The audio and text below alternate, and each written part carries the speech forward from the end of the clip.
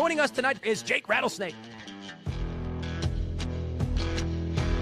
I like to go by Lord Rattlesnake or Lord Jake, most base chat of all the lands. You don't have an argument. Present your paper or shut up. Everyone's view is definitely inherently biased. So this is when debate becomes very interesting. I can hear what you're saying, but then I can see that you're dressed as a cat. I'm a dog. You said you like to go play fetch.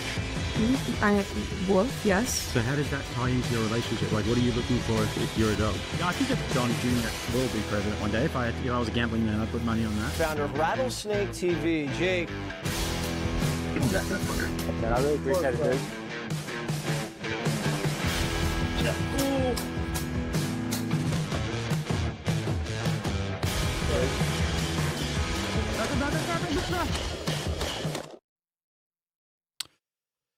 How are we, ladies and gentlemen? Good to see you guys all here today.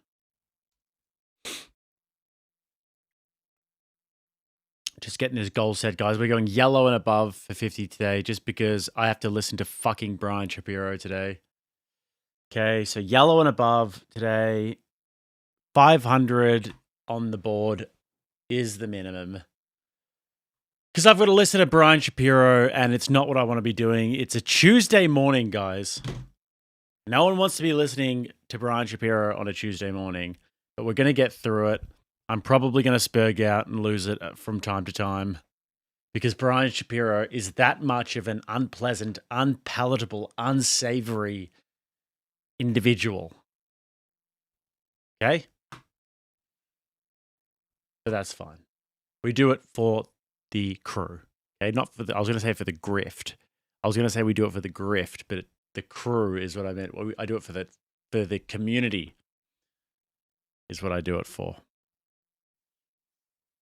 But great to see some familiar faces in here. Big Dano, Huck Wild's in here, Sniper Mike, Blaine Pasashik, the man, the myth, the legend, Red Fox from the jump. Me and Red Fox are planning some mischief behind the scenes, we'll just say. A couple of women here. We'll see how they go.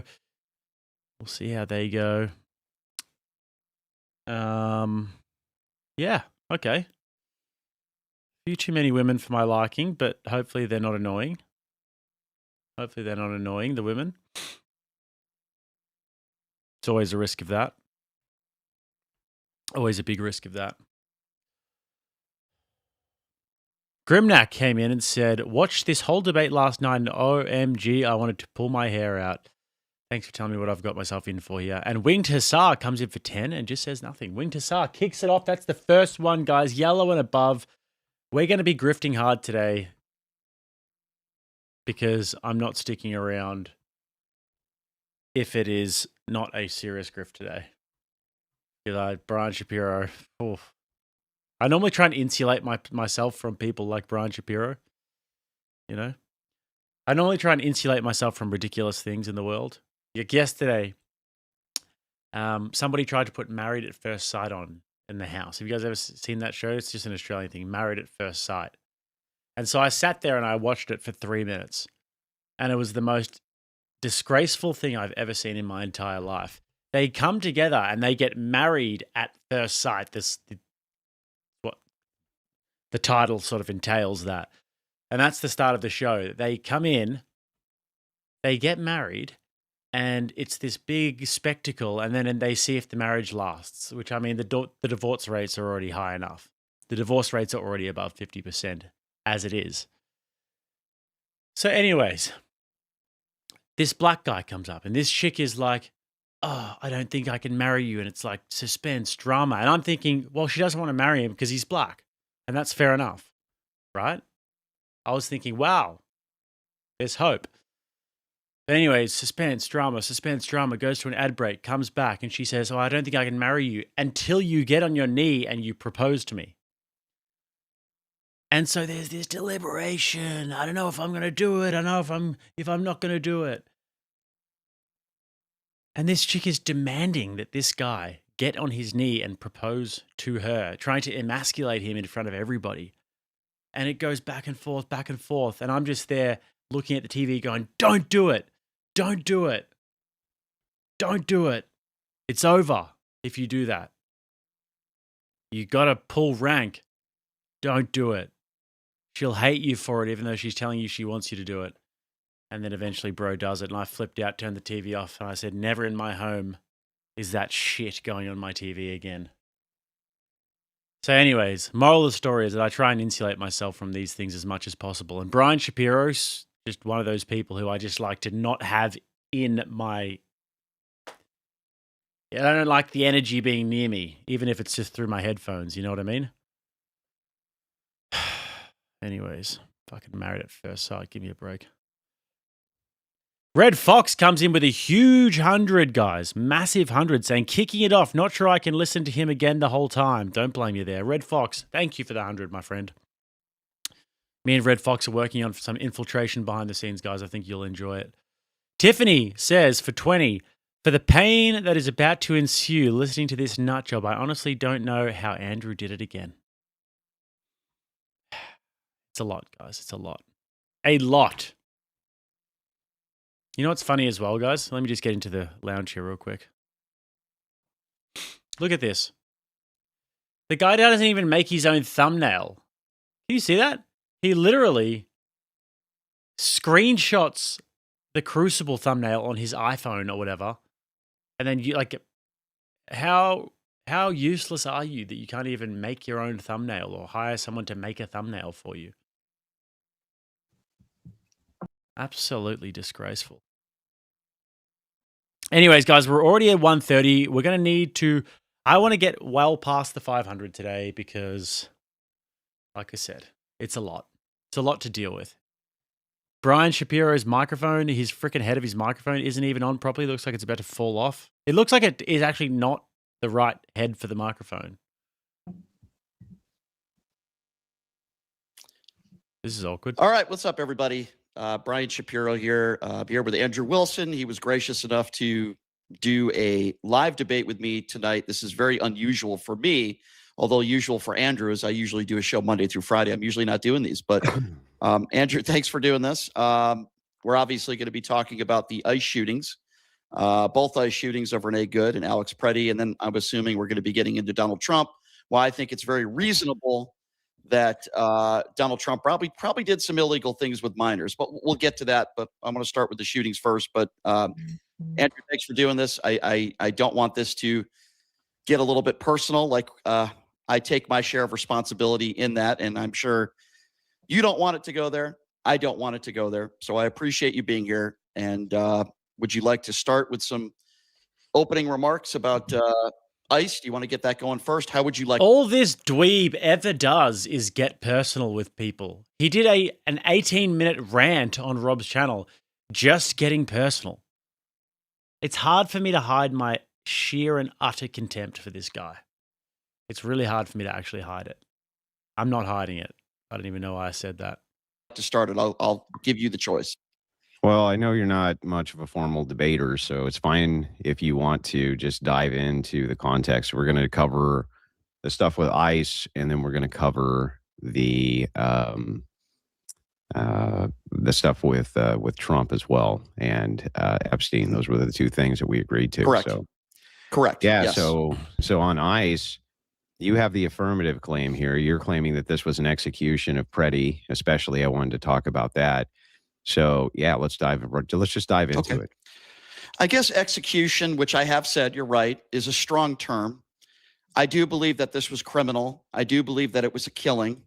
Some would define it as murder. Let's start with Renee Good first, since I guess that happened first, and then maybe if that's okay, and then we can get into the Alex Preddy stuff. So I look at Renee Good, and I look at all the mistakes, starting with the administration, Kristi Noem calling her a terrorist, a domestic terrorist, an hour after the shooting without even knowing her name, beyond irresponsible. But let's talk about what took place that day.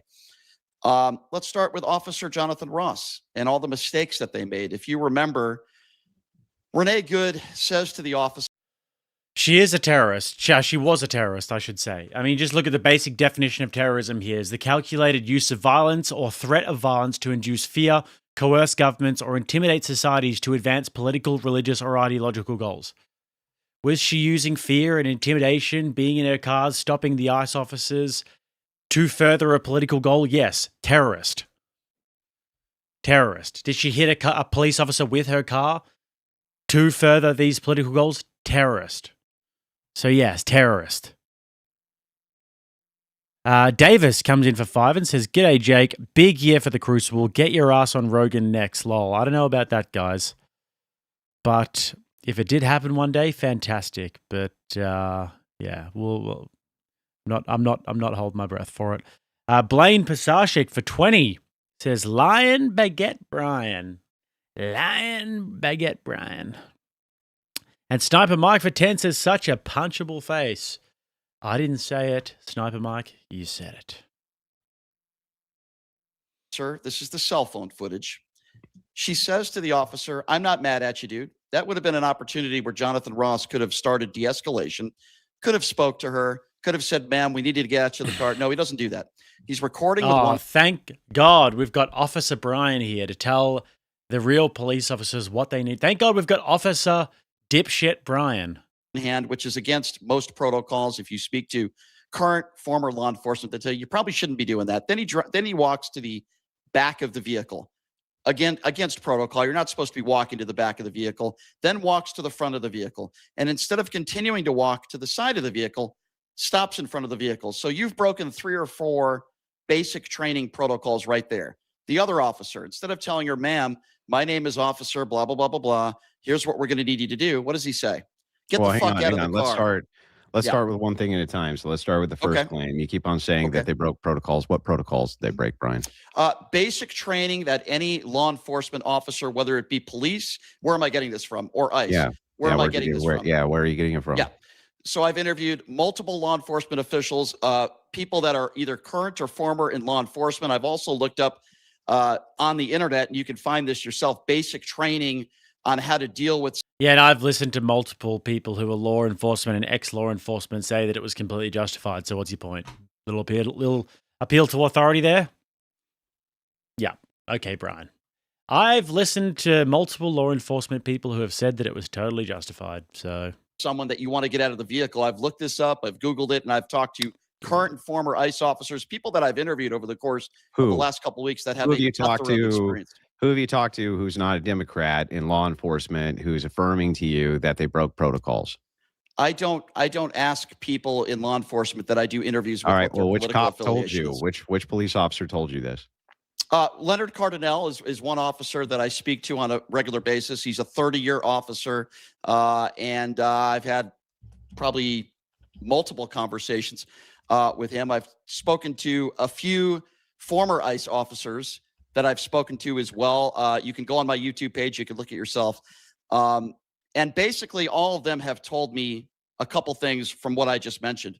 You're trained as an officer, whether you're a police officer, whether you're an ICE officer, you are trained that you're not supposed to be walking and staying in front of the vehicle or behind the vehicle. Are you disputing that, Andrew? Are you saying that that's a normal thing for law enforcement to do, to record with a cell phone in one hand and to walk behind the vehicle and circular to the front of the vehicle and stop in front of the vehicle? Are you disputing that claim?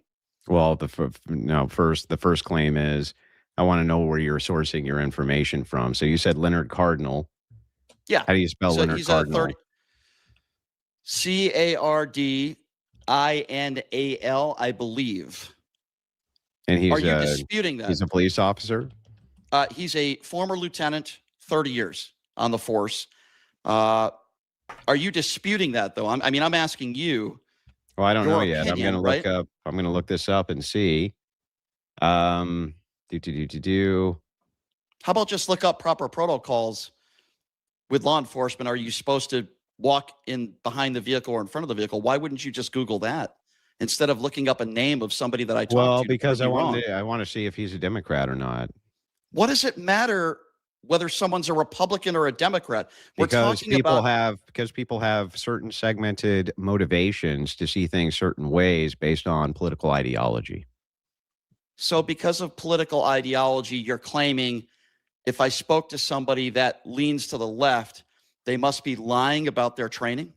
No, I'm saying that there's good reason for me to believe that there could be bias there. So if I came on here and said, well, I've talked to other police officers who claim that that's not true, and then you Mhm. found out that they were all a bunch of right wingers, that Did you? wouldn't be suspect to you? Answer my question No. first. Well, who did you Would talk that to? be would that be suspect? Would that be suspect to you?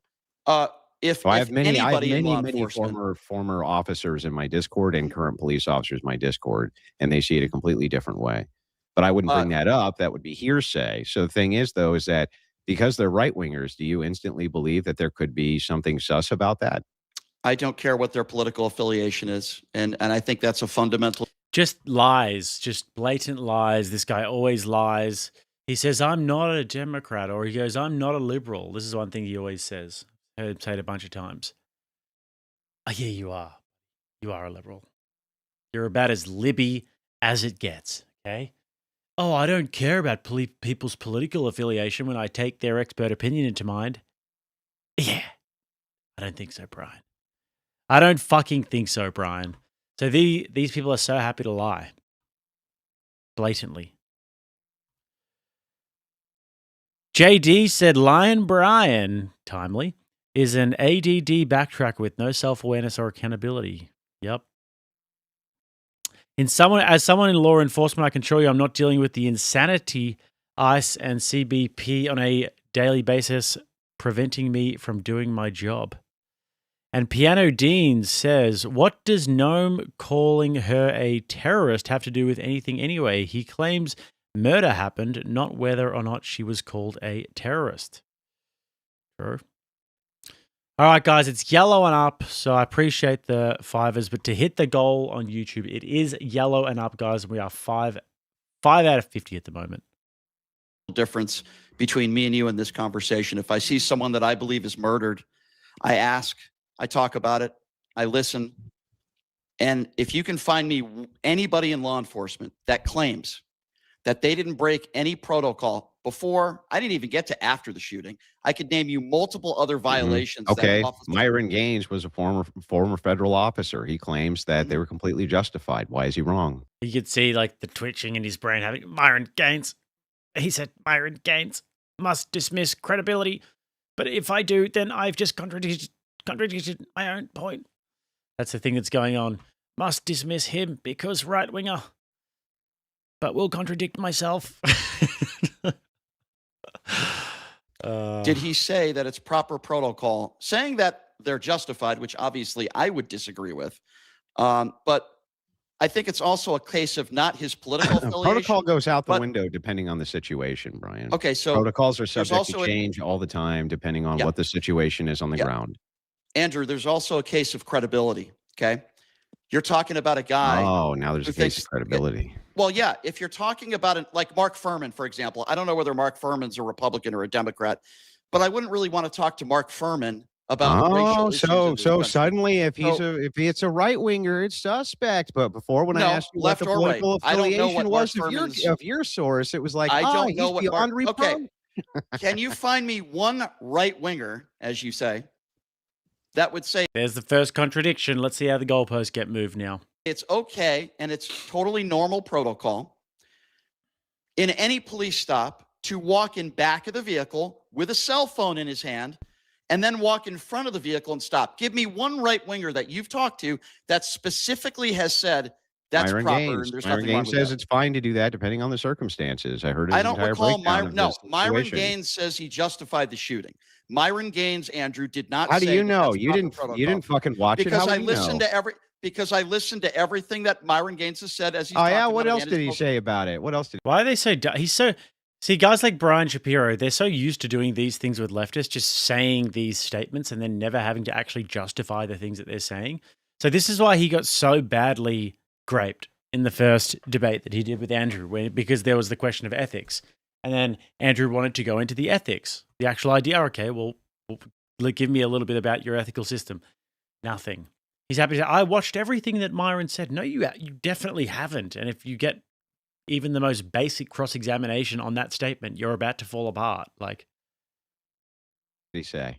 Name one other thing you said about the thing. As Brian. you say, Andrew, let's do one thing at a time. Yeah, name one other thing Myron Gaines ever said about this case. I don't think you watched any of it. I think you just made all that shit up. I don't think you watched any of his breakdown coverage of it. Well, you're making my point for me. But Myron never discussed, we're specifically talking about walking to the back of the vehicle and stopping in the front of the vehicle. And you stopped me there because I had a lot more to say. Obviously, we will continue to discuss it. But the point that I was trying to make is any officer, Republican or Democrat, which I don't give a shit what political party you're in, would tell you that it is not proper protocol, number one, to have a cell phone in your hand. Number two, I just gave you a former officer who disputes what you said. Myron not Gaines. True. Myron Gaines did not say that it's proper protocol to do those things. What he did say, he said, he how do felt you it know? was justified. No. Because How he do you hasn't know said that? it. Because I've read his tweets and I've seen what he said about this. Did How you do watch know? his breakdown of this? Yeah.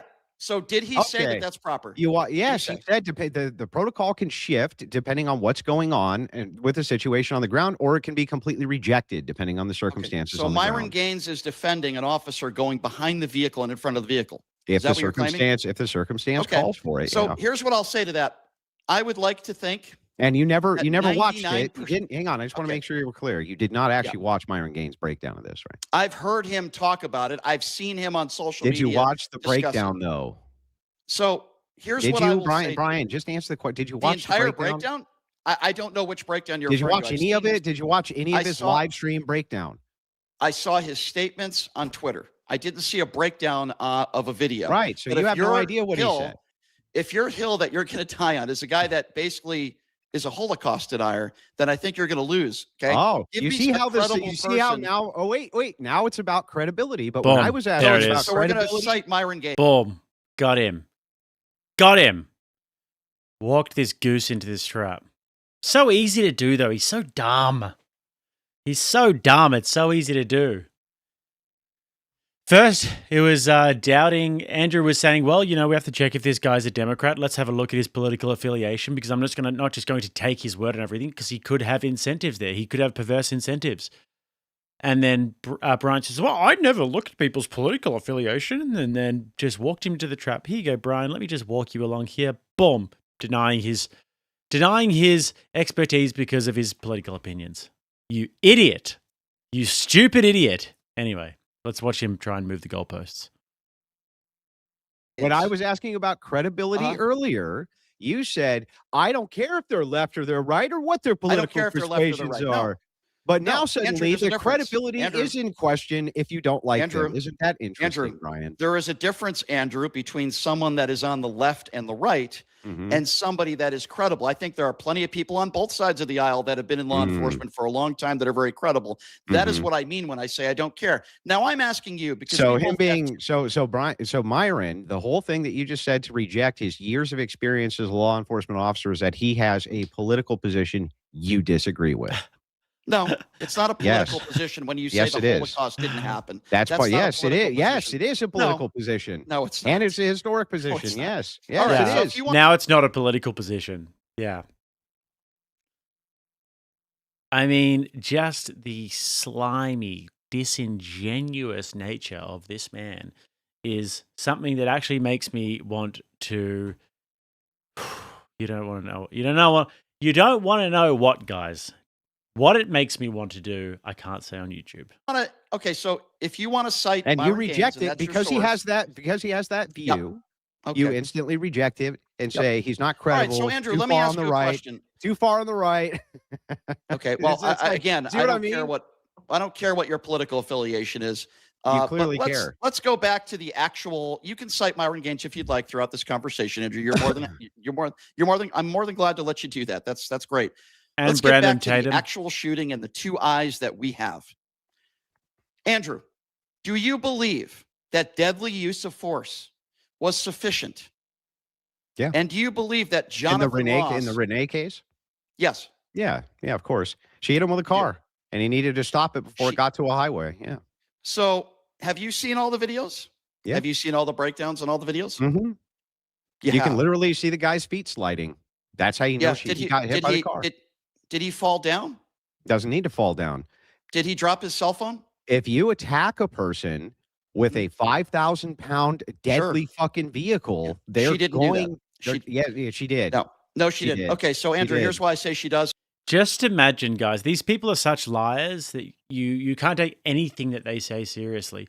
I don't care if Brian Shapiro made the most common sense point. I'd want to examine his motives at this stage. But that's his fault. He's put himself in that corner because he's just such a greasy, slimy liar that you can't believe anything that comes out of his mouth. Over on the R side there, guys, someone sent 5 and sent cheers. Appreciate that. I am keeping an eye on the R side today. There are a bunch of ooga booga donkey pull cart window lickers over there. I don't know what they're doing over on the R side over there. Very low IQ individuals over there. So I would assume that they're all trying, like, banging a few rocks together, banging sticks into rocks, trying to make a fire and being unsuccessful or something like that. So ooga booga donkey pull cart. They'll understand when I say that. Anyway, thank you for the $5 over there, though. Anyways, yeah, Brian Shapiro can trust absolutely zero that comes out of his mouth. So, yeah. And I have 2 eyes. I assume you So do do as I. well. Mhm. As well, in this case, I'm not sure you do. You sound like Mr. Then why? Magoo, with all due Tell me. respect. Tell me how So his as feet. Why are his feet sliding? I'm about to explain it right now. First Okay. of all, as she's backing up her car, and the New York Times did a great job in breaking down frame by frame. As she's backing up her vehicle, before she even puts it forward, she's completely turning her vehicle to the right. Number two, shot number 2, shot number 3. We're also learning shot number 4 after the first shot. You guys can only imagine. I don't even need to insult the intelligence of the audience. Maybe I'll insult the intelligence of the Rumble audience, but the YouTube audience, I don't need to insult your intelligence and tell you that if this was somebody who was a right-winger or a conservative who drove their car into a police officer, there would be a day of mourning, maybe a week of mourning every year for that day that it happened. You know, where we would remember the day that an officer was hit in by a right-winger in a car. They'd write books about it, speeches, the person would get a book tour. Was on the side of the vehicle after she was not a threat to him. And this is a very important She point was a that I threat want to to the make here. entire public at that point. Okay, well, that's insane. But let me not go back to insane. what that's insane. Now that's this an is why I've assertion. said- You haven't told me how it's insane.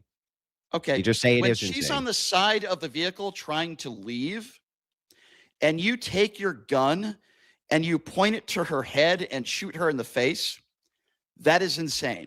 If Now- you try to flee from police officers when you're being detained and you hit one of them with your car and you disobey their orders to stop, you're now a threat to the public. That's how that works. Okay, just because a police officer might feel like she's a threat to the public, I would go back and say officers are supposed to use de-escalation techniques and they're supposed to be professional. Do you think that they used de-escalation techniques properly?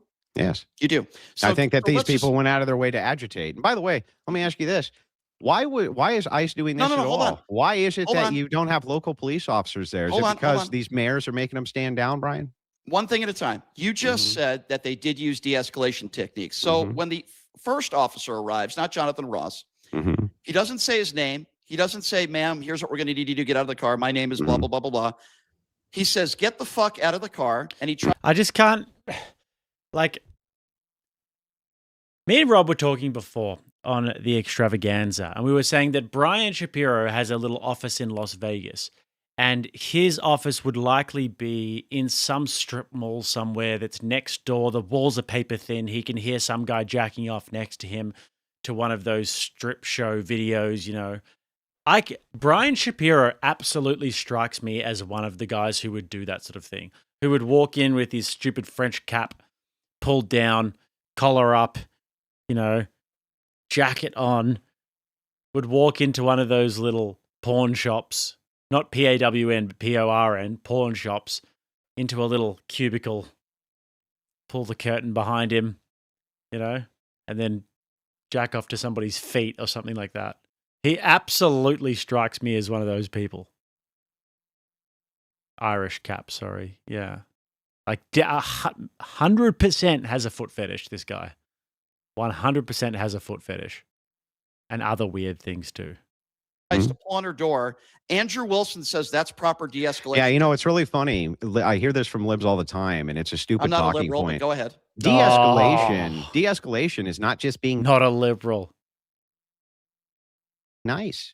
De-escalation is didn't not say just be having nice. it's not just having a sweetie pie voice. I didn't say be Hang on. nice. De-escalation can also be an air of authority, right? And you being very commanding and you being even very demanding. That can de-escalate situations. Some people respond better to that, in fact, Got you. than they do with the So- sweetie pie voice. Okay, so let's go with that theory for a moment. So when Mhm. Jonathan Ross has his cell phone out, Now, this is the And he same walks- Jonathan Ross that you said looked like a nerd in high school and clearly got bullied and he just wanted to Yeah. murder people. That same guy? Yeah. Do you I have did say any? that, and I- Did you? I Can did you say that. Hold on, substantiate that Andrew, he I'll just get to wanted that to in a murder moment. people? Andrew, Okay. don't spurg Mhm. out. Don't spurg out. Nobody's let's stay spurging, on Brian. topic. Okay, Saying that you I'm are. spurging because I'm pointing Andrew, out what you said is not Andrew, spurging, you're- Brian. Andrew, you're going to a Brian. tweet, and I'll gladly talk Brian. about that. Brian. Let's get back to what we were just talking about. Okay, let's get not back a to tweet it. that you don't like. That I you just want to think make is sure that personal. was the same Jonathan Ross. Andrew, I'll That's all. respond to that in a moment. I have no problem defending any of my tweets, but let's remain on topic.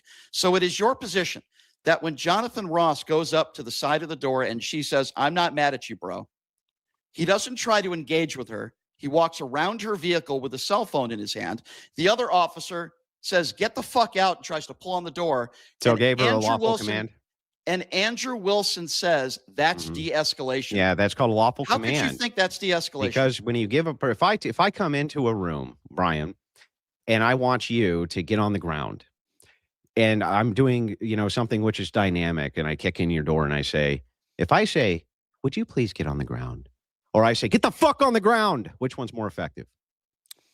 So first of all, Hang on, I never stop, said- Brian. I want you to answer Answer the my question. depends on the circumstance. Yeah, Depends- exactly. Depends on the circumstance. So what happens is that when you're talking about de-escalation, you guys do this Mhm. all the time. You conflate what What do you this mean, you word guys? means. You libs. You conflate what these words mean. I'm not a liberal. Why do you say things that are not true? You can de-escalate. You are a lib. You can de-escalate. No, I'm you are. not. You can not. de-escalate through authority. You can de-escalate through the use of harsh language.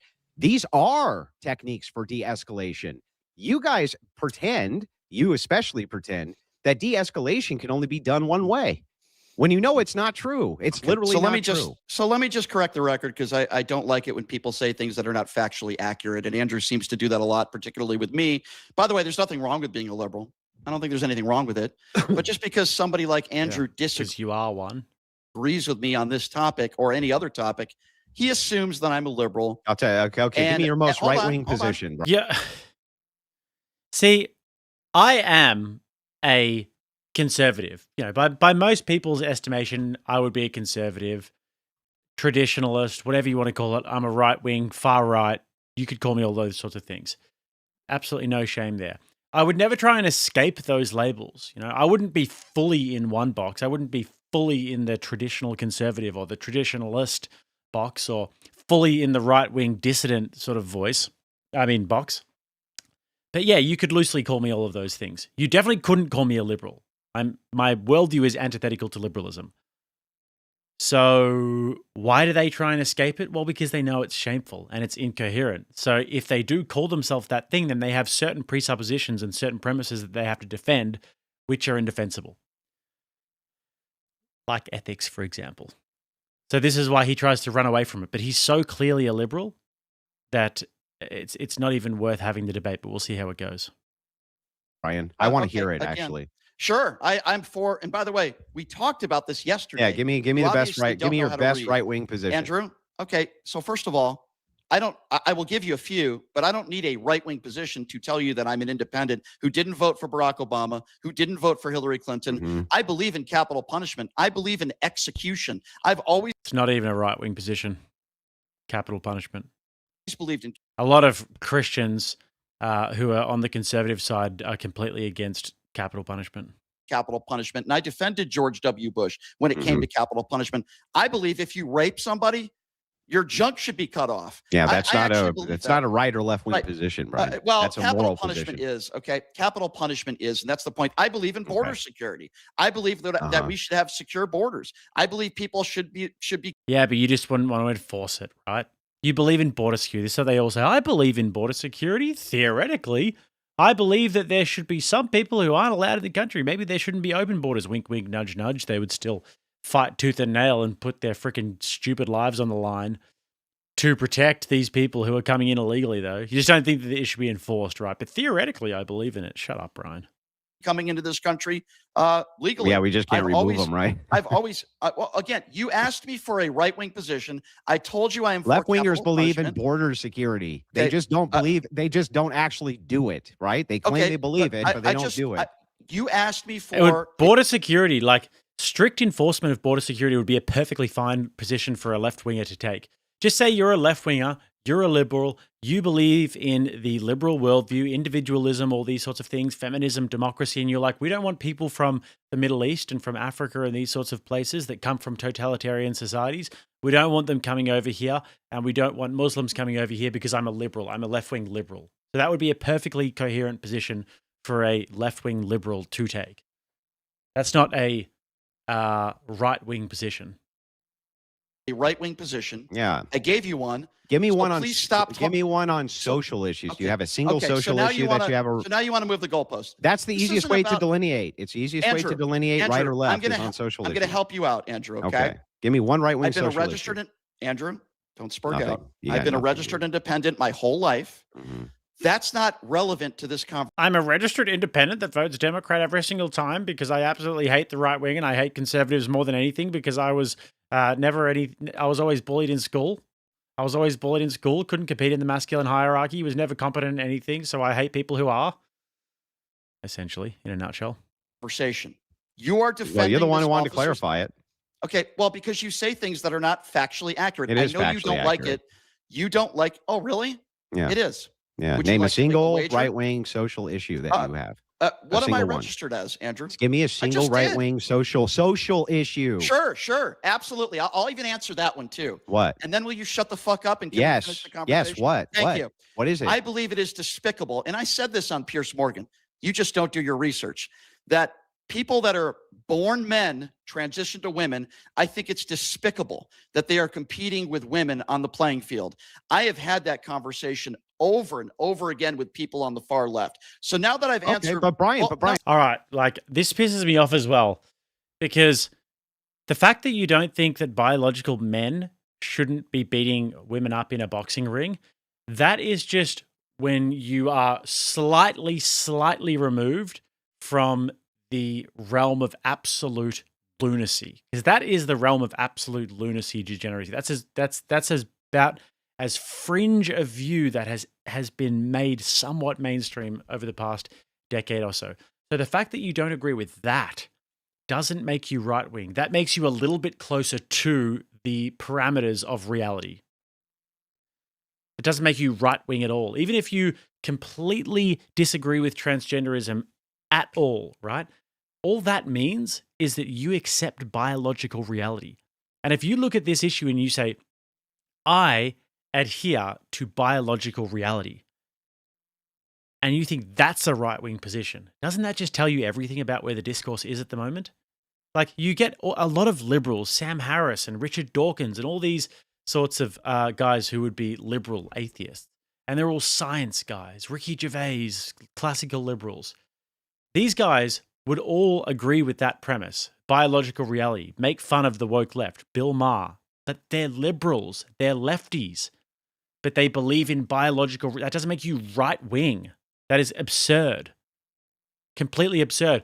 What would make you right-wing is if you accepted biological reality, so you're in the reality game already, right?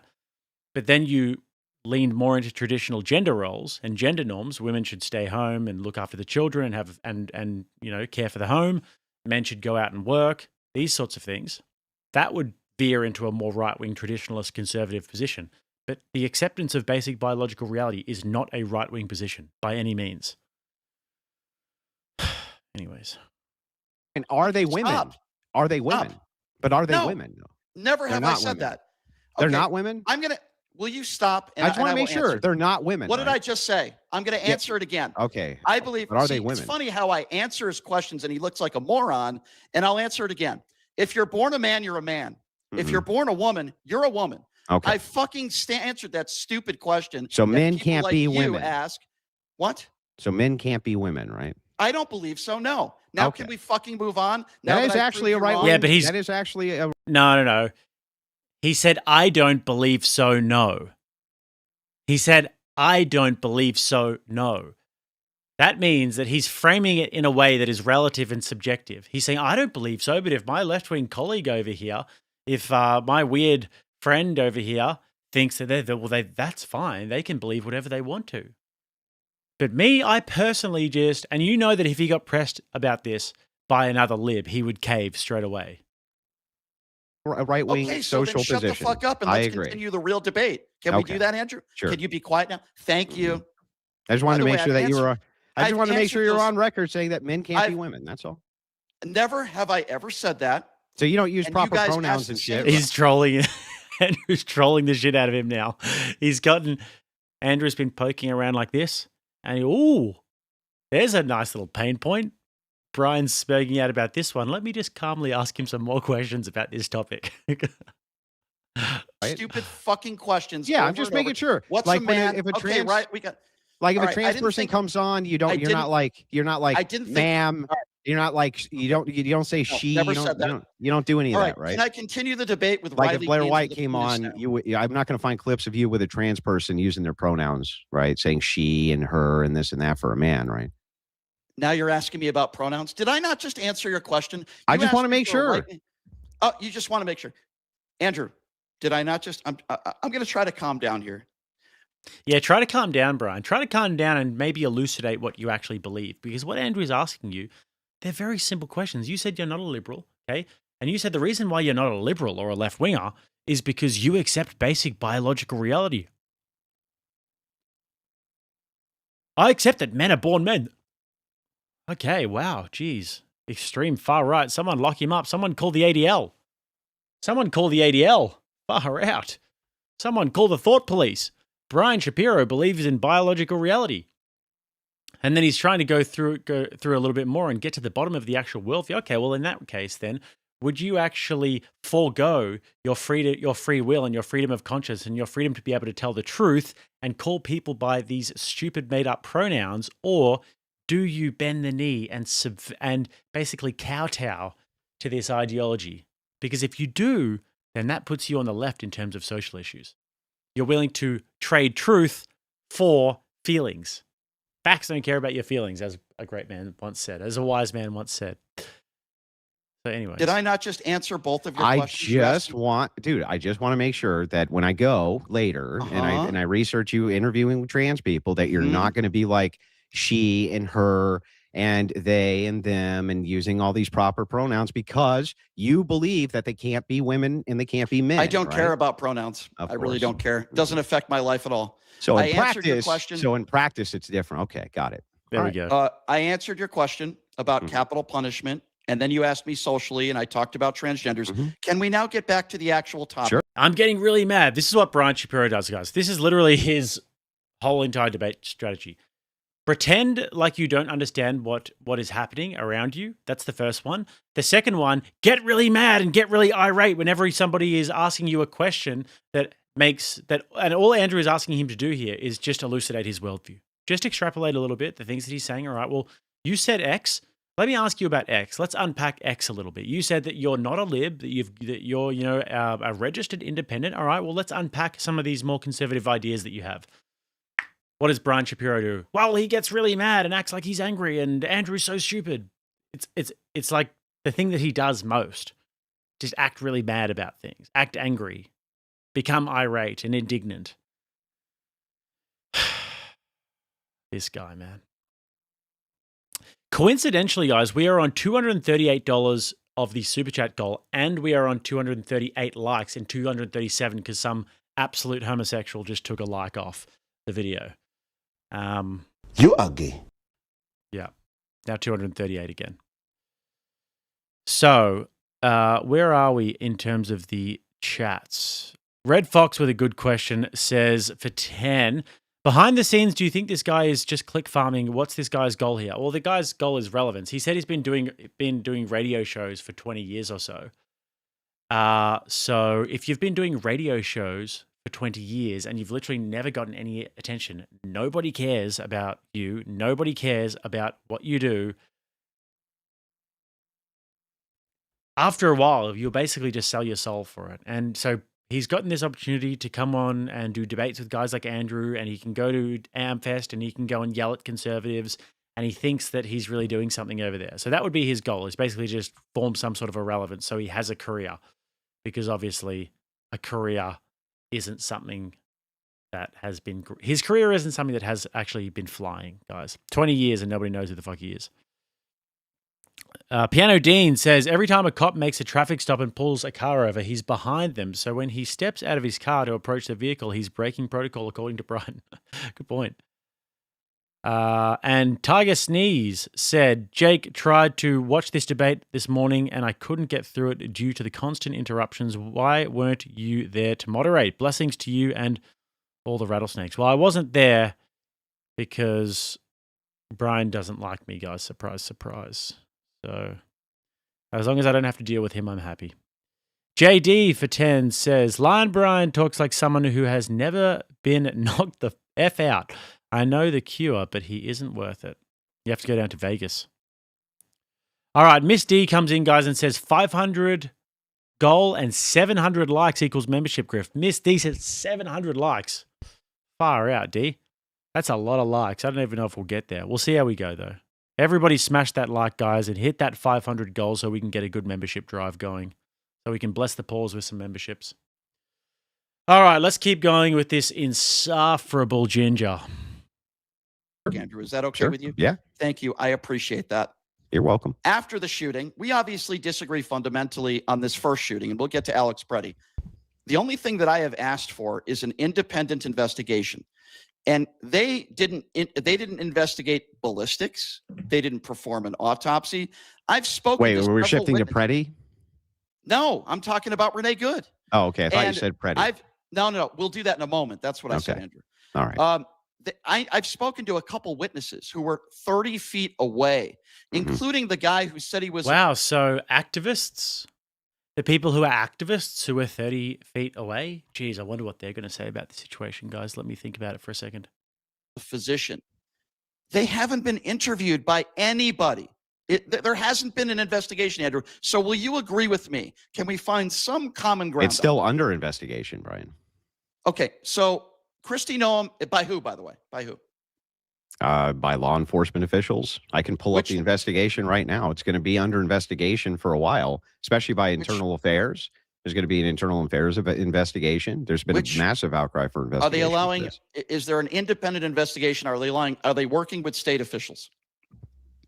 You mean for the investigation on this? We're not sure yet. Yes. We're not sure because it's under investigation. We don't know that. They have blocked, according to Tim Waltz and Frey and local law enforcement, they have said on the record in almost every press conference that they are not allowed to be working with and cooperating with and investigating with.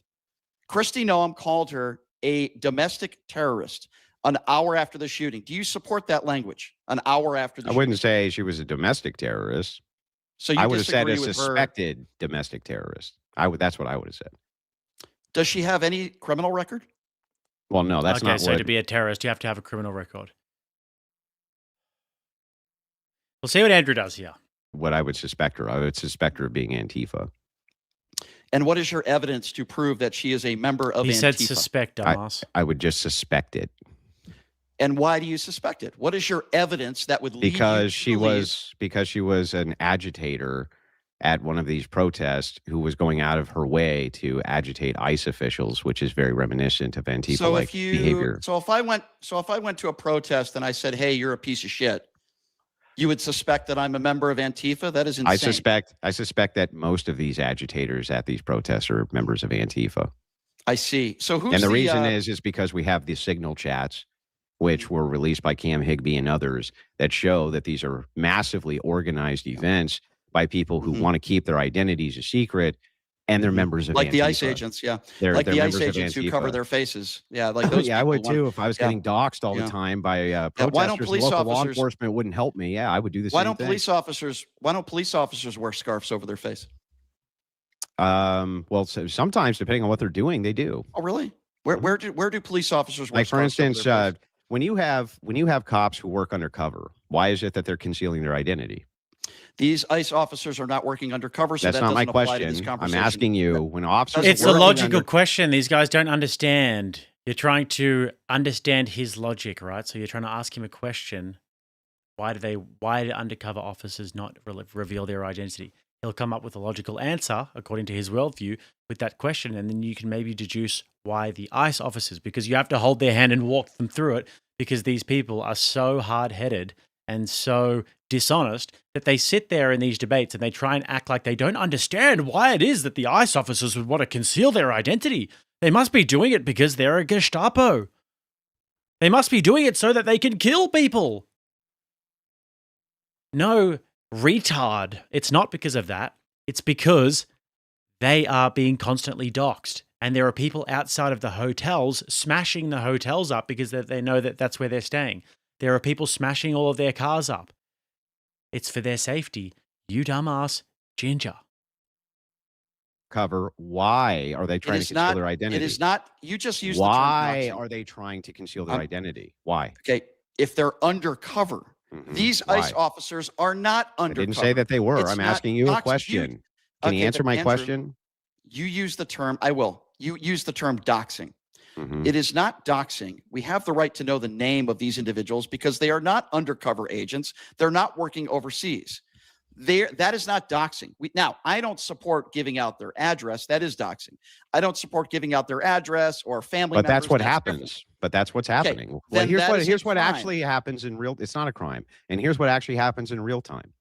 What happens in real time is you can say we have a right to know their names and their faces, which you don't. There is no such right. But let's assume for a second that there was, even though there isn't. What's actually going on is that these Antifa lunatics do dox them on multitudes of websites, and they release their address, they release the address of their family members, and do everything they can to incite harassment campaigns against them at the individual level. And so, yeah, I think that that's par and partial for domestic terror group like Antifa. Okay, but it's not considered doxing to release a name of an ICE agent because he's not working undercover. Because if you release a name and a face, how hard is it to then get their address? And exactly. Well, exactly. We're not. Do you actually have a right? Brian, show me the right that you have to know their identity. Show it to me. If you are not working undercover, then we have the right to know. Show me the right. Show me that right. And when they no, you don't. No, you don't. Show me the right. Okay, I will gladly give you the right. Do it now. Okay? But the point that I am trying to make to you is you use the term we're going to dox. stop until you give me the right. Show me why it is that you think you have a right to know who these people They are. are public servants. Doesn't matter. Doesn't matter. For example, the same reason why when you go up to a police officer, you ask for their name and your badge number. And guess what? They have to give it to you. So if your argument was correct, your argument would be like, well, no, they don't have to give you their name. They don't have to give you their badge number. That is 100% false. So now going back to let's talk about Alex Preddy for a moment, because you mentioned that Alex Preddy. Yeah, of course you want to go back. Where's the right, dummy? Where's the right, you freaking red nut, blood nut? You guys have any good names for rangers? We call them rangers over in Australia. Ranger, like an orangutan for redheads. Rangers, red nuts, blood nuts. You know? Any good names over there for redheads, guys? Filthy ranger. Cut comes and says, hey, I asked this correctly. People use outliers or exceptions to make their point, but at what point is percentage? Is it no longer an exception and it just becomes the minority? What percentage does it have to become a legit argument? Well, it never really becomes a legit argument unless maybe it's 100%, because if you're just appealing to the experience of one person or to the opinions of one person, then that's just an outlier argument, and the exception doesn't make the rule.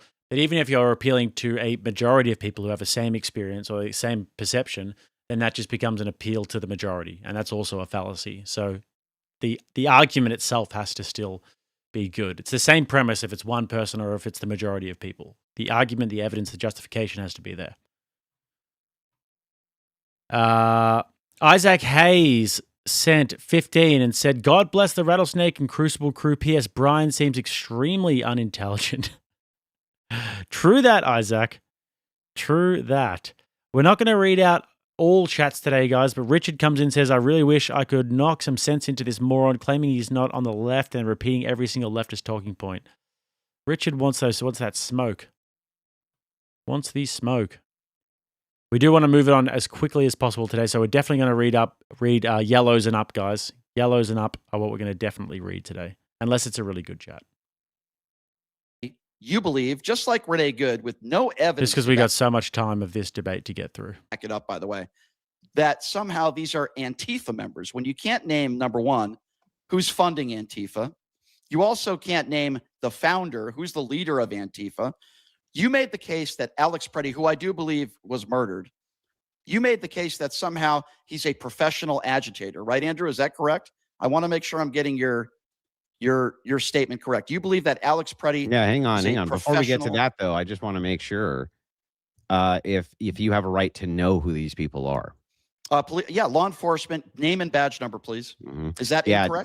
That's if they're stopping you and you've been detained, you have a right to know that they're a federal officer. So wait, hold on a second. But they don't have to face docs to you. Hold on. If you're not, hold on, I want to get this right. So if a police officer is not detaining you, you don't have a right to ask for their name and or badge number? I don't think you do, no. No, you're wrong. You're wrong. Okay, show me. Anybody could look that up. Show me. Anybody could look that up. Show me. Look it up. You don't know the law. Bro, just show me the law. I'm willing to be corrected on this, but I don't think that's the case. I cannot believe you don't. It's public knowledge of federal and public employees. How the hell do you not know this? This is insane. Show it to me, bro.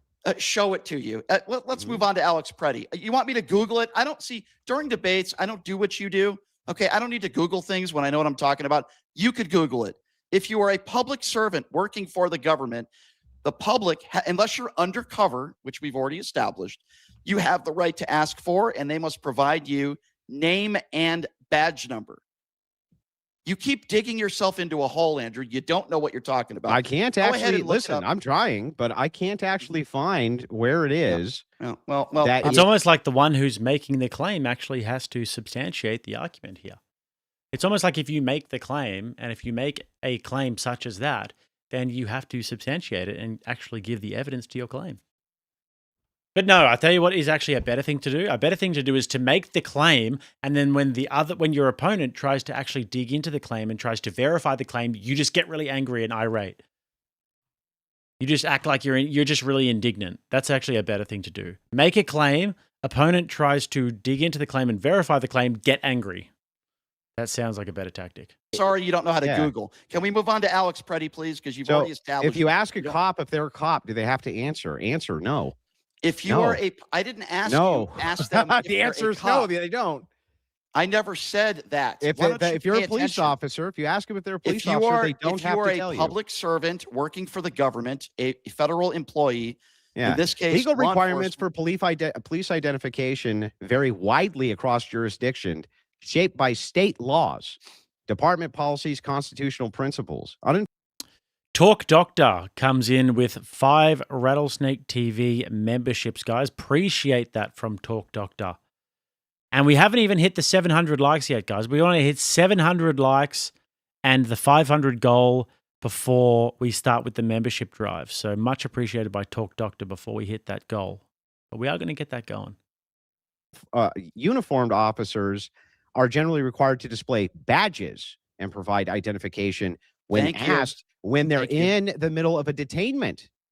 You don't have to be. Not when they're just walking down the street. You do not have to be in a detainment.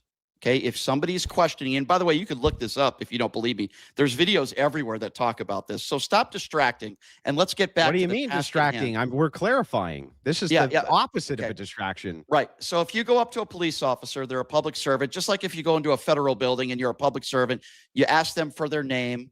And in this case, if you're an officer, the badge number. You don't have to be detained to get that information. Okay, that is 100%. Well, fact. Wait. You may be able to get the information. They may give it to you depending on the policy. We're asking if there's a legal requirement. If you just walk over to a random cop and ask them for identity and to face docs if they have to, they don't have to give you. It does not appear that they do.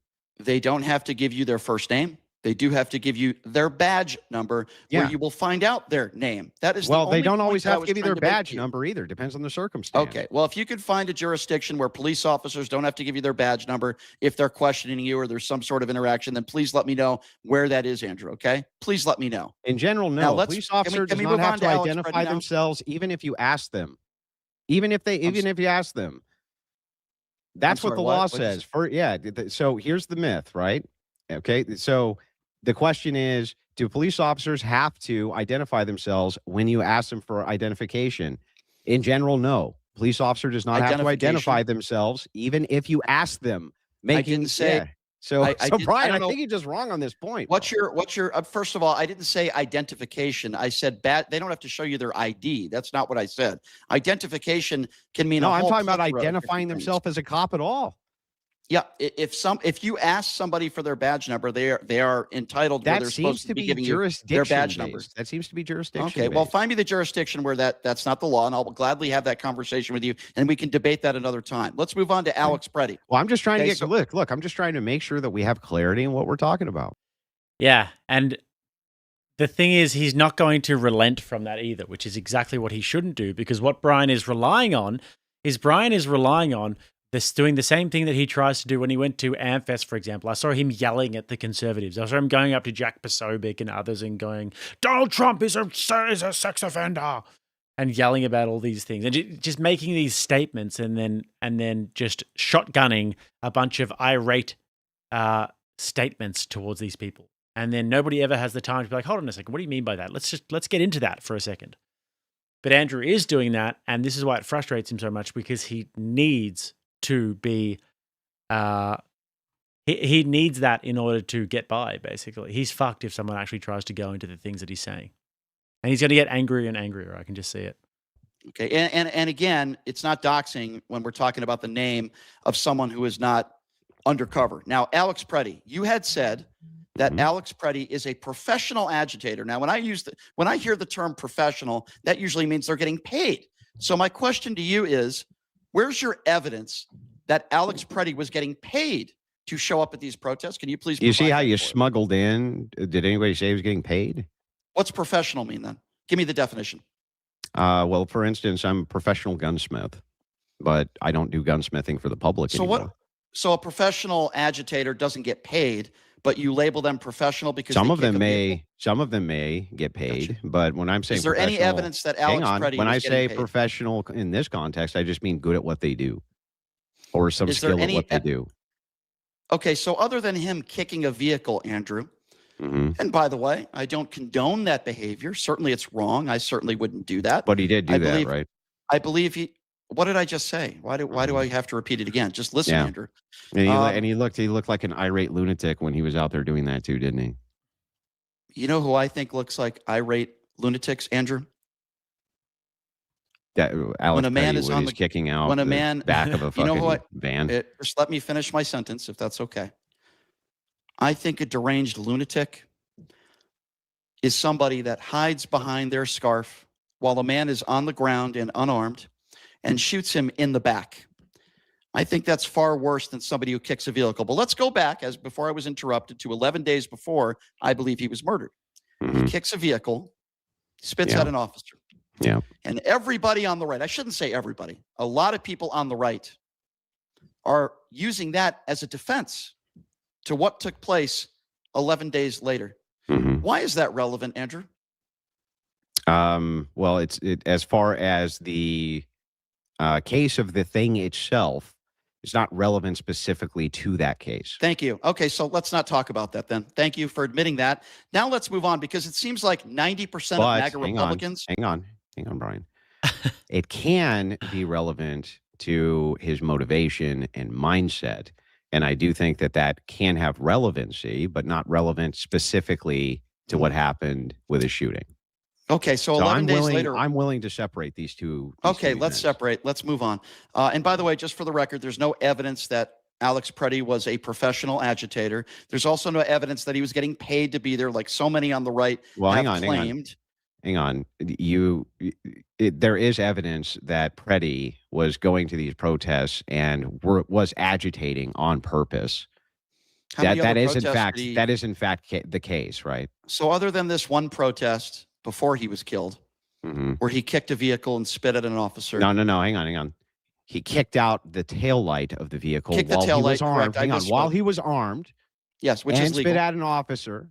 No, it's not legal to kick out a taillight while you're armed. No, but it is legal to be carrying, and he was legally Yeah, carrying but a firearm, so that's here's the irrelevant. thing that's interesting is like when you're talking about training and protocols, was Preddy Yes. following the protocol that a CPL carrier Preddy- is supposed to follow? Yeah, I'll gladly answer that. But I'll start with a preface by saying he didn't take an oath to the Constitution like the goons and the scarfs who you are defending ad nauseum did. So now moving back to so that makes it okay. never. The first thing I said was that I don't condone his behavior. Yeah, of see what I kicking a mean? vehicle. Like, well, then why are But- you making justifications Hold for on. it ad hoc? No, you brought up his firearm, which he was legally carrying. I am making the case, very simply put, that while I don't condone kicking a vehicle, and you even admitted this, it is irrelevant Well, to what hang took on, place 11 hang on, days though. later. But can we point something out here? That it does seem like it would be relevant to the mindset when you make the claims. No, he wasn't some kind of like professional agitator. Wasn't somebody who's agitating on purpose. That this I've kicked guy, vehicles. was, yeah, and you're okay, whatever. But anyway, this guy himself was a CPL holder. Why is Brian trying to act like he's a mad dog or something? Saying he's kicked vehicles and then doing a smirk. Like, Brian, you're not tough. You are literally the furthest thing from tough, Brian. There wasn't somebody who's agitating on purpose. That this I've guy, kicked vehicles. that this guy was, yeah, and you're okay, whatever. But anyway, this guy himself was a CPL holder, so he was trained that he was not supposed to do. I've kicked vehicles. I've kicked vehicles. Oh, okay, tough guy. Didn't know we had a tough guy in our hands, guys. That you're not supposed to carry your firearm and get into engagements like this, especially with law enforcement. So the thing is like it seems to me that he was ignoring that aspect of his training, so it seems like why was he ignoring that aspect of his training? Because he wanted to agitate, right? He was trying to cause problems, right? All right. There is plenty of evidence for this. I mean, look, first of all, his parents even said in an interview that he'd been exhibiting very strange behavior recently and that he hadn't gone to work in a little while. And the guy and then all of the signal chats get released and they show the organization. They show that people are actually on shifts, right? They show that these protests are being organized in zones. People have different roles in different zones in Minneapolis and they're getting organized in shifts. You're on the night shift. You're on the morning shift. We know that there's been millions of dollars that have come from Neville Singham to these various different organizations, these protesting organizations. We know that BLM gets a lot of different funding, Antifa, to sow chaos and discord. Well, where do you think all the money goes? Well, they're paying the protesters. We've had protesters on the street who have been saying, well, I'm getting paid right now. These are paid protesters. Plenty of evidence. Smoke Tuna comes in with a tenner and says nothing. Thank you very much, Smoke Tuna. Blaine Pasashik with a big 20 saying smash that like button. Great idea. Beef Sleazy says, just bought a new car today, boys. Now I have 3 different Ford Focus. I reckon Beef Sleazy actually drives a Toyota Prius or like a Hyundai i30 or something. Crucible Crusader with a tenner says, let's keep the super chats going and hit the like, you ninjas. Phenomenal idea by Crucible Crusader. Flux Ghost says, notice how they smuggle in the definition of him being a protester. Does assaulting a police officer or causing property damage fall under the definition of protesting? But according to the libs, it does actually, Flux. RT says, BS is so unbearable. These leftists, and he is, think the goal of a debate is to wreck the reputation or image of their opponent. Evidence, logical arguments, and consistency are all roadblocks. Look, the goal of the debate is to an extent to wreck the reputation and image of your opponent. Like, to an extent, that actually is what it is. Like, if I was debating Brian Shapiro and I destroyed him so badly that his reputation gets destroyed, which is what Andrew is doing to him right now, then that's okay. But their goal isn't actually to do that. Their goal is to just basically lie and just be as disingenuous as possible in order to pull the wool over the eyes of dumb people, of low IQ people. And these are the people that they pander to and the ones who are actually out on the street doing this protesting, being useful idiots. They know that they can do this. And Talk Doctor says, Brian always wants to move on when his points get disproven, and he wants to move on a lot. Yeah, he wants to move on a lot, and he wants to yell and spurg out a lot as well. Anyways, guys, 200 more likes, 150 more on the dono bar, and then we get the membership drive. So let's go. So if you want to talk about ignoring training, let's talk about that and what took place 11 days later. Okay. So 11 days later, Alex Preddy is in the street for about 5 to 10 seconds in this video that we saw. You see two women on the side of the road, both being pushed. One was pushed to the ground. Alex Preddy, the entire time, never reaches for his weapon. He never brandishes his weapon. Did Kristi Noem lie when she said immediately after the shooting that he brandished a weapon, Andrew? Was that a lie? I'm not familiar with what You're not she familiar. said Okay, well, specifically. let me keep you up to date. Let me just get you up to date, Andrew. So Kristi Noem, hours after the shooting, said, quote, he was brandishing a weapon. Let me see if that's actually the case. Okay, so you're not aware of this? Kristi, yeah, I just want to make sure it's actually the case, Brian, because anytime you tell me something's the case and I look it up, it's not actually the case Andrew? in context. So. Okay, I'll tell you what, Andrew, to be fair, go ahead and look it up. That's totally cool. But if it's okay, I'm just going to continue to make the case of why I think it was murder. Is that okay with you? Hang on, While you look quick. Let's just clarify. Why do you not want things clarified? Yeah, great question. Phenomenal question. Why does he not want things clarified? Why does he want to make these sweeping statements and then he's so eager to move on? It's almost like he's never been questioned on what he actually believes before. It's almost like he can't even bear the slightest of Socratic, of the Socratic method, of some sort of Socratic questioning about why he believes what he believes or why he says what he says. Okay, well, just to move the conversation along so people don't see you typing. Yeah, but the conversation, it's necessary in the conversation that we're not talking past ourselves. It's not my fault that you don't know. Why is it my fault?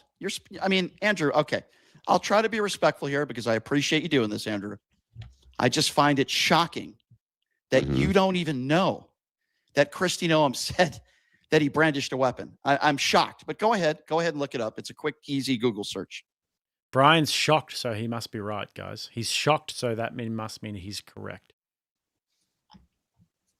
All right, I'm just making sure. Yeah, okay. Please do. There's a reason that I do that, right? For the purpose of a debate. So calm down. Please.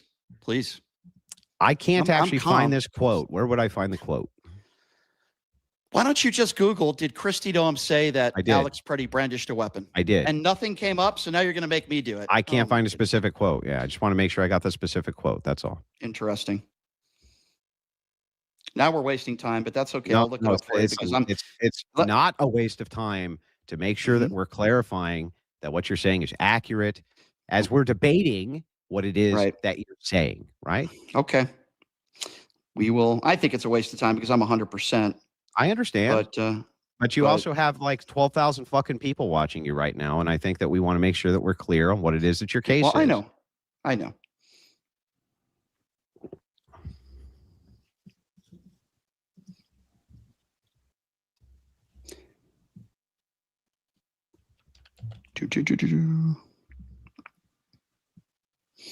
Okay, I'm on Reddit. You probably won't like that factcheck.org. No, I need an actual according to fact check. Okay.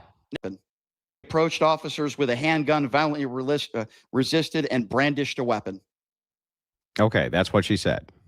Yes. According to fact check. Okay. Now, I will clarify by saying this. She's been asked about that again, and she's been challenged on it, and she refuses to say it again because she knows she's wrong, right? And people in the White House, like Stephen Miller, who, by the way, called Alex Preddy an assassin. Okay. I would now we've clarified she said it, but we haven't clarified she was lying. Yeah, because that was the point. He would say, well, would you say that she's lying?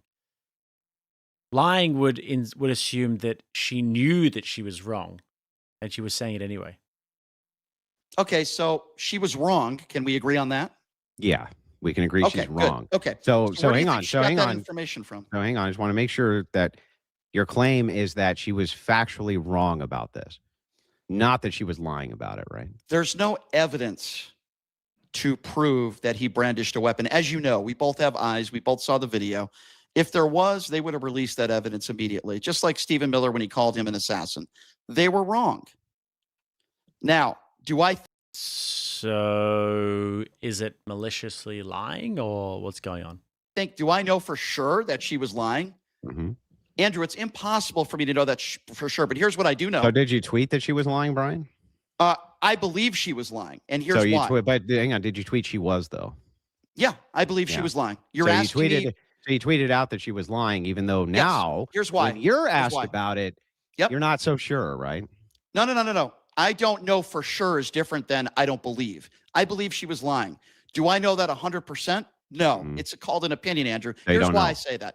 Andrew, here's why I say that. Okay. An hour after the shooting, she calls Renee Good a domestic terrorist without having any of the facts.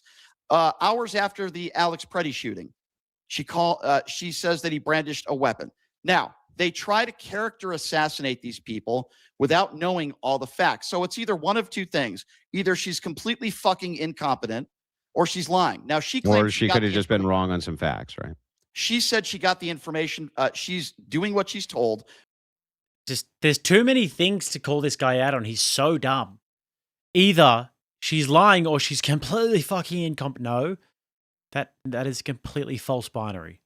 That is not the black and white situation here. Totally false binary. Or as Andrew says,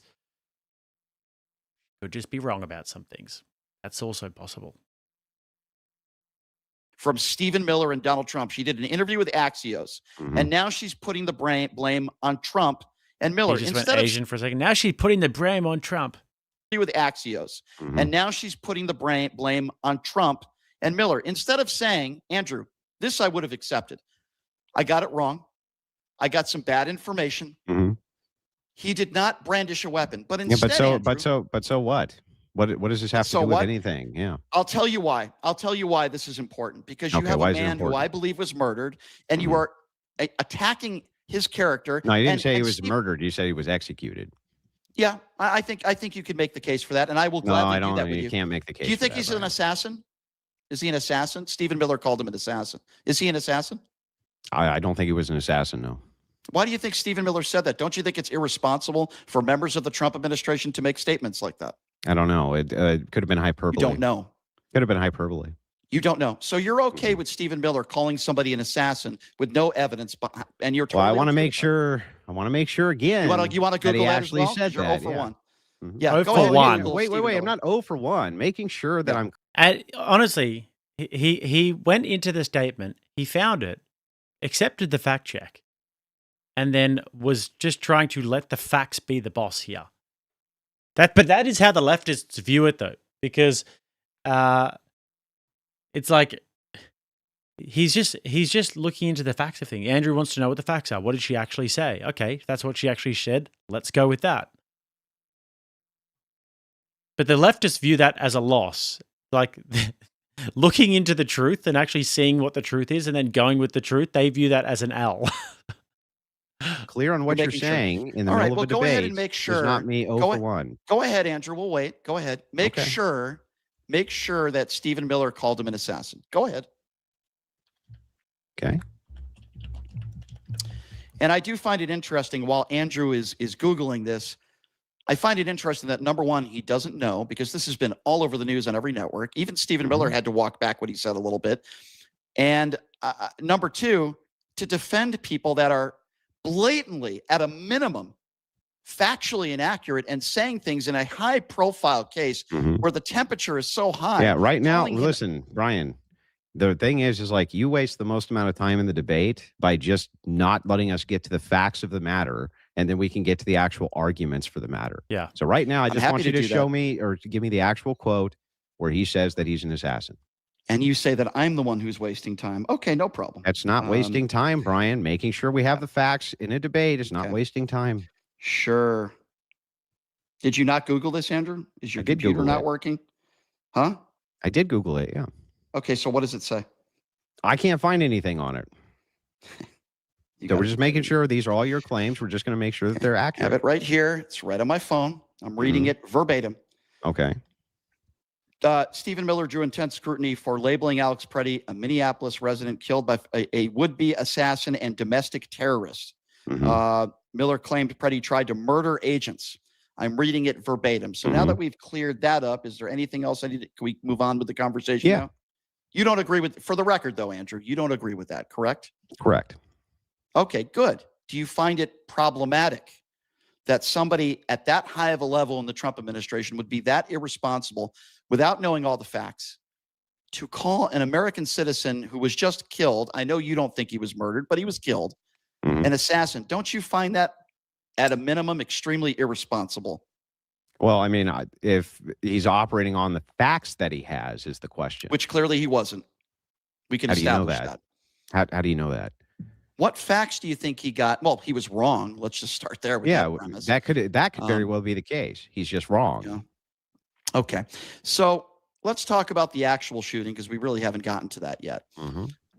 He was in the street. He never brandished his weapon. We both agree on that. He was trying to help a woman up. And in one of the videos, I heard him say, "Are you okay?" He puts his arm over one woman, and then he tries to help another woman up who was just pushed to the ground.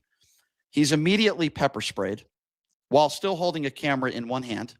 He's pushed to the ground, and there are 5 or 6 agents that are beating him. One of them you can see punching and kicking him in the head. You hear somebody in that group say, "Gun, gun, gun."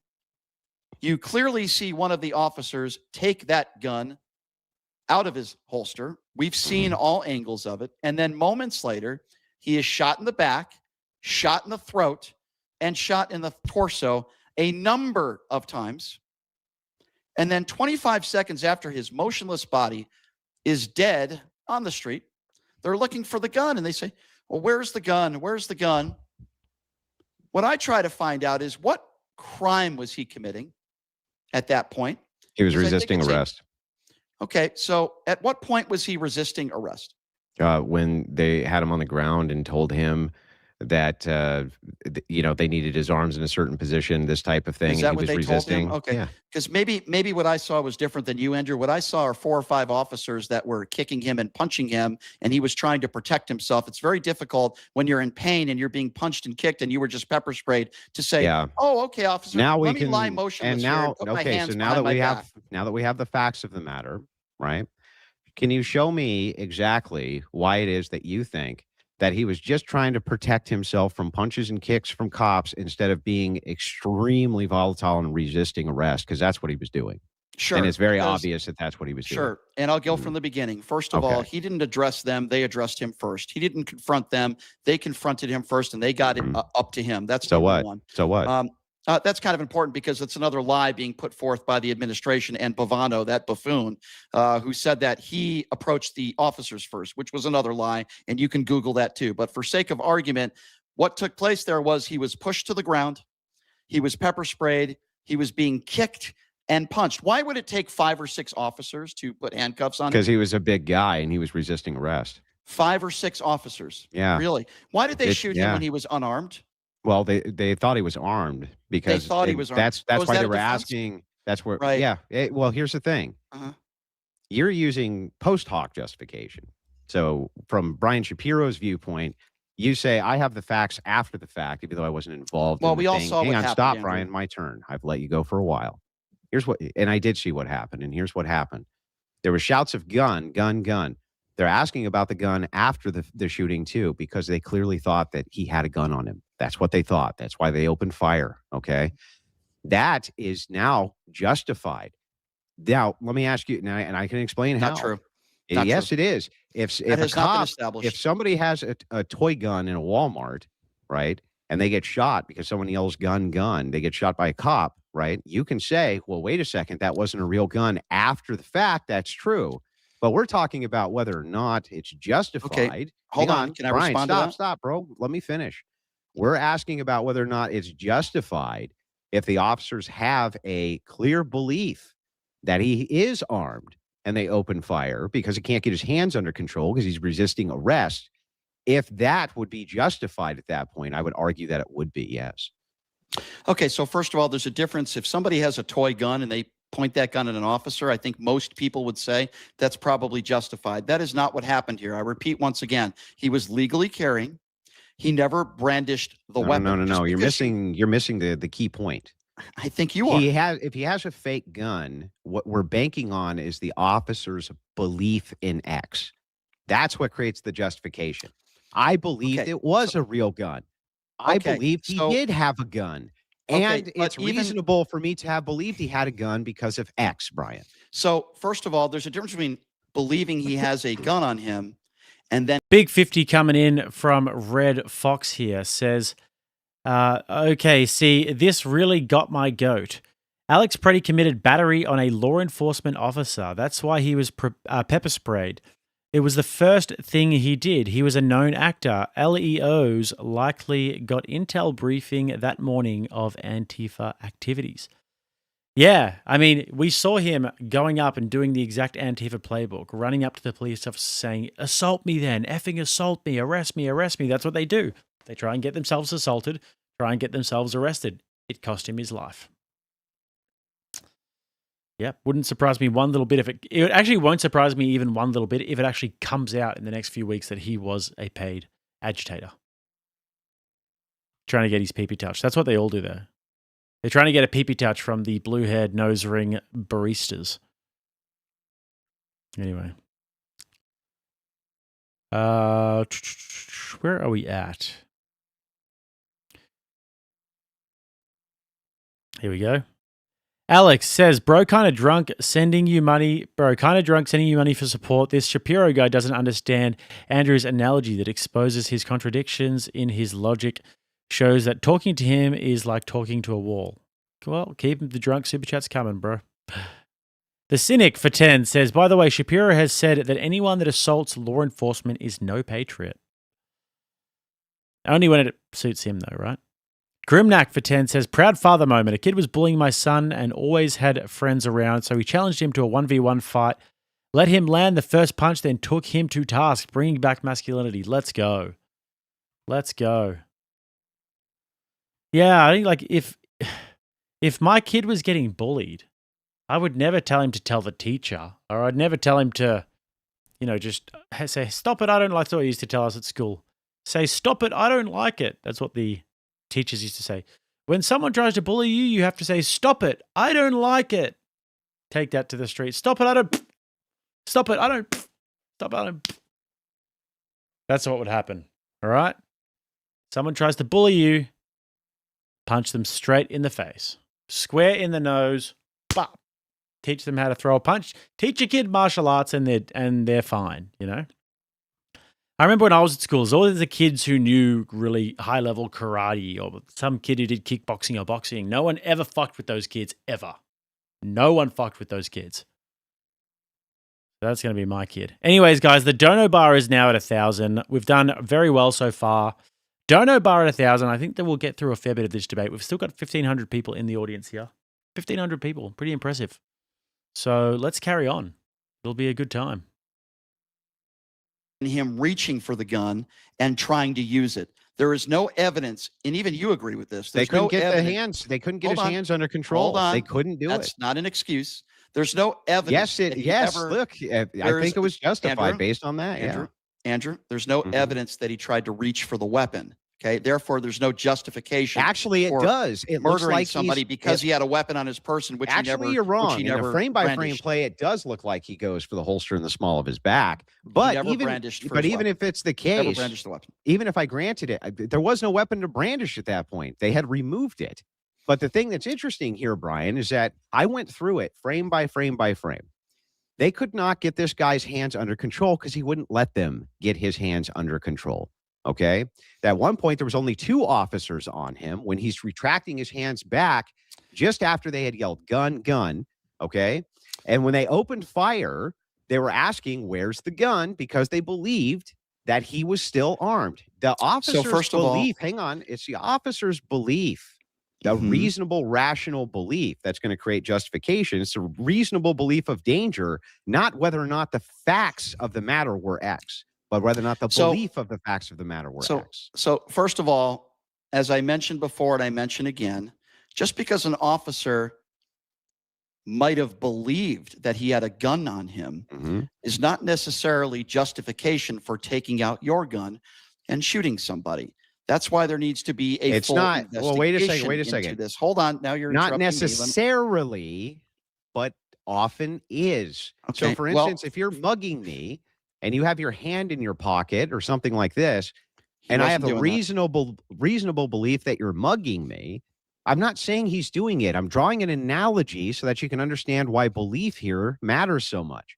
If false somebody's analogy, but go mugging ahead. me, it's not a false analogy, just listen. If somebody's mugging me and I think that they have a firearm, I can then say, rationally, I thought this. That was why I opened fire. That's my justification for this. Would a reason True, and this is why I always found those hood pranks extremely dangerous. So I'm thinking about the rationale. If you're in the hood and you walk up to somebody and say, hey, you want this smoke? You want this smoke? And you're putting your hands in your jacket or something to try and get clicks on YouTube, and somebody pulls out a gun and smokes you. Yeah, not good. All right, let's carry on. reasonable person believe under the same circumstances that this person was armed or had a gun? I think that the police officers involved here, right, saying, I have a rational belief that after I heard gun, gun, gun, and this guy was struggling on the ground, we couldn't get his hands under control, right? A shot rang out, that this was a problem, and that we then were justified in opening fire is completely rational and reasonable. Yeah, I could not disagree with you more, and I'm going to go step by step into why I completely Let's disagree hear it, with Brian. you. Okay. First of all, he never addressed to those ICE officers. They came to him. Number two. So what? That has what does that have to do with number anything? two, I'm talking about training and protocol. And I find it very interesting that you want to talk about Alex Preddy 11 days earlier, not using proper training when you have a firearm on you, kicking a car. But then when we talk about ICE officers with far more power and responsibility, you say you don't care. Now, please let me finish. At the beginning, he is putting his arm around a woman. Another woman falls to the ground. He's trying to help her up. In that specific situation, he's trying to white knight and play Captain Save-A-Ho. He's trying to white knight, play Captain Save-A-Ho, got a long face, weird, definitely socially awkward, probably has a foot fetish like Brian, trying to get a pee-pee touch, trying to play Captain Save-A-Ho like Brian would do as well. That's what was happening. Not a threat to officers. Most human beings would agree. When you see a woman on the ground, you help her up. Wait a second. Hang on. Now, hold on. Let me just finish. I just want you to pull up the video, because are we talking about? You're saying that she just slipped on her own and just fell on the ground? No, Not he that she pushed was her to the involved. ground. Exactly. She didn't fall to the ground, Brian. She was intervening. She was struggling. She was trying to intervene with an officer in the line of his duty, and he pushed her away. She fell down. He interjected himself. Now he's a threat, an armed threat, by the way. He helping her up, to me, is not a plausible reason to pepper spray somebody from 2 feet away.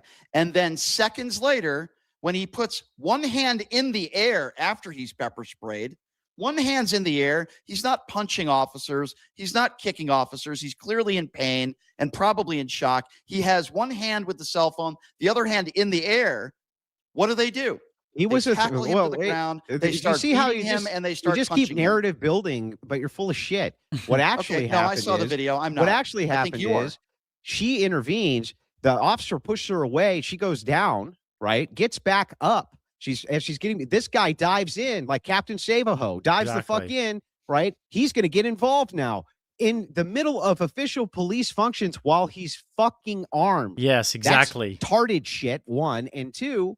The fact of the matter is that that is the common sense take. Yes, that is retarded. While you're armed, going and interfering with the police, with police activities, while you are armed like an absolute tard. After he's pepper sprayed, they tell him, get on the ground. They're trying to push him down. They're trying to get him under control as a threat. That is when this escalates. Preddy could have stopped this anytime he wanted by just not being an asshole. It really, all he had to do was just not be a fucking asshole. Okay, so first of all, I wouldn't characterize him that way. I think the assholes are the people who are wearing masks, asking people for ID and demanding papers with no reasonable Antifa's what they're wearing masks too. There you go with Antifa again. Let me finish. Or kicking down doors without warrants, which we have seen in Minneapolis. So I would say, see, the guy we're talking about right now is dead. Okay, he had 8 bullets in his body. He's dead. Now, if you, he sounds like Bill Gates talking about Epstein, doesn't he? Alex Dames said, the fact that Alex is armed and he is resisting arrest, hiding his arm so that he won't get handcuffed, is being ignored by the left and libertarians. Cops can't gamble in this situation. They don't want to die and they have to act quickly. Yeah, they don't want to die, and they have to neutralize the threat. The threat was clearly him at that time. He was armed. You don't know what he's going to do. Neutralize the threat and neutralize it properly. Sniper Mike said for 10, committing a crime while in possession of a firearm, even with a valid permit, leads to enhanced penalties or additional criminal charges for unlawful possession during the commission of an offense. Good point there by Sniper Mike, as per usual. Think he was inappropriate, or as you said, tarred behavior. Just because you have, according to Andrew Wilson, tarred behavior doesn't mean you deserve. You don't think that was killed. tarred behavior?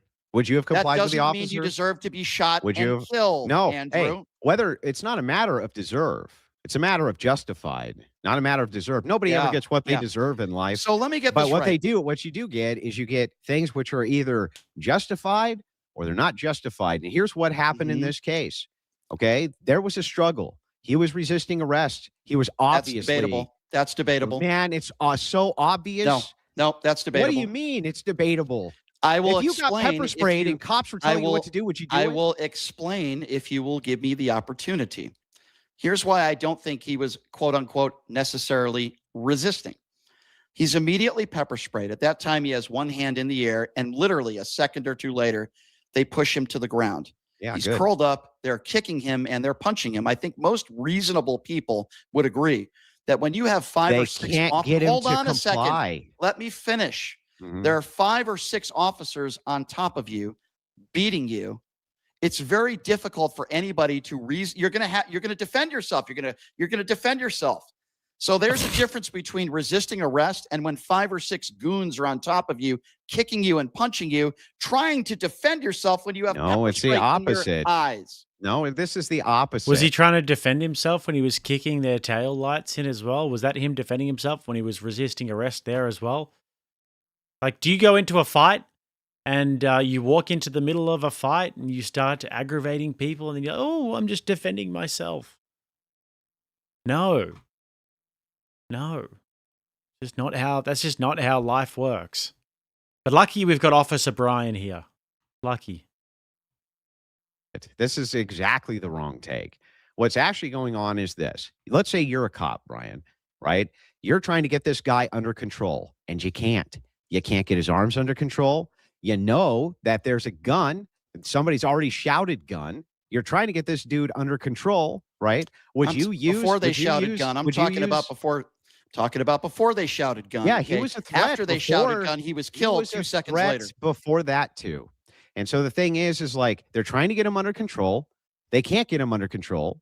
Yes, of course, they're going to use heavy force in order to get the person under control. That's how that works. And that is exactly what they're trained to do, is utilize the force for officer safety. Obviously, you are defending what took place here, which is, I'm mesmerized. But here's the bottom line. Here are the facts.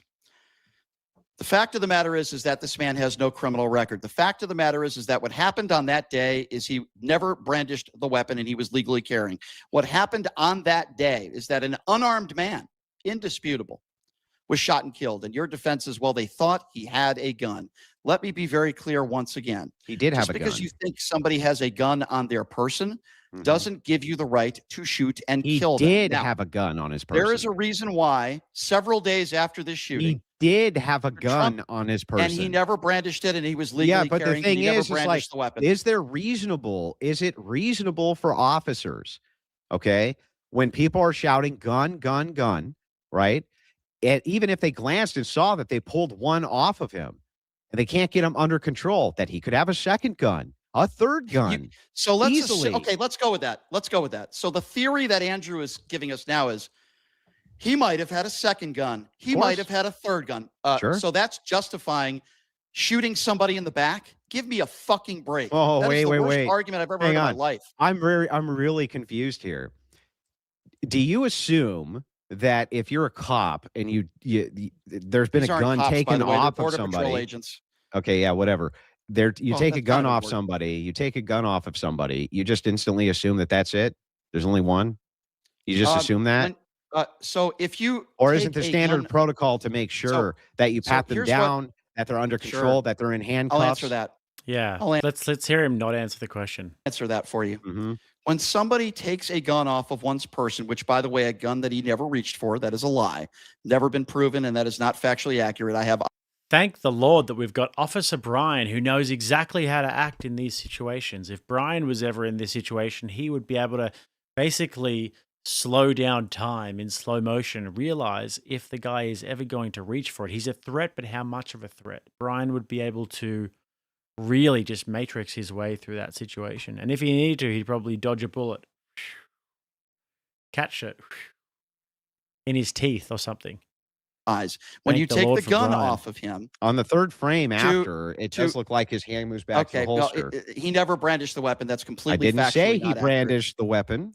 That was not No what evidence I said. that he was reaching for his weapon either. So that's also factually No, there accurate. is that. There is evidence. There's a I frame saw the same evidence video for you did. that. I didn't see what you saw. So anyway, going back to your question. Did you watch each frame? By your yes, I did. By your Do you standards. want to see that frame I'm talking about? Andrew, by your standards. All right, guys, quick toilet break. It won't be long. I'm not going to wash my hands. So we got 482 out of the 1,000 gold, guys. Let's get some donos for the chair while I'm gone.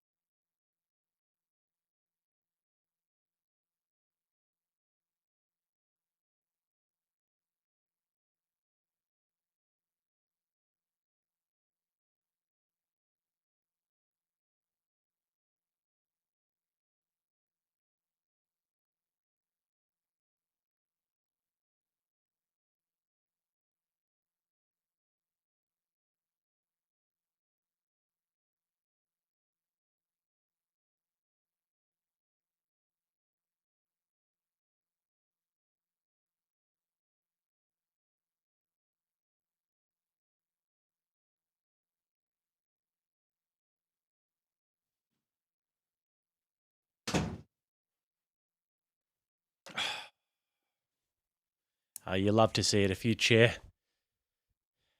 donos nearly got us over that halfway mark. Where are we at? Intel Wild says he's starting a 5-day water-only fast. I've done that a few times. Very worth it. Difficult the first few times because obviously you're pretty hungry, but one good thing to do with the water fast is sparkling water. Fills you up a little bit more, makes you feel a bit more bloated. Lots of sparkling water. Yeah. After a while, I kind of like the feeling because you can feel the dead cells being eaten away and everything. So it sucks the first few times. You get really grumpy and everything. And I start fantasizing about food and like watching YouTube videos about cooking, which I don't know why I torture myself like that. Moorhead said, what we can see from Brian is that he's never actually been in a fight and sees how chaotic it is, and more people equals more chaos. Yeah, Brian Shapiro has never been humbled. He's clearly a guy who's never been humbled in any sort of altercation. Blaine says, never wash those hands. All this is for the chair. Now, he's great with the chair donos, Blaine. Tiffany says, first thing they teach you in CCFS class is to avoid conflict, to avoid places where there could be trouble. Why in the world would he be there resisting police while armed? So stupid. Because he's a dumbass. And he's a useful idiot. He was trying to act like a tough guy. And you try and act like a tough guy in real-world situations, you get real-world consequences. Every officer-involved shooting could be justified if an officer tells you, we thought he might have had a second weapon or maybe a third weapon. Heck, he could have had a grenade on him. We don't know. Nope. That's insane. No. And the reason you have to characterize it that way is because if you characterized it the correct way, you sound insane.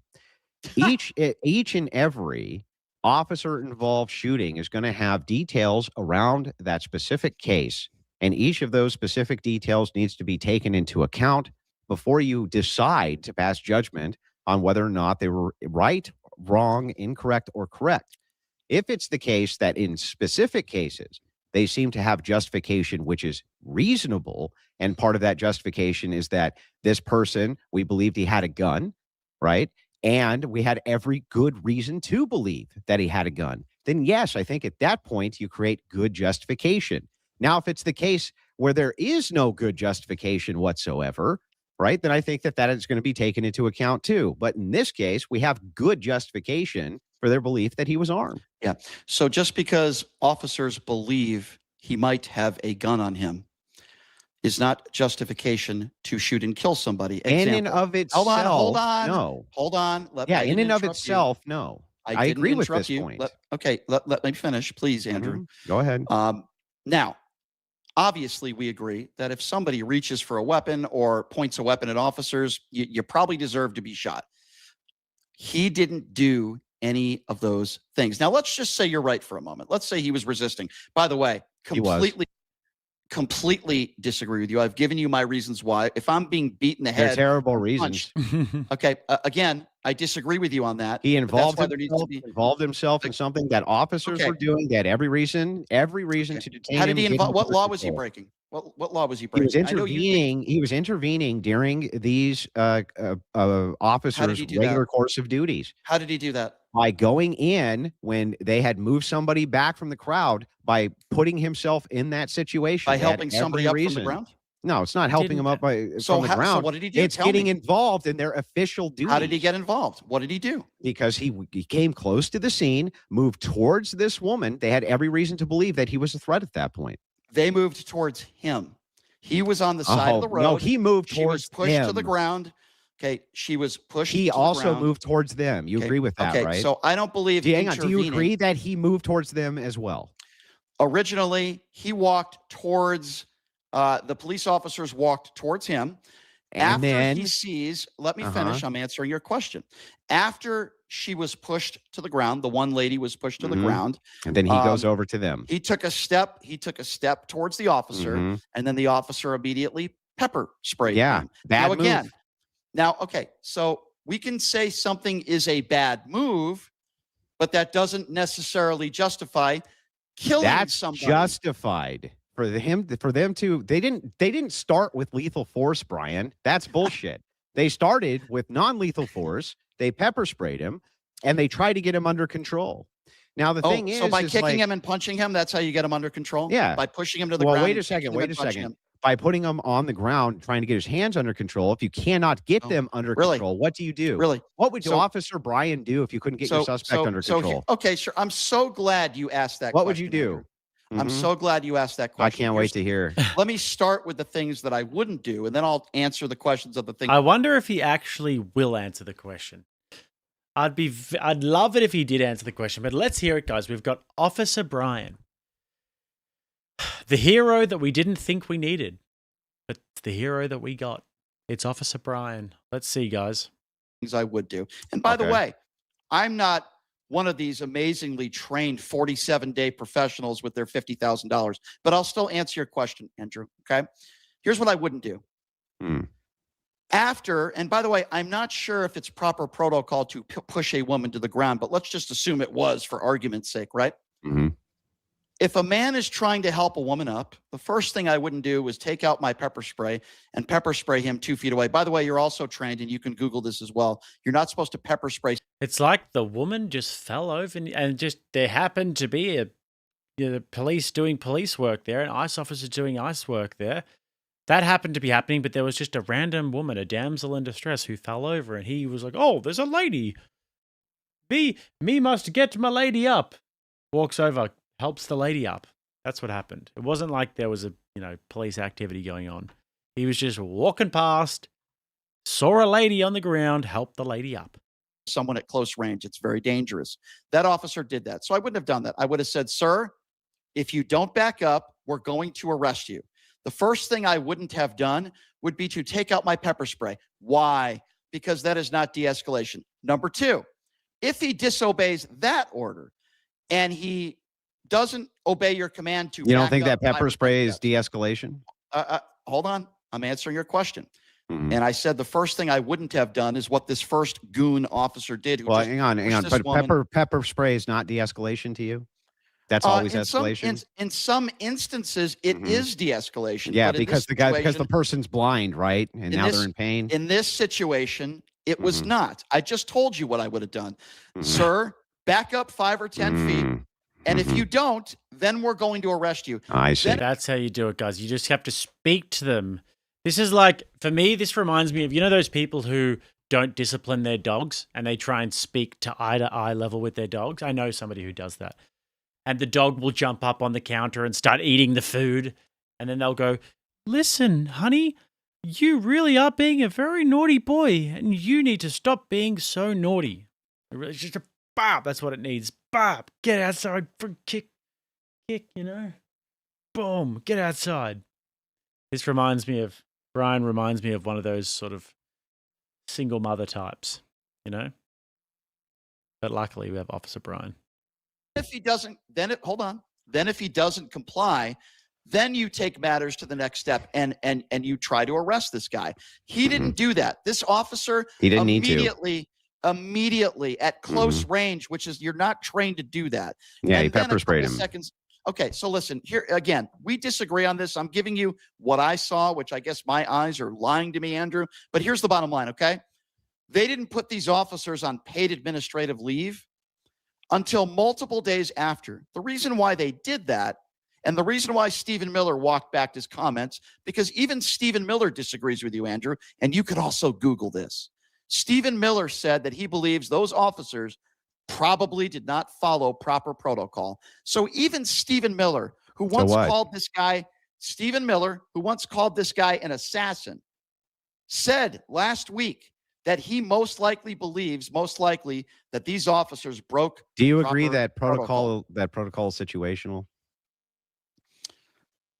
Protocol is situational. Every single police activity warrants a different outcome, but so it's always situational, right?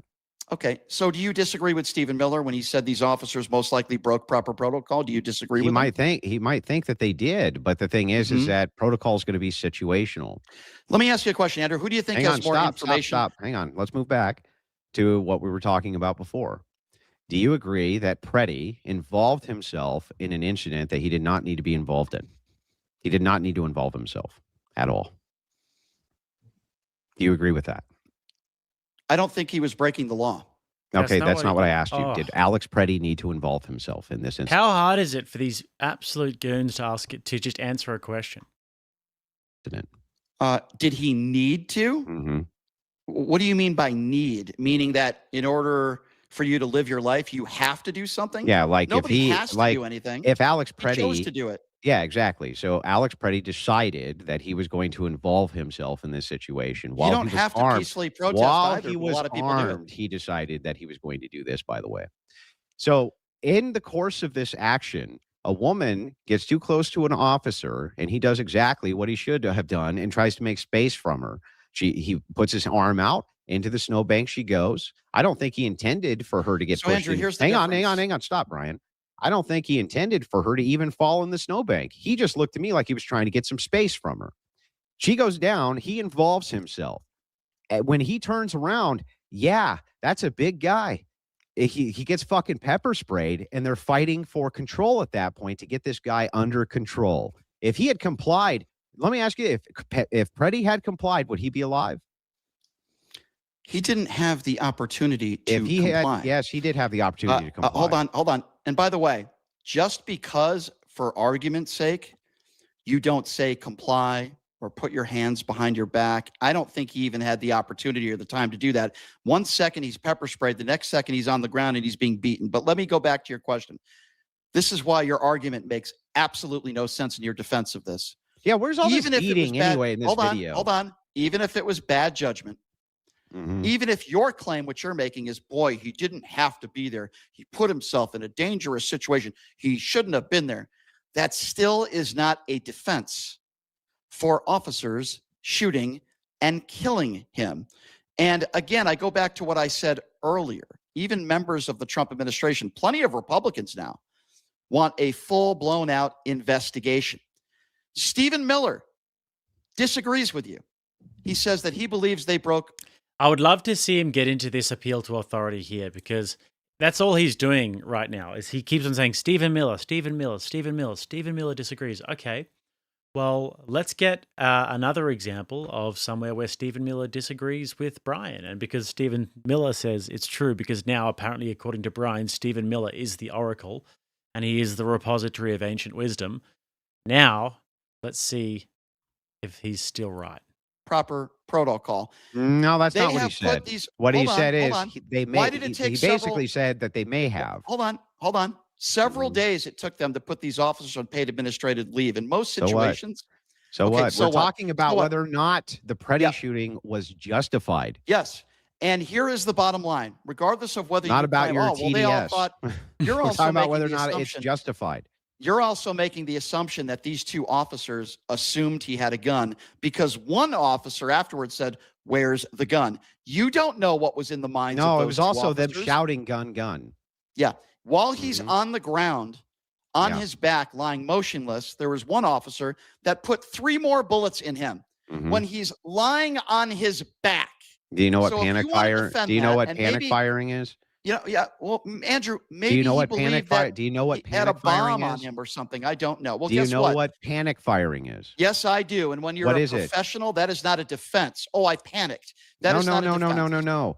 I know what You panic can be fire is. You completely wanna justified. execute the threat. You can in you your can be opinion. completely justified in taking down a suspect, or you can be a highly trained individual and be justified in taking a person out. Okay, and due to the fact that you have sensory deprivation, you can end up ultimately unloading more rounds based on the fact that you have some sort of panic or that your sensory Yeah. perception becomes narrow.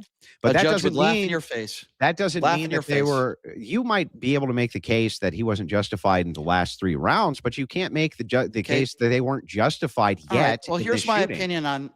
opinion on panic fire. Mhm. It's for blatant cowards. And Oh, it's for blatant cowards. Hold on. She's lucky we've got tough guy Brian here. He's probably been in the military, you know, all these situations. He's probably been in many high stress situations in his life, and he's the guy who's going to tell us who isn't. And look at him in the salmon shirt and the Irish cap and the glasses, looking like an angry lesbian. One of the chatters said that before. Totally agree, by the way. Brian, the angry lesbian ginger, okay, ginger ranger, okay, redhead, is the one who's going to tell us who's a coward and who's not. Panic fire is just when the shooting happens because the body's fight or flight response takes over. I'm sure he'd know a lot about that. Let me finish. All the please. gunfights Brian's been Let in. me finish. Let me exactly. finish, please. Mm-hmm. There were multiple shots that were fired after he was Yeah. lying motionless Mm-hmm. on his back with his hands. Now, you've already made up your decision, apparently, just like Christy Noam. But here's the problem here. Wait. I You're- haven't made. Wait a second. I have not. Yeah, you're saying you're defending them. No, You're I saying, haven't made a determination. I'm pointing you out haven't. to you sure that sounds like you have. when you make no, the opposite has happened. You are the one who claims he was executed and it was completely unjustified. Was this a good without shooting? Without any fucking good compelling evidence yet. We Not haven't true gotten at all the all. evidence. Hang on. I have hang on, given stop, you- Brian. We That's haven't not true. gotten compelling evidence yet because the Oh, really? investigation's still ongoing. We could Oh, find okay. Well, we guess could what? find we could hang on, stop, Brian. My turn. We could find out a whole lot about this that we don't know yet. What I'm pointing out to you is not whether or not it is the case that I've made up my mind on this. What I'm pointing out to you is that you have made up your mind on this, even though there's serious qualifiers here that would add to justification. And so the thing is like, you're just throw all that out. You're like, nah, fuck it. I don't care. This guy, I know this guy got involved in this. I know he was resisting arrest. I know that he had a gun on him. None of that justifies anything. Nope. So everything that Andrew said, first of all, he legally was carrying a gun, number one. Number two, I never said he assaulted officers. You're the one who made that assumption. I'm not making that assumption at all. Number three, I was talking about the DHS and Christy Noam, who made comments that were not true. I read to you verbatim what Christy Noam said about him brandishing a weapon. That was I know you that's different than us talking about the justification. So I watched. I don't care about your TDS. Andrew, I'm talking hang about on. the justification of this incident. Andrew, I don't usually respond too kind with people that use stupid terminologies like TDS. So we'll get back to the conversation, but I will respond by saying. Totally accurate term like TDS, Trump Derangement Syndrome, which is exactly what Brian Shapiro has. Devin Grift came in and grifted 5 Rattlesnake TV memberships, guys. Big from Devin Grift there. What a legend. Haven't seen Devin Grift in a minute, but good to have him back, hey? Good old Devon. And Moorhead came in with a tenner and said Brian shows he hasn't been in a fight by showing he thinks it's easy for a single person or even a group to subdue and restrain somebody actively fighting. Yeah. Yep. All right, guys. Yellow and above, another 21 we need. We need another 21 yellow and above to hit the YouTube goal. We're just over the halfway mark of the Dono Bar goal, and we're nearly at the 700 likes. 60 more likes to get to the 700 like goal. Lots of goals today, guys. 60 more likes, and then we get a membership drive. I believe you have something called TFS. Yeah, I know. I've heard it before. Yeah. You've heard it. Okay. Well, that's what you have. Trump fellatio. So and you have Trump derangement syndrome. Okay, fine. You have Trump fellatio syndrome. You're a Trump mushroom gobbler. Yeah, now you got it. Move on. Thank you. Okay. Don't play You're that the one who stupid keeps game bringing with up me. Trump and Okay, Trump's administration. We're talking about the justification of this. Hold on. Honestly, he calls Andrew a Trump mushroom gobbler or whatever he says. But the thing is, these men, Brian, for example, they epitomize feminine characteristics in like the male species, right? Like he's technically a male, but everything about him is totally feminine. Weak, underhanded, manipulative, lack of accountability. Just everything about him is very, very feminine. So when women bitch about a guy a lot, when they talk about a guy a lot, when the guy is living rent-free in their head, oh, he's such an asshole, he's such an asshole, can't stop talking about him. There's not much difference between that and being totally sexually attracted to the guy. Like that is pretty much what that means. So I actually do think that Brian has a sexual attraction to Donald Trump. I think that makes a lot of logical sense. To Lyin, Brian has a sexual attraction there. Principal Skinner came in with another tenner. Thank you, sir. Appreciate you, Principal Skinner. We're getting there, guys. Well, we're over that halfway to the Dono Bar. Let's go. Don't want to have to stop the stream and grift, guys. A second. You just said you want to keep bringing up Trump, and you just said I have Trump during TDS. So yeah, I said I don't want to hear about your TDS. I didn't bring up Donald Trump. You did. You're so bringing shut up and the let's Trump continue. administration because you think that Trump was involved in this. You just said I have TDS. I will give you the same energy you give me. You do have TDS. Each other. You do have TDS. And I think you wear Trump knee pads 24/7 while smoking cigarettes. That's nice, but I mean, the TDS thing works better. But yeah, sure. But I'm just pointing this out, right? That you're the one actually who's making the affirmative claim. No way it was justified. Brian, you have all the facts. You know exactly what happened. Didn't say that. But then why is it that you rush? Andrew, here's why I'm saying. Hang on. If you don't have all the facts, why do you rush to judgment and claim it's unjustified immediately? Why? Sure. I'll give you a couple answers. First of all, I've called for Renee Good and Alex Preddy. I've wanted an independent investigation, and I've said this on national television that if an independent investigation found that any of these shootings were justified, while I might disagree with it, I would live with it. Number two, I think a radio host's opinion, which would be me, and the leader of DHS and the president of the United States, what they say hours after the shooting is a little bit more important than some, different standard than something that I say. Donald Trump. See how you bring up Trump again? Hold on. You brought it up again. You're TDS again, Brian. TDS again. Let me finish. When I make a valid point, all you say is TDS, and you go back to the ad hominem attack. Well, you just brought up Trump again. Let me finish. Because he's the president of the United States.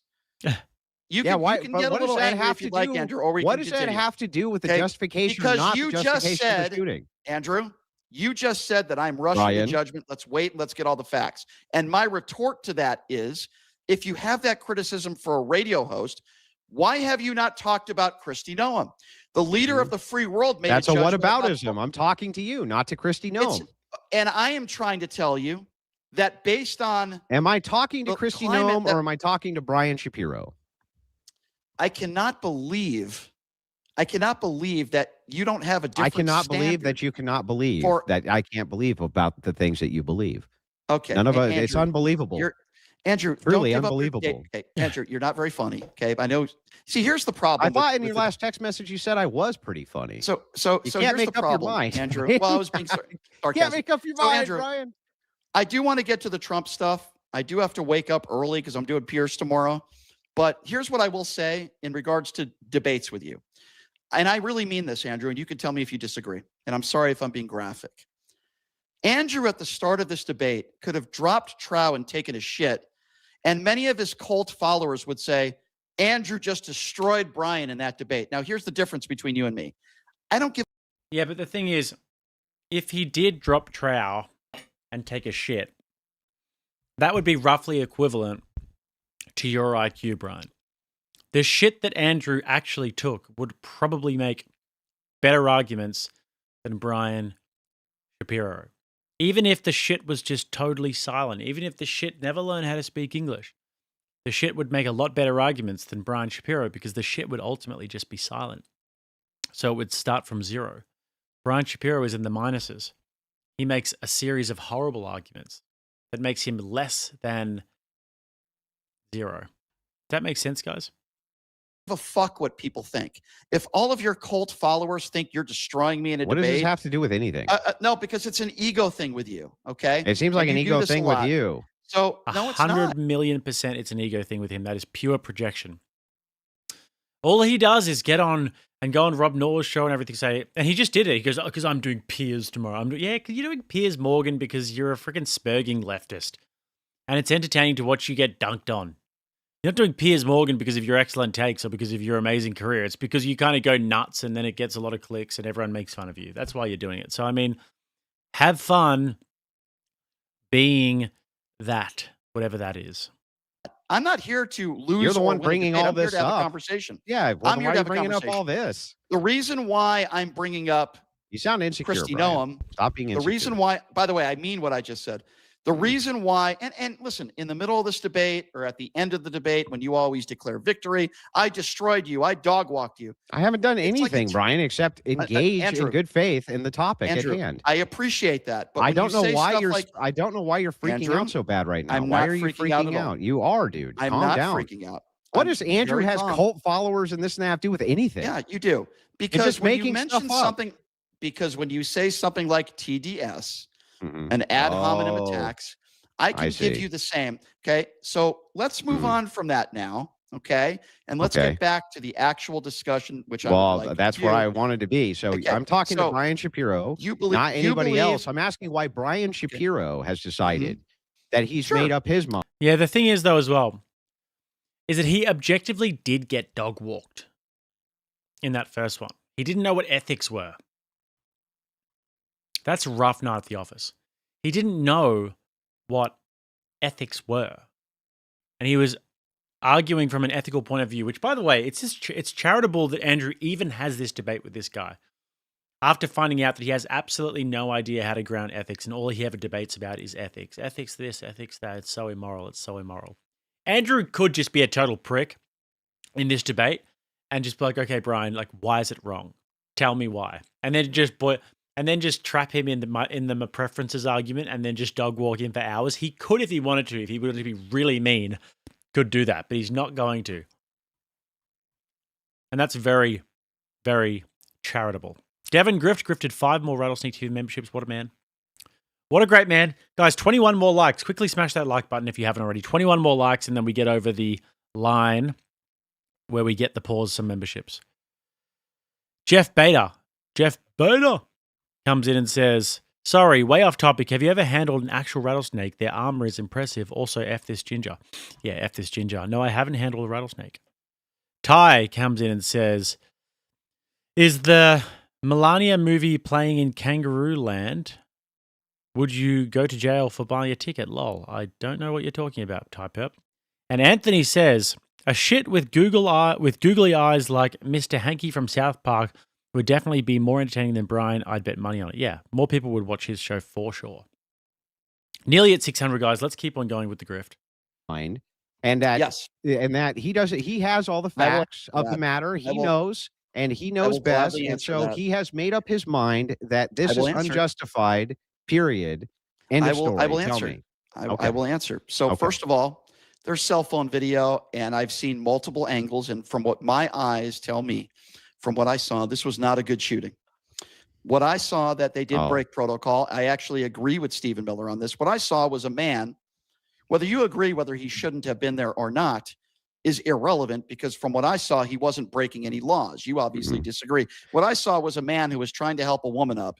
What I saw was a man that was not breaking the law. And what these officers did was they pepper spray him. They push him to the ground. They start beating him and punching him. And then because he was legally carrying a firearm that he didn't brandish, they shoot him. And Andrew's defense, and that's what I saw from this video. And by the way, most of America, Andrew, agrees with me. Even MAGA Republicans are saying this is really bad. There needs to be a full investigation. He's not a terrorist. He's not a domestic terrorist. He was never brandishing a weapon. He's not an assassin. MAGA Republicans, many of them agree with me. But you know what I say at the end, Andrew? I want to see a full investigation, right? I believe in the rule of law. And if there is an independent investigation that finds that these officers were justified, while I might not agree with it, I will still respect it. They didn't do that with Renee Good either, by the way. They didn't do that with Renee Good, did they? So I just want to make sure I got this right. You actually did not tell me why it is that absent said investigation, you have already decided that this is the case. There is no justification. You haven't heard any of the testimony of the police. You haven't heard anything. Yeah, exactly. But absent all of this, I have told you have made the decision. Hang on, stop. Absent all of this, you have made the decision, even though you don't have access to the same evidence. You don't know what it is that they're going to say. You don't know what the justification that they're going to use even is. You have no clue about any of this. You immediately, though, Brian, said, I've already made up my mind. This is already the case. And then I want a fucking some kind of investigation after the fact. And hopefully that justifies my position. If it doesn't, hang on, Brian, my turn. And if it doesn't, all well, too bad. I guess I was wrong. All woe is me. But it's like I'm the one here with the nuanced position. I haven't made up my mind on this. I'm said they were defending here themselves. to make sure. No, what I said specifically was I can see the case for justification. That's it. Not here to defend. Don't need to defend. You're the one with the sure position. You're the one who's making the bold affirmative claim that you got the facts. This is the case, and that's it. Yes. Well, yeah, exactly. Yes. First of all, without any testimony, any nothing. First of all, you're just part of a mob. You're part of mob rule, man. You're just saying like, if the facts are exactly what I think they are. Okay. So first Justice of all, by Andrew, mob rule, court of public opinion. It's a two-way conversation, right? So first of all, I saw the video, Andrew, just like you did and everybody else. I saw what took place. I saw from all angles. How do you know you've seen from all angles? And from the angles that were released. Right. So you don't know. Like you don't. Andrew, there's so much here you don't know. Andrew, I've spoken for 5 seconds. Please let me finish. Based on the facts that we have, which I have repeated to you over and over and over again. Okay. I do not believe this was a justified shooting. Now, that is my opinion. I have also said, in my personal opinion, there should be an independent, full investigation. The reason why I don't trust DHS in this investigation, because they've already made up their minds. Same thing with the Renee Good case. And by the way, we haven't even discussed the fact that there has not. Todd Blanche has said 2 weeks ago, no more to investigate here. He said that in the press conference. They didn't even do ballistics, which is very basic stuff when there's an officer-involved shooting. They didn't perform an autopsy on her. They didn't interview witnesses that saw what took place. And that is why I guess the term that I would use is I don't trust what's going on here. They didn't fully investigate the Renee Good shooting. I've said, investigate it, please. I've also tried to be fair. But why? Why do you even want an investigation? You just believe already. Sure. Hey, it's not justified. So you just already believe that. And so here's the thing that's so funny is like me, I can have my mind changed on these things, and I can have my mind changed easily because I don't formulate. You already formulated a conclusion. Andrew, here's the difference. Why would you formulate a conclusion on an ongoing investigation, especially on the Renee thing, and especially on Preddy? That one's the most bizarre to me. Andrew, Preddy, if there's more evidence. Yeah, go ahead. Andrew, let me just respond to that. If there's more but you respond evidence it takes you forever to respond. No, it doesn't. You just It don't like does. to listen. You like to hear It just yourself takes talk. it just takes you forever. But go ahead. Okay. Well, yeah, from the guy who wants to Google stuff, which, by the way, I was right. But anyway, And nobody it's was very taking simple, Andrew. any of that away from you. If We're there's an just making open sure we have the facts in investigation, front of if us. there's an independent investigation, which there won't be into Renee Good, I doubt there'll be one into Alex Preddy, an independent investigation. Mhm. And if that found real evidence, like, for example, if body camera footage Mhm. showed something different, then I would say, all right, maybe I'll change my position. I So am going why by- so why hold the position now then if it's the here, kid? Here you go. You ready? Yeah. Based on the video that I saw, Right. and based on people that I know that are in law enforcement that have broken Mhm. down this video, and even people on the right, Like they have Leonard said they don't- Leonard Cardinal? like Stephen Miller. Do you know But who like Stephen but Miller is, also Andrew? but also Leonard Cardinal who co-hosts your show sometimes? Yeah. Do you know who Stephen Miller is? Who Yeah, is but one of the top you people in cited Trump's Leonard administration? Cardinal and said that, his politics are, they're irrelevant, but you neglected the fact that he actually Uh-huh. has subbed in for your show, right? Yeah. Yeah. And your point, Stephen Miller, is he a Democrat?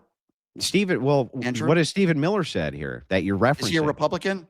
He Yeah. believed that it's most likely that these officers did not use proper protocol. Now, you can also Google that as well, and you can go 0 for 3. Do if you don't know believe what me on that most one. likely means?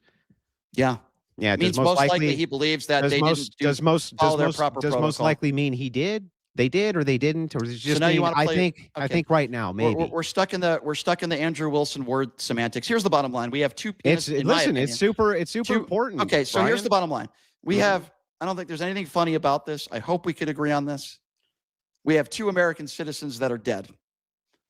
We had 3,000 ICE agents deployed out there to Minneapolis, which I believe was unnecessary to begin with. If they're found out to be Antifa, are you going to call them domestic terrorists? Who's the leader of Antifa? I'm and who just funds asking them? you if you found out. I'm just that they're asking you because I don't know Antifa. what is. You mean anti-fascist?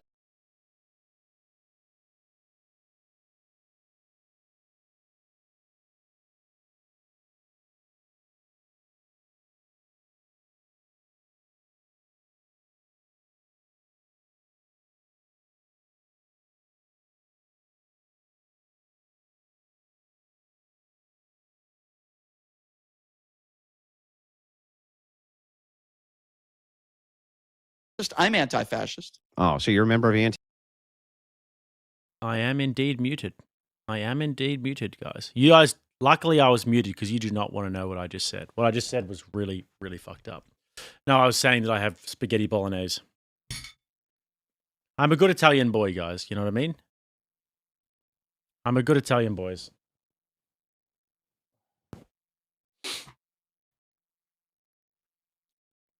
Yeah. Thanks everyone for letting me know. This one goes professional streamer, by the way. Yeah, that's right, buddy. Up to 1,600 in today. Up to 1,600 in here today. So yeah, pretty fucking good at what I do, actually. And streaming is only a small part of what I do. If only you knew, Bob. Just waiting for your moment to like criticize and try and character assassinate. Waiting for your moment. Yeah, I'm pretty fucking good at what I do, Bob. So anyways, you can be timed out for 5 minutes. Antifa.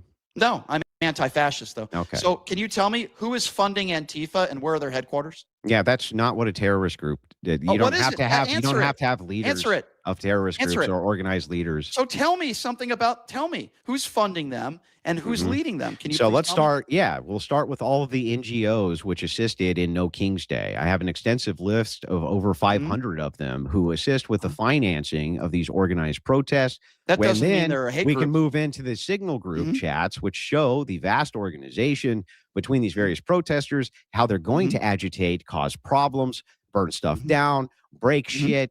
That sounds a whole lot like organized terrorism to me. Well, so if it sounds like something and you don't know where they're getting funded, you don't know who the leader is. No. You I could just told you I assume- know where they're getting funded. Yeah. There's Oh, over okay. 500 NGOs I can cite Well, to you assist with said funding. you said in this conversation that you believe Renee Good was in Antifa, right? You No, think I it's didn't. an organization. You just made that up. Okay. Oh, okay. I thought Why you you just made it up? Okay. So you just made agree it with up. me then. So you agree. Okay. Then if I misspoke, I misspoke. What was my So question? you- My question was, if it's found out that they were members of Antifa, would you then consider them to be domestic terrorists? That's my question.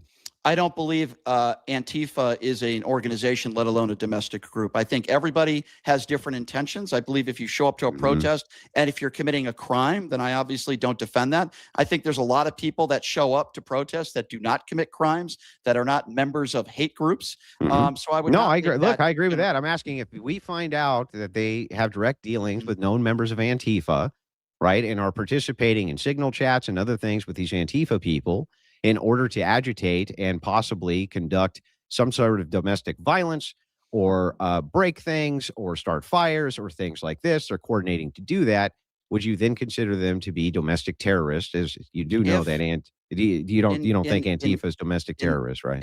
In general terms, here's what I will say to that.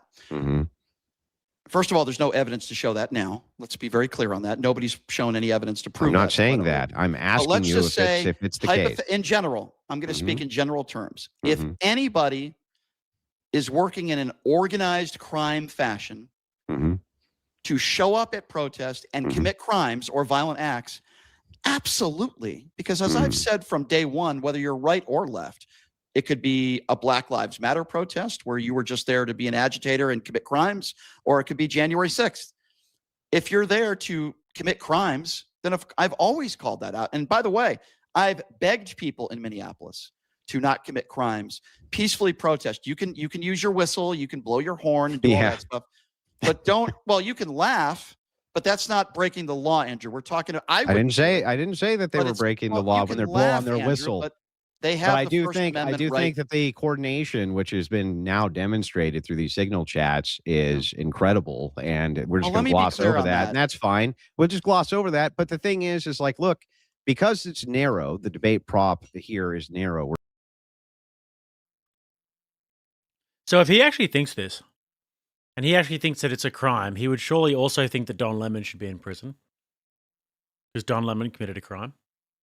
And then, like he said just then, he would surely think that these people should be disbanded, and that if they are committing crimes and organizing and committing terrorism, fear and violence and these sorts of things for a political gain, then Brian Shapiro must be on board with what ICE is doing. Surely. And he must be on board with maybe even sending the National Guard in. We're talking about justification. I don't think that you've demonstrated. Just quickly though, guys, who have we got here? Moderator says, do you think that Brian removing his septum ring before the debate is less likely to get made fun of? Yeah, I think so. I think he's the best thing is that he doesn't have his boyfriend in camera. That really helps him. Lyin said, you like pineapples on pizza and dare to say you're a good Italian. Lyin, listen, I'm a good Italian boy, okay? And the Italians, we love sweet and savory together. All sorts of things. Look at this good spaghetti bolognese every day. My nonna would be so happy with me. Swiss comes in for 5 and says, Brian should be thanking Andrew for being graced with the privilege to sniff around him. 10 from comes in from Tiffany saying, take that, Bob. Yeah, take that, Bob, you fuck. We're at 600, guys. We are also 734 likes, so we are well and truly beyond the like goal. Let's get some memberships going. I think the pause deserves some memberships, guys. Let's get some memberships going. Let's do a membership drive. Have we got any heroes in the chat? And we'll keep the grift going, or else I might call this a day reasonably soon if we're not looking like hitting that thou. That there was no justification, only that you kind of just feel that there wasn't based on just how you feel. Based on the evidence and based on you don't have the evidence. I have seen. You don't have the evidence. Okay. Based on, did you hear what I just said? Videos, based on exactly. The evidence that has been released so far and my own 2 eyes, no. And I've given you reasons ad nauseum why I believe and that this is not think justified. It's a superior position to make sure that you have the facts of the matter. Okay. Well, again, I go back to what I said earlier. I wish you held that same criticism towards people in our government, like the leader of the DHS. And I'm happy But to you dive don't. into those criticisms in a debate where we're talking about that. Can we move on though to, because we've beaten this dead horse? Can we move on to the Epstein stuff now? Thank go the ahead, Lord. start. Thank the Lord. New topic. Let's go. Perfect. Just finished my bolognese. New topic. Let him cook. Let you start this time. All right. So the first thing is I took some time to go through a bunch of the various complaints by many of the Jane Does. They call them different things, but I'm just for the purpose of this going to say Jane Doe. I'm sure you've read a bunch of these, right? Yes. Yes. And you DM me and said that you believe these women, right? Do you want my position? I'll give you. Of course, Big Gay Brian believes the women. Big Gay Brian believes all women. It doesn't matter what they say. Until, of course, they start making accusations against him. That's when it gets a bit tricky. But isn't that always the case? I never believe these bitches unless I see evidence. The fact that they're women actually makes me believe them a lot less a lot of the time. Sniper Mike sends 5 Rattlesnake TV memberships. What a fantastic man. And Blaine Pasashik, guys. Blaine Pasashik comes in 20 memberships. That's 20 paws being blessed by Blaine Pasashik. 20 paws blessed by one man. 20 memberships. Keep it going, guys. More memberships, I'm sure, to come. Don't stop there. Let's bless these paws. A lot of paws in the chat tonight. 30-second synopsis, and then you can go from there. Is that You fair? said you think we should believe women. That's what you said. I think, believe the victims. That's what you said. I think I'll give you my basic synopsis of my opinion here. I'm not arguing, Andrew, that guilt has been legally proven. That's not my argument, Andrew. What I am arguing is that I'm not asking for that. Hold on. Let me just give you my 30-second synopsis here and then go. I'll shut up. I'm arguing that the volume and the consistency and the seriousness of the allegations combined with I don't think you disagree with me. Trump's own documented associations make it reasonable and responsible to question his conduct rather than just blindly dismiss these concerns. I think that's my basic Then fundamental argument. why Again, did you text me and say that you believe the women? Well, in general terms, I tend to believe victims. You know, I don't immediately. What makes them a victim? Because if they're lying, then the dude is the victim. Usually say, oh, I don't believe that person. In general terms, Andrew, I think if you're a decent human being, you say, unless it's proven So otherwise. do you believe these women or not, Brian? Again, I go back to what I said earlier. When you look at his history and you look at the seriousness of these allegations and his history, 25 plus women accusing him of rape or sexual assault, I can get into the details of the 20 plus young girls and all the allegations and the Epstein calls. We can get into that.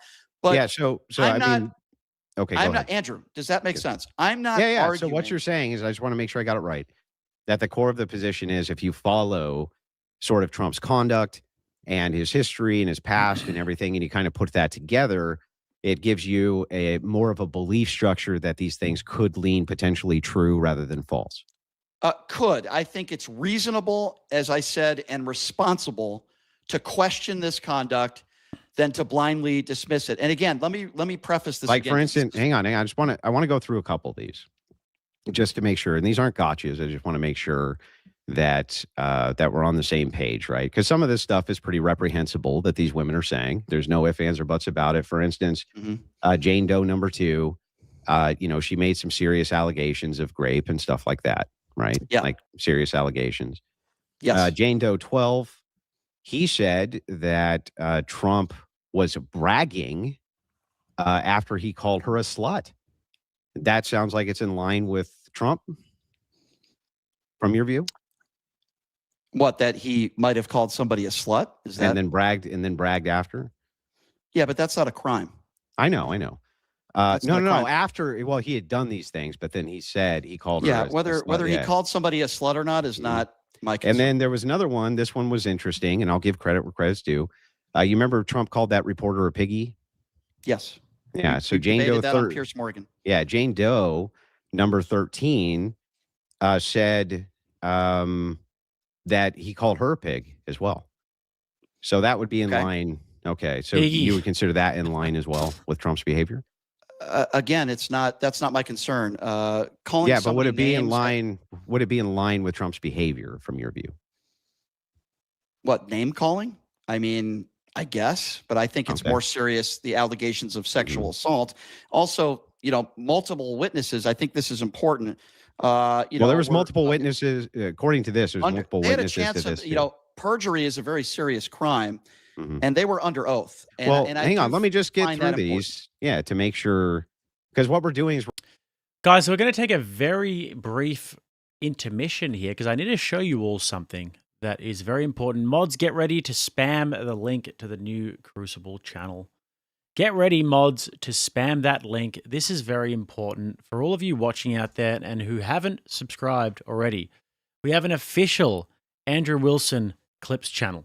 Okay? Look at that, guys. Official Andrew Wilson Clips channel. All right?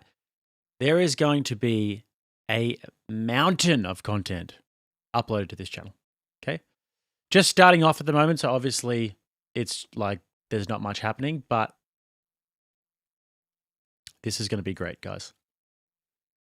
It's going to be a fantastic channel. So get over there ASAP, subscribe. The mods are going to be spamming that in the chat right there, guys.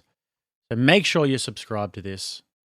This is the official channel. Don't worry about those other stupid clip channels, the ones that come and steal all the content. Don't worry about them. This is the one. Unsubscribe and give the not interested to all the other channels because they're all thieves. This is the actual Crucible channel. This is the actual Andrew Wilson Clips channel, all right? So anyways, let's get back to it, shall we? we're calling into question Trump's character here. Yeah, the name calling is not as important as the sexual assault allegations. I think that history is far more important than name calling and calling somebody Miss Piggy or whatever you were referring to. Gotcha. And then there was another victim. And this apparently, he said that that Trump had called her multiple times and had also contacted her multiple times. And he had used a lot of off-color language as well. He called her a bitch, also called her a slut. I like Andrew's lining something up here, I can tell. Natalia in the chat. I haven't seen Natalia in a minute. We've got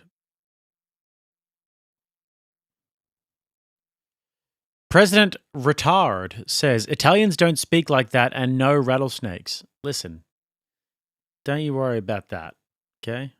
I'm a good Italian boy, trust me. Patrick, for 20, says, I would say Brian himself does terroristic attacks, publicly unhinged allegations towards President Trump with no evidence, calling him the R word of children and women, along with far worse accusations. Yeah, I mean, it's at least grounds to want to square up one-on-one with a guy and just, you know, if someone ever said that about me, at least would be grounds to take him out the back and just, Brian, you fuck. All right. 627, guys. Can we get to that 1,000 today? Can we get there? I know we can. Stranger things have happened. But called her these things. And a lot of this is being used as the justification for this is in line with the character of Trump. Do you agree with that? That these things would lend some credibility to the character of Trump?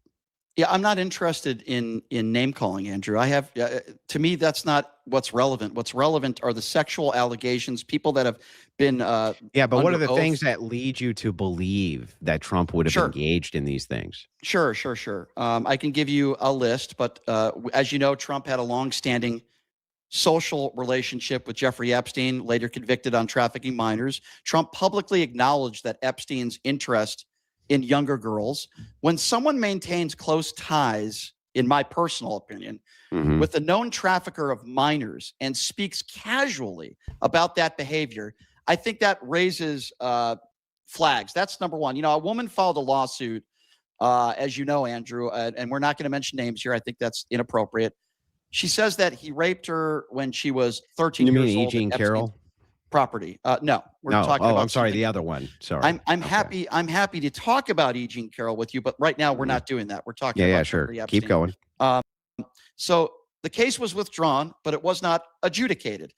And withdrawn cases, as you know, Andrew, are not proof of innocence. They often reflect fear, I would also say But pressure. they're not proof of guilt either. And a lack of resources. Now, this is important. So then at best it would be neutral.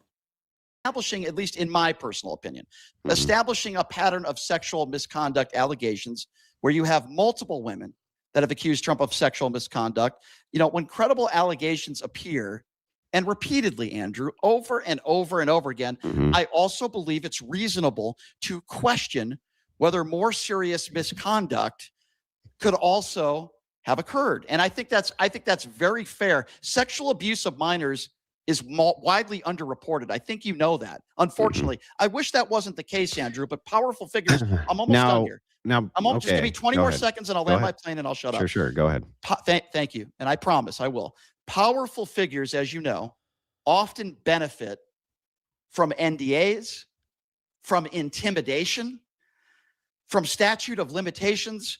Epstein avoided accountability for years, despite, as we know, all these victims. So in my personal opinion, this raises concerns. These are credible allegations. I think it's reasonable to question them. These are patterns of behavior. I'm not. Yeah, sure. It's definitely reasonable to question them. But is it reasonable to say that you believe them? You believe the Jane Does? Because just like there are incentives there for powerful people to get away with these sorts of things, there are also incentives there for people to accuse powerful people of things for the purposes of blackmail. Like even the Bill Gates emails where Epstein is saying, basically he's saying to Bill Gates, well, you remember the time that I surreptitiously that you told me to surreptitiously feed your wife antibiotics? That strikes me as potentially Epstein blackmailing him. Like it probably did happen, but it's also like Epstein putting it in writing and saying, well, you wouldn't want this to get released now, would it? And then this is why it also kind of explains to me why Bill Gates was like, yeah, he's dead. You know, asked about Jeffrey Epstein. What about your relationship with Jeffrey Epstein? Yeah, well, he's dead. So anyway, there are incentives on both sides, all that to say. I'm not asking anyone to abandon due process. I'm asking that we take these allegations involving minors seriously. And by the way, there's 3 million files that are still not been released. These are the files that we know have already. All right. Can I respond? Released. Can I respond here? Yes. Go ahead. So the first question I have is, why do you say that Trump rapes kids then? I said, I believe, in my personal opinion, if you're asking me if I had to go one way or the other, I personally believe. That's a hell of a thing to say about somebody because of your personal opinion with no evidence. Interesting. I thought this was Mr. Evidence. I thought he was looking at all the micro nuances. Mr. Police Officer Brian, you know. If I was in that situation, I would have pulled out the gun like this and walked that way. Because I care about details. Because I'm an independent. No, nobody. You don't have to go one way or the other. But you say emphatically, as a matter of fact, that Trump rapes kids. You can be in the middle on this issue. I believe that Donald Trump, in my personal opinion, based on what I just told you, in my personal opinion, I believe that there is enough of a history and enough allegations, and a man who sexualized his own daughter and bragged about going into teenage girls' locker rooms. Can you tell? I believe. Do you believe that Trump molests kids? I believe the victims. I believe the victims in the Epstein files. You take that for what you want. That's the way I'm going to answer that question. So you believe that Trump rapes kids, like you say? I believe the victims in the Epstein files. Okay, that's not what I asked you. So I'm going to ask very specifically. Your exact quote. Your exact. Just notice, guys, whenever somebody is doing this politician answer, do you believe that Trump rapes kids? Because that's what you've said. You've said that emphatically. Will you actually just stand on this hill? Will you just double down on your position? I believe the victims in the Epstein. Well, that doesn't answer the question. So why don't you just stand on business? Why don't you just say the thing that you've been saying the whole time and be a man about it? Don't be a fucking coward and just say what you believe. The allegations. But they don't do that because obviously they can't back it up. Your exact quote was, what are the allegations? You don't SA Trump or kids like Trump does. What are the allegations in the Epstein files? What are these women? What are the allegations? It depends on which one. They were raped, right? Yeah, they were sexually abused, right? So can we start with this? Right. Do Andrew, you I'm believe spelling it that out for you. Trump essays kids or not? I'm spelling it out for you, and I need you. I need just need a yes or no. Does Trump essay kids or not? I'm gonna answer it the This way guy, I would you're like never to gonna answer it. the Andrew. question. Does Andrew, Trump essay kids? I'm gonna answer it. Yes or no, And Brian? I need you to pay attention. I need you to say yes. Yes. Okay, he does. Yes. So here's why I feel that way. I feel that way. Tell us about your feelings, Brian. We can't wait to hear all about your feelings. Please let me sit back and drink my coffee. So I believe it's an opinion, Andrew, and Yeah, I just gave you. I just gave you my opinion, and I just gave you. I'm not saying anybody should abandon due process, like I said before, and I understand that there are no criminal convictions. I understand that. Absence of proof, as you know, is not proof of absence. And in the case involving minors, which obviously we have here in the Epstein files, and very powerful individuals, as you know, to my knowledge, other than Jeffrey Epstein and Maxwell, no one's else really been held to account. And we know that there are a lot of children that were molested. I can't even imagine. There's no criminal conviction. What's your strongest piece of evidence that Trump ever essayed a child, ever? Well, ever. First of all, as I mentioned, multiple witnesses that risked possible which perjury, one specifically? which is, I'd like to pull up who they are and what their actual allegations are. So which one? I don't have all 3 million of the files in front of me. I can get you that information if you'd like it, or you can Google it again right now. You're very good at Googling. But what I will tell you, and if I'm wrong, so you can't reference a single one. You can call me a liar. You believe that this guy essayed kids, but you can't even name a single case of any of the people who claimed that he did? So just because I can't mention their name doesn't mean that it's not the Epstein files. So I'll give me the repeat what I case. just said Give me just a case. Anything. You can call me a liar. Well, in the case of the 13-year-old that we were talking about, there's one man, I don't have his name. I went through a lot of the highlights, for lack of a better term, that were in the files. By the way, I think 3 million of files have already been released. There's another 3 million that have not. Let's stick to the facts of this. Which one did you find? Which testimony did you find the most compelling? From who? I found witnesses that testified, particularly the one where the 13-year-old girl, and I'm not going to say her name, alleged that Donald Trump raped her. And there was a gentleman that testified as well under oath with the risk of perjury, by the way. I think that's up to 20 years in jail. And here's what's most compelling to me in the 20-plus cases here that we've already seen in these files. And they've only released We can't wait to hear it, Brian. Any moment now would be awesome. Thank you. Half, which I find. Here's what it is. I'm going to tell you, Andrew. Just about to say it, but let me first tell you that I'm going to say it. Here's what it is. Pretty incredible. Is that I look at a lot of different things collectively of why I come to this conclusion. Yes. Give us another filler sentence while you try and buy some time to be able to weasel your way into an answer. Of course. As I've said before, I look at the way Donald Trump has lived his life. I look at all the allegations that have come forward before. We can talk about E. Jean Carroll if you'd like. That would have no bearing on whether or not Trump essays kids, right? So what's most compelling? Because those were all the fillers that you were giving. Tell us about this really compelling evidence that you found. It's funny. It's interesting because you bring up context when it comes to move the goalpost. Preddy. Goalpost move. About being a professional I'm just agitator. looking at the 11. best Hold on a piece second. of evidence you have. Hold on a second. I find this interesting. This is important. Okay. 11 days before Preddy died, you brought up the fact about him. Yeah, it is super interesting and important, especially when you want to move the goalposts and when you want to move the subject on and when you don't want to answer a question. That's when he tends to find things really interesting and important. Kicking a card. He's a professional agitator. You said actually, that on I social separated media. the two okay, issues. Hold on. But you still brought it up. Actually, I don't actually think I did up, say it. I'm not sure I did say that on social media. You did on your social media page. You did. What did I say? While I don't have the tweet right in front of me, you did call him a professional agitator. Did you not? I don't think I did. No, you called him a professional. I'm not saying agitator. I didn't, but I don't think I did actually. I read it. I read it earlier today. I went in your social media feed. You did. 100%. Are you sure? Yes. You sure I said that? Yes, 100%. You called him a professional agitator. It was either in one of your tweets or in a DM, but I know you said it. And I can provide that for you if you'd like, because I'm not making that up out of thin air. So you look at that context. I don't think I tweeted that. Someone's behavior. You might have put it in my DMs. 11 days before. Oh, dude. Yeah, Andrew is such a patient man, honestly. He is such a more patient man than I am. Because he actually DMs with Brian Shapiro for long periods of time. Like, he'll actually engage the guy in DMs.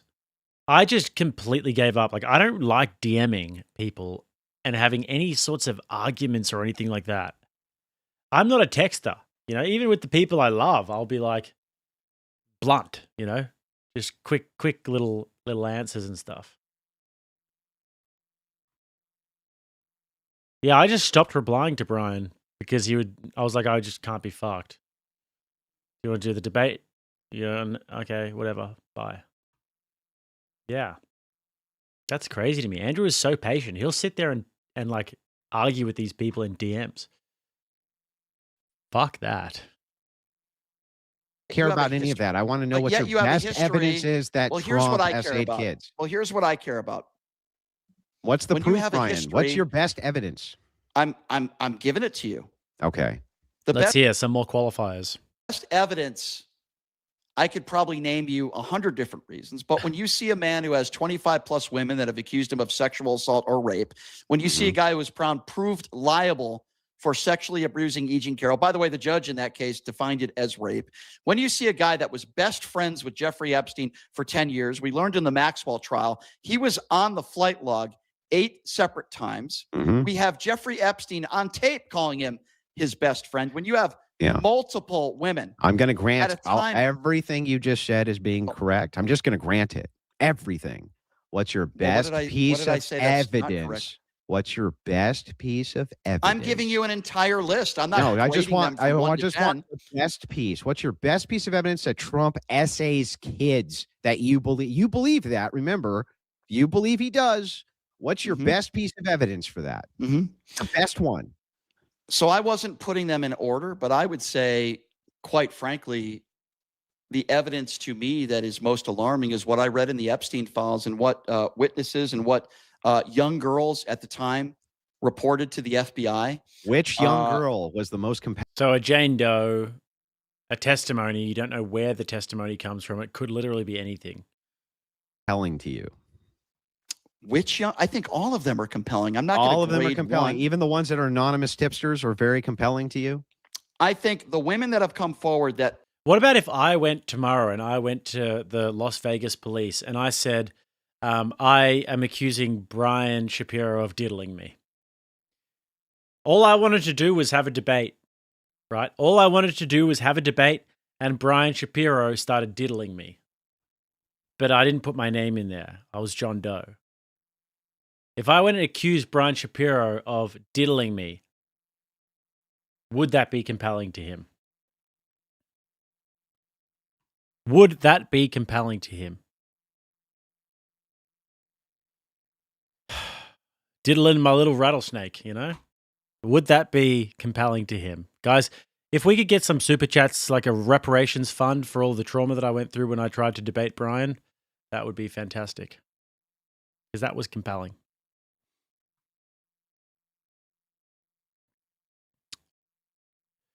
Piano Dean says, Brian just said he believes Trump's accusers because they were under oath, denied ever abusing E. Jean Carroll. Brian gives him zero benefit of the doubt whatsoever. Yeah, very uncharitable.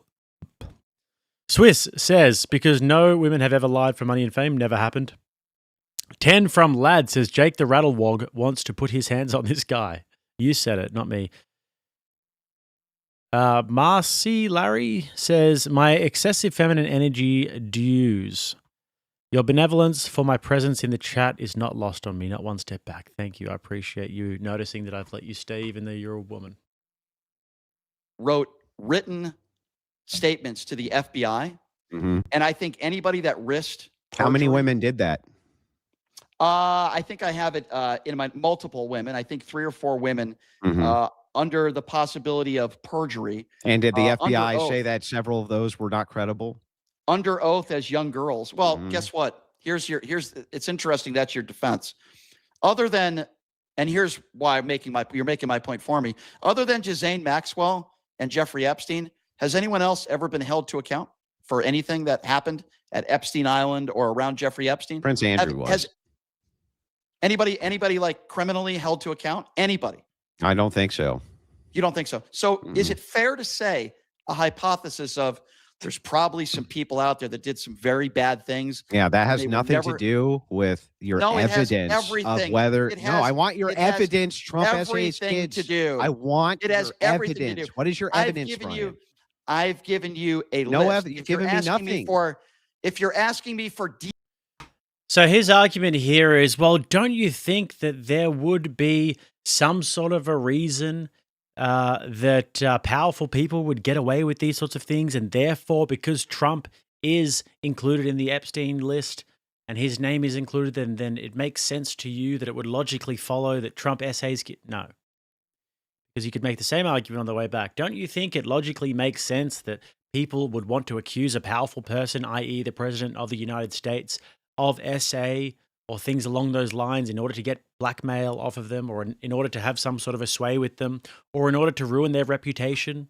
Don't you think that would be possible? No, not according to Brian. That's not possible. But on the other way, it is possible. And it's not possible, it's likely, and he believes it. DNA evidence. There No, is no I'm not asking for DNA evidence. I'm asking for even credible witness testimony. Credible. So you don't think any of these victims are credible? No. In fact, neither did the don't. FBI for the most part. Didn't think You any of don't. them were credible. And Yeah, well- let's take a look. Let's take a look here at the one that you So talked none of the about. victims- You talk none about of the the victims 13-year-old who are credible. withdrew it. Right. Withdrew. Right. But That not only is that, true. let's point this out, Brian. None of that is good and compelling evidence that Trump has ever essayed a kid. None of it. None So, of it is compelling. again- so why do you believe it? Why do you just So, believe it? So first of all, Andrew With no doesn't evidence. believe it. Hold on. Andrew doesn't believe it because it was withdrawn. And let me repeat myself have. once again. Yeah, that's Okay, right. hold I on. have. There's no good evidence That is Trump's not ever when essayed a you kid. withdraw cause. That Mhm. is not proof of innocence. It's not They proof of often- guilt. Let me just finish here, because as I've said before, it often reflects a lot of fear, a lot of pressure, a lack of And it can resources. For also example, reflect that they're lying, right? it could, and Yeah. if you want to make Yes, the it claim, could. if you making that claim that this 13-year-old girl is lying, you have the right to your opinion. No, I have I don't told need to you that make I any believe- claim. I don't need to make any claim except this. Aren't There you is claiming no that, compelling evidence in your opinion? anywhere that your Trump has essayed a kid. What's your most compelling piece? The 13-year-old's not a compelling piece of evidence. What's the most Okay, compelling piece? Well, again, that's your opinion. Now, what you're saying is because there's no DNA evidence, and because No, nothing not was just criminally DNA. proven. We would No. want eyewitnesses. We would want a lot of There are witnesses. corroboration. We would want a lot of corroboration. We'd want times. We'd want dates. We'd want specifics. Mhm. That way that there could be justification for alibis, things like this. And many of these were investigated. by the- Otherwise, literally, Brian's argument is some chick said so. We don't know who that is, but some chick said so.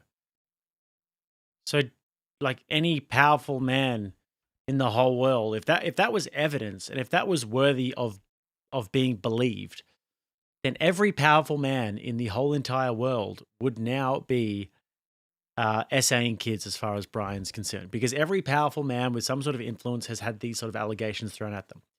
Some deranged, mentally ill chick did this to Tucker Carlson once, and then it came out that she was just deranged. She was just a lunatic. This is what Andrew means by evidence. We need evidence for this sort of thing. way these claims, and they were rejected for being unfounded on their face. Right. Well, guess so what? the I got thing some is- news for you. Thing is like, Brian, what's your most compelling piece of evidence Yep. other than I Mhm. feel like he does that he does? Yep. So What? let me just start by saying Jeffrey Epstein avoided any accountability for decades, right? For decades, avoided any accountability for anything he did. And there are a lot For of what? powerful figures. That's tangential and has nothing to do with what we're discussing. What's No, your it best has- piece of we're talking evidence about- that Donald Trump we're talking essays about- kids? Because you say that all the time. Again, collectively, in my personal opinion, I love this sort of thing, watching people get their feet held to the fire about outrageous claims that they've made, and actually just like disgusting claims that they've made about people, like that he essays kids. Like, what a horrible thing to say about a man. As I've mentioned, probably 20 different reasons why I feel the way I feel. I don't put them 1, 2, 3, 4, 5. Now, I wish that people would be held to account. I fear that that's probably not going to happen here. But when I look at Donald Trump's history, when I look at a lot of substantial claims of sexual abuse, when I look at who he surrounded himself Well, with. no, there's not. Well, first of all, on the substantial claims of sexual abuse, sure. What person who's credible in your opinion, based on what you've read about their testimony, has credibly said that as a child, Trump essayed them? Which credible one can we point to here? All Which of them. one? All There's of them over are 20. credible. Even the ones who the FBI says are not credible. Yep. Even the ones Well, who phoned it in anonymously. So the reason why I say that, is because other than Maxwell and Jeffrey Epstein, nobody else has been held to account, because I believe some of these very powerful people have been protected. Now, listen, if 3 million more files are released, and keep in mind, that's another factor here, only half of the files have been released. And some of these files have been completely redacted. In some of these files, they actually release the name of the victim, which is atrocious. They're not supposed to do that. And then the rest of the page is blacked out. So that's another part of this equation that I think is very important. I look at Donald Trump's behavior after the fact. He calls anybody stupid who talks about the Epstein files. They have done anything and everything they could to block all of these files from being released, and they continue to break the law. So when when one of the Jane Does says that in one of her complaints, because she's very credible, that what these guys did was they got around and put their fingers in their vagina to adjust to see how tight which ones were before they sold them as sex slaves on the open market. You think that's credible? You don't think it's credible? Is that why you're asking me that question? Of course not. Thank you. I'm so glad somebody else has this opinion. And I swear to God, guys, we do not... Lord forgive me. But guys, I swear, we do not use... I don't speak to him about these sorts of things, but when I read that, I thought that is so ridiculous and absurd. Putting your finger in their vagina and seeing based upon tightness or whatever, and then selling them onto the open market. It sounds like such a ridiculous story to me. It sounds like a Jussie Smollett, This Is MAGA Country type story. I mean, what the hell is even that? It sounds so incredible to me. But you think it is, right? It's not credible. No, it's the most ridiculous thing I ever fucking heard. It's ridiculous. Do you know Donald Trump? You think Donald Trump put his fingers in little kids in their insides so that he could determine whether or not they were tight enough to sell into sex slavery, Brian? Well, you believe that? That's credible. Hang on, I just want to make sure that's credible to you. I'm not going to say that person was lying. I'm not going to say she was lying. Absolutely not. And I would also say that it was proven. And another thing as well, like Donald Trump has kids who all absolutely love and adore him. He has from the outside, it seems like he has a very functional home life, family life. His kids all seem to really love him, right? His grandkids all seem to really love him. Does this seem like a man who has a perversion towards children? That Donald Trump was found liable for penetrating with his fingers E. Jean Carroll in a dressing room. But the thing is, guys, I've been seeing all sorts of people saying this sort of shit. People on the Republican side. Donald Trump was a plant all along. What's his name? Valhalla guy and stuff. They're making these videos, like basically just taking these allegations at face value and reporting on them, saying, this is so messed up. These files are so bad. Where's the proof? Where's the evidence? Where's the corroborating evidence of those ridiculous claims? Absolutely just mind-blowingly ridiculous claims. Like if that actually happened, I would be so unbelievably shocked. And there needs to be some serious evidence that comes along with that one. Anyways. Blaine came in and said for 10, Jake, keep Brian away from your rattlesnake. I'm trying. Doing my best. Based Mover says, Shapiro doesn't have the Irish fortitude to wear that flat cap. Yeah, no, definitely not. And Patrick comes in for 5 and says, Lord Jake, I'm not good at debating, but I would feel like if I had evidence, I would make sure to have sources to back up my argument. Or if you had an argument, you would make sure that you have the evidence and sources to back it up. Yes. Agree. Or just like a logical justification. It doesn't need to be an empirical thing. You can just have like a logical justification for your argument. Judge characterized as rape. A jury of his peers found that he was liable for sexually abusing E. Jean Carroll. There's 25 other women that have come forward that have either accused him of rape or sexual assault, including his ex-wife, by the way, in court documents. And then he paid her off for that to go away. She accused him of rape as well, by the way. I don't know if you were even aware of that. So there's a lot of things that we could put in place where I say that's very plausible, and I believe the victims. And as far as the Epstein files go and all the powerful people and how they've hid the Epstein files and how Donald Trump and his administration continue to break the law, my understanding, 3 million more files that have not yet to be released. Yeah, I think these are credible allegations. I disagree with you.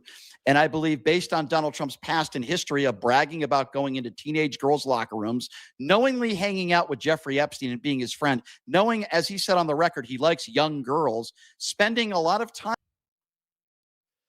So Rach says, celebrating 8 months of membership. Rach, unbelievable. She's actually on the Trump, which is topical. She's on the Trump icon now after 8 months. Says, OMG, just figured out where they got this BS from. There was a scene in the old TV show Spartacus where they did this to female slaves. Can someone try and find the link to that, guys? Let's watch it. If we can find the link to like a YouTube video showing that, then let's watch it. 18 seconds left in the goal, guys, and we got 40 out of 50. Unbelievable. We're on 674. Of the goal. Let's continue the grift, guys. Come on now. I'm with Jeffrey Epstein. I do believe these victims. Yes, I do. I believe these victims. And if you don't believe them because there's not DNA smoking gun evidence, I look at somebody's history. I look at their background. I track it back, Andrew. And that's how I feel. Brian, Brian, I just want to make sure that I got this right. You believe this person when they say that Trump was in a room with a bunch of powerful elites and had girls around where they would check their depths before selling them into sex slavery. That's credible to you. I just want yes or no. That's credible to you. Did that help me understand? Yes or no. Is that credible? Yes or no. Is that credible to you? I want the context of that statement. Was that statement made to the FBI with the threat of perjury? If it was called in as a tip, I believe. It was called in as a tip. Was that one of those? Was that one of the allegations that was put on record with the FBI with threat of perjury if they were lying? There was very few of those. Okay, but those specific statements. No, you said 20. You said 20. Mm-hmm. You said you believe 20 plus. These were the main ones which were highlighted in the Epstein files. Do you think that that's credible? So I'm not going to say it's not true. I don't know. Here's what I do know. There are a lot of very substantial, very disgusting claims in those files that were already released. Imagine how bad it is for the 3 million files that have yet to be released. This is what we know. Now, I don't know whether that happened or not, but what I'm telling you is, yes, I do believe that Donald Trump did some horrible things in my personal opinion. How many of these complaints have you read? I haven't read every single one of them, but I've read some of the more important ones in my. Which ones? How many have you read? Well, which ones are the most important? I spent last night going through a significant amount of them. So give me something else you think is not credible. Oh man, some of these are fucking wild. I don't think this is funny, Andrew. Yeah, I don't think I can pull up my list. Well, I'm sure you don't, but I think it's. Okay, and now it's going to be the guilt tripping. Andrew is laughing about these allegations. Well, I mean, yeah, some of them are absolutely fucking ridiculous. So yeah, you're going to laugh at them. There's no evidence. Produce the evidence or shut up, Brian. Shut up. I'm sure the emotional appeal is going to work so well. So Mike Vannatta just donated $25.64 to get it exactly to 700. I don't know if Mike Vannatta did that on purpose, but if so, then well played, Mike Vannatta. Very much well played. I think that that's ridiculous, Brian. I think the that Epstein files are allegation funny? is fucking ridiculous. It's ridiculous. You know what I And think is ridiculous? let me point this out. Let me point this out. Back to the debate. Before You know what I think is ridiculous? Laughing at sexual assault claims. That's what he'll say. start doing the moral grandstanding. Not I doing need any you. I need grandstanding. you to tell me how many of these complaints you read through. How many? So I just want to stop real quick, and then I'll answer. Please tell me He doesn't read so good, Andrew. He doesn't read so good. how many. Please just tell me how many. Then I just do want your to virtue stop real signal. quick. And Come then I on, will dude. Just your answer the question. How many? Okay, Andrew, got to give me time to respond. Oh Okay, my be God, dude. You're respectful. never gonna. Just how many, Okay, Brian? Can you don't- put a okay, number on it? Stop for a second. Can you put a number on it, Brian? How Okay, many? First of all, How many, okay, Brian? First of all, Oh my God. I'm going to this answer your guy. question, but you got to stop talking. You're a Don't filibuster spurg out. machine. Just tell me Okay, how many. don't How many, Brian? You're Brian, a how many? Trump defending machine. Brian, I Okay, just so want to stop know for a how many. moment. Brian, I just want to know how So, many. How many I have you don't read? have an exact number of these statements that I read. I read Okay, highlights roughly. of some of these Roughly statements how that were read. many? I don't know, Roughly. maybe a dozen. Maybe a dozen. You read through a But dozen here's of what I these want to say, complaints? Andrew. I just answered your question. Let me. You're let me such respond. a lying sack of shit. Andrew- You didn't read a dozen complaints. Give me I'm a any lying details. Yeah, give What me did you just details say? from 4 of them. Give me details from 4 of these complaints. Let me tell you what I think a sack of shit is, because that's what you just called me. Lying I think a sack of shit. Excuse me. I think a sack of Get shit it is right. somebody that thinks this is funny. Okay, We're gosh, talking didn't about call that a lot 5 of minutes ago. underage Didn't call that 5 minutes ago. kids, whether it God, was what a Donald Trump dork. who did it or not. A lot of young children and some horrible. I don't things happened think to them. I don't think it's Let me funny what happened with finish. Epstein. I think Let it's me funny that you finish. believe Let me things that are finish. absurd. Let Brian. me That's what I think. finish. Stop interrupting me and stop spurging out. Let You're the me one finish. spurging out. You're screaming at the top You of your can lungs. laugh Calm and down. think that sexual molestation of kids is funny. I don't think there's anything funny about this. Do I think everything in the Epstein files is true? Probably not. But what I do believe is a lot of children were molested. Some horrible things happened. There's a lot of people that should be held to account. And here's something else I do know. Like Clinton. People like you laugh at this stuff. And you I'm not continue to laughing at the defend- stuff. I'm laughing sure at you're not. your Let me belief be in clear. stuff that's insane. Okay. In your opinion, you know what I make think the is affirmative insane? claim that You know Trump what I essays think is kids, and insane? you have All no right. evidence for Let's that. talk You just about have no evidence. Let's talk about what we think is insane. You know what I think is insane? A man who became the president of the United States, who's all over the Epstein files. Already hundreds of times his name has been mentioned. You know what else I think is insane? He called it a Democrat hoax. What's your best evidence called it that a Trump essays Democrat- kid dudes? What I is it? gave you. You gave named me you nothing. There's no. You dozens have. You give me of no things. credible evidence whatsoever that Trump has ever essayed a child ever. You give Really? me nothing. Nothing. So you don't think it's evidence of any substance at all when you have a guy who was, number one, best friends with him for over 10 years, number two, who was on the flight log 8 times, number three, you have women who have claimed that he raped them when they were children, number three, number four, you have a guy that Which has ones already of been those do found- you think are credible? I think every single You person think every who has single made one the of them's claim credible? under oath, anybody under oath with the threat of perjury, Mhm, anybody under oath mhm. that has claimed that Donald Trump sexually assaulted them, I find all of them credible. I can't be more clear to you than that. Now, there's a difference between somebody who just calls in something and somebody who's actually under oath. But you said you for believe that perjury. 20. You said you believe that 20 plus All right. Well, let me are ask you a all question, Andrew. credible. How many people made statements to the FBI? Not just somebody who just called in, but somebody who had the threat of perjury. Do you know, since you seem to have read them all, give me a number. How many people have actually made claims with the threat of perjury? Witnesses and alleged victims. How many? I believe it's less than 4. You believe it's less than 4? No, Mhm, it's but not. I can pull No, up. it's I not. think it is. Who actually No. committed to something? Yes, I think that's the case. I believe you're wrong. It's more. It's more. How than many 4. more? How many? I believe it's more than 4. I think. Well, how you're many wrong. is that? So I don't know, but I believe don't it's more know? than 4. And I would Hmm. also say that if But- All right, guys, we are on 710. Let's get up to 800 in the next 10 minutes or so. And if we don't, we're going to call it a day because I got other stuff to do. But if you want to, keep this going, let's get this up to 800. Towards You- Trump. You think it's more than based 4 on- towards Trump? That's what we're based talking on- about. Hang based on. on Donald You Trump's, think it's more than 4 towards Ba- Trump? That swore Let me ask you a question, affidavits Andrew. that Trump So- did bad things to him? let me ask you a question. Hang on. Andrew. I just want to make sure we're clear. I think it's more than 4. Dude, Yes. that swore out affidavits to the police that Trump essayed them when they were kids. Made statements either to the FBI or law enforcement and or witnesses. I think it's more than 4. Then prove it. Sure. Do it. I will gladly send you that information. No, just I do will it now. go through it. I unlike you, I don't Google and if you You would don't like verify to, your own facts.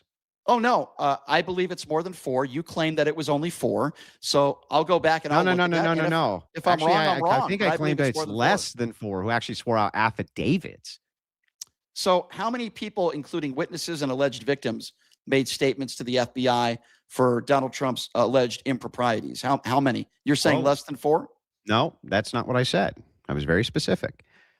We were talking about how many went and swore out complaints, some kind of complaint, right? Okay, that's in not what an I said. affidavit. Yes, it was, Brian.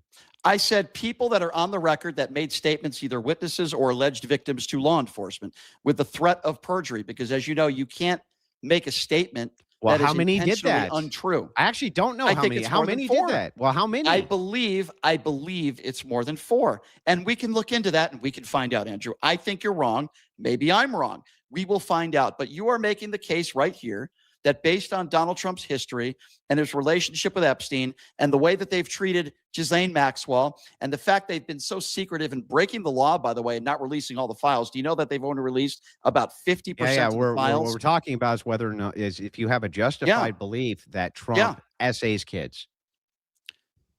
I've already answered that question. I've already told you how I feel. I believe Donald Trump is a sexual abuser. Yeah, and your evidence is basically no. You have no evidence for this claim, and you just make it all the time. I think most people that have no, you don't know. Most people don't think Trump essays kids, dude. That's ridiculous. Okay, well, you know what? You don't speak. Luckily, you don't ridiculous. Speak for most people. I think what you're saying is they voted him into office. What do you mean? They don't think he essays kids. Who voted him into office? Who voted him into office? Millions upon millions of people, and he got the popular vote, bro. What do you mean? Did more than 50% of the people that voted vote for Donald Trump? What does that have to do with anything? Oh, he's just so painful. RT says, I feel like BS doesn't know BS. That's good. How he doesn't know that he doesn't need permission to stop talking. He only knows to stop moral ranting. For a man who doesn't want to talk about morals, he sure talks about morals a lot, and ethics, for that matter. Isaac said for 15, Don Lemon and Brian should go on a date. Good match for each other. I reckon Brian would probably bite the pillow, to be honest. Mr. Funzerker says, keep the stream going. Geez, guys, we're only 170 away from the goal now. 170 away because Blaine Pasashik sent 100 in and said, my lord, Blaine Pasashik. What a man. What a guy, guys. What a guy. Absolute trooper, just puts the whole weight of the world on his shoulders sometimes, Blaine. We really appreciate him. 170 away from that goal, guys. 170. Well, you just said they voted for, and I just want to define. You're making it seem like most of the country support I don't him even think and most voted for him. Democrats voted against Trump because they thought he essays kids. I don't even think that's the case, Brian. Okay, well, I guess you speak for all Americans then, Andrew. I didn't know that. Can you show me any compelling evidence that people that there's some overwhelming consensus that people think Trump essays children, bro? Did you think there was a lot of physical evidence that Bill Cosby raped women? Actually, yes. There ended up being quite a bit of was. physical evidence, yeah. What was it? Yeah, like, for instance, the Quaalude thing, right? Mm-hmm. There was a whole bunch of people who came forward and said that he bought Quaaludes from them and There's various a whole things bunch like of, this. Okay, got you. I agree. There's a whole bunch of people that have come forward that have claimed Donald Trump has raped them. Okay, wait. Hang on. I'm sorry. Mm-hmm. There's when we were talking about Cosby stuff, right? Mm-hmm. Do you agree with me that you need to have credible eyewitness testimony where they can give the time, the place, the events, what they were doing, and then show evidence for that? Not all the time. But in the Cosby case, they did, right? So I know that's hang on. In the Cosby case, they did do that, right? So I know a woman. Hang on. In the Cosby case, they did do that, right? To an extent, but not every woman did that. Yeah, not everyone. But the thing is like when we're talking about credibility here, I You want want to talk about time. credibility. We need time, Okay. event, Yep. place, corroborating witnesses and evidences. What is the most compelling one of these witnesses that has provided that? But just going back quickly to what you just said about Bill Cosby, it's estimated that he did this to hundreds of women. Why is everyone giving ones in the chat, guys? Am I missing something? He was only convicted for one woman. I know a woman by the name of Lisa Latte Loveland. Has nothing to do with anything. Has nothing to do with anything. It has to do with the fact of you're not always going to have, especially when a rape occurred. Why can't I just say that about you? Why? What would make me wrong if I said, hang on a second, if I went out publicly and started saying Brian essays kids? So glad. What would your defense be? Sure. Hang on. What would your defense be? So starting with, I wasn't best friends with one of the biggest sex traffickers on the planet. My name is hold on. No evidence whatsoever. That's what he's saying. Answering your question. My name isn't all over the Epstein files. Nobody's ever alleged that I have sexually. No, that's not what we said. We're just saying if we came out tomorrow and said Brian essayed a kid named Timmy. Okay? Brian essayed a kid named Timmy. That's just what it is. You would look at the quality of the evidence. I'm not done yet. Send a super chat for Timmy, guys, for Timmy Fund as well. Yet. I've never bragged about going into teenage girls' locker rooms without their permission. By the way, with corroborating witnesses who have said, yes, Donald Trump went in there and saw me half naked when I was 15 years old. So again, I've never been accused. Hold on. I've never sexualized my teenage daughter. You asked me a question and I'm fucking answering it. Okay. I would be the quality of the evidence, any of these things. Yeah, I haven't said or done any of these things that a man who you can continue. But that doesn't mean. But that doesn't mean technically you didn't do it, right, Brian? Even if none of that's true about you, it doesn't.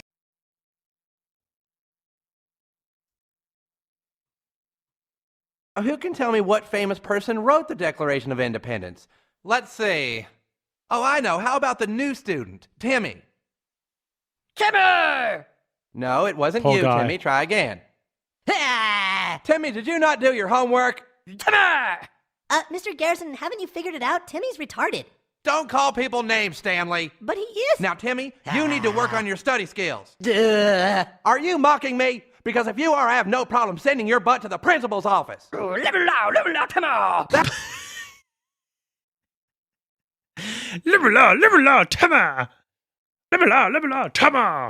All right.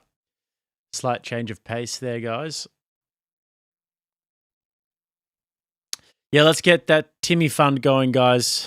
Sad what happened to him with Brian. Timmy.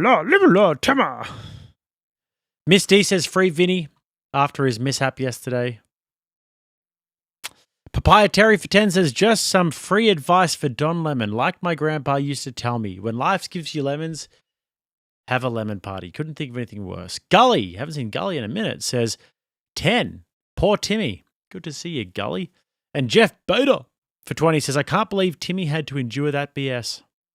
Literally, guys. I can't believe it either. Sending your butt to the principal's office. That. All right, I'm going to tell Vinny, make a sound bite out of Timmy. Don't you worry, guys. I'm on it. I'm going to get him to make something for the soundboard. Technically mean you didn't do it, right? So an absence of evidence. Hang on, Brian. An absence of evidence isn't an evidence of absence, right, Brian? Sure. So what would we bank on to demonstrate that you didn't do this? As I have said, and at least what I believe, and what I've said all along, is that I'm not arguing that it's been legally proven. I didn't say that, Brian. I am asking for your evidence for why you would even believe it and state it as though it's a fact to people, including your own DMs. I have answered that question, and I told you, and I argued. So here, let me draw a parallel real quick. Let me draw a parallel. Hang on, real quick. Let me draw a parallel. So let's say I'm in a DM conversation with, like, I don't know, some woman that you know or something, and I'm like, you know, that guy essays kids, right? And she's like, well, what do you mean? No, he says that, he doesn't, and he's not on the Epstein files, and he doesn't do this, and he didn't do any of this other stuff that Trump did. And I said to her, yeah, but you got to understand, the absence of evidence isn't evidence of absence. So I still believe that he just went ahead and essayed kids anyway. What would your defense to her be then? Well, as I've mentioned over and over again, watch the obfuscation coming in hot. Circular in this conversation is who he was friends with. And by the way, I'm not arguing the criminality. Hang on. We already established that none of this is true of you. But I just say the same thing. The absence of evidence is not evidence of absence. How would you then defend yourself? As I've said a million times, volume, consistency, and the seriousness of the allegations are why I feel the way I feel in his history. Yeah, but can you answer my question? How would you then defend yourself in this hypothetical? How would you then defend yourself if I just said the absence of evidence is not evidence of absence? After you make the case, but I'm not on the Epstein files and this and that. How would you then defend it yourself? I would say what's your circumstantial evidence? Oh, I've already given you mine of why I feel Donald Trump has done some pretty awful things. He's obviously all over the files. We've said that. And this is a guy who is already found liable for sexual abuse. This is a guy who sexualized his teenage daughter. This is a guy who bragged about going into teenage girls' And do you agree with me? None of that's evidence he's ever essayed a child ever. I think it's circumstantial evidence, and none of it's circumstantial evidence he ever essayed a child. When you have victims, is any of that evidence he essayed a child ever? I think some people could use that as evidence. Absolutely. I know I'm not in the Epstein files, Andrew. Some people could use it as evidence. So, and Brian Shapiro's subjective definition of evidence, sure. Talk Doctor coming in hot again, saying justice for Tamar. Say his name. Tiffany says these people who support the Me Too movement can't possibly have sons. I fear for my boys every day. A lot of mums too. Lost Hate for 5 comes in and says, I'm low rent, but I can do 5 for Tamar. Thank you. M. Vanetta sends 916, trying to be smart again. Takes the tally to 915. Now, my question specifically is any of the things you just mentioned evidence Trump ever essayed a child? Yeah, I think some of it is, and I think the problem with this conversation. What would be evidence Trump essayed a child? Here's the problem with this conversation. Unfortunately, there's a lot of minors and women in society, and they never get justice. Unfortunately, there's a lot of rapists out there. I wish that wasn't the case. And you're making the case of, well, what's your smoking gun? Do you have DNA evidence? Because you don't. Now, with Brian's argument for evidence, what is evidence? I would say Brian is actually a creep. And the reason why I know that is because the hat, first of all, is a big part of it. On a guy like hats, like I can get away with wearing that hat. It looks cool on me and others. But him with his salmon shirt and the hat and the ginger and some of the things that have been released about him and how he treats people online, you guys can look that up yourself, how he treats his ex-girlfriend and what have you. That's another thing. And just the overall vibe, the creep vibe I get from him, the Captain Say-Ho, white knight, deceptiveness, lying, this all points to massive perv creep. And that's evidence for me. The smoking gun, it couldn't have happened. And I disagree with you. I think it very well could have happened based on all the things that I have spoken about in this conversation. There is no DNA evidence. None of the things and he hasn't been proven that you brought up that are tangential to this demonstrate in any capacity or lend any credibility to the accusation that Trump essays kids. None of it. Well, because I not only he has that, a history of when sexual I ask abuse. you, if I use the same argument, like tangentially to somebody that you knew, right, within a hypothetical, how would you defend yourself? You would say by attacking the evidence itself, and in this case, the lack thereof, to say that I have an unjustified belief. But you don't hold the standard. Yes, such a good point. Earlier in the debate, Brian was going off at Andrew saying, well, what's your evidence that Alex Preddy was a paid agitator or a professional agitator, a professional protester. What's the evidence? Evidence. But now when it comes to evidence for his claims, that doesn't matter. That doesn't matter whatsoever. Who raided, guys? Did someone raid? Is that what I'm seeing? Trump. So first of all, I would say, as I've talked to you about earlier in this conversation, yes, I do believe the victims that have come forward. And part of the reason why I believe that, not just E. Jean Carroll, also his ex-wife, who said Not under children. oath. Not children. Okay. Timcast rated. Welcome to the channel, Timcast. Much appreciated from Tim Pool over there. Great show. Been on there a few times. Love the audience over there at Timcast. Welcome, everybody, as we enjoy the war that is raging. We've got Brian Shapiro here versus Andrew Wilson. If you guys haven't seen this debate, it was absolutely tragic. Brian Shapiro contradicting himself constantly, trying to move on the conversation. It is very tragic, guys. Very tragic. He's asking Andrew Wilson for evidence that Alex Preddy was some sort of a paid agitator. And then when Brian Shapiro is making the claim that Donald Trump essays children and Andrew is now asking him for the evidence, all of a sudden evidence doesn't matter as much. So this is where we're at, guys.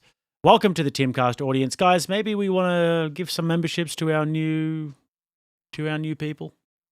But when you have a history of make sure to sexual subscribe. Abuse, in this case, his ex-wife. Doesn't mean that you essayed kids. And, there's no show there's some no hospitality, evidence of guys. Let's that. get some but it memberships certainly going. doesn't help your defense of it, and you're all over the Epstein files. Your best friend was Even Jeffrey if I Epstein. granted that Trump essayed every woman who's ever accused him of that, that's not evidence. Isn't that hilarious, guys? Blaine goes, we were literally just pissing ourselves laughing to this clip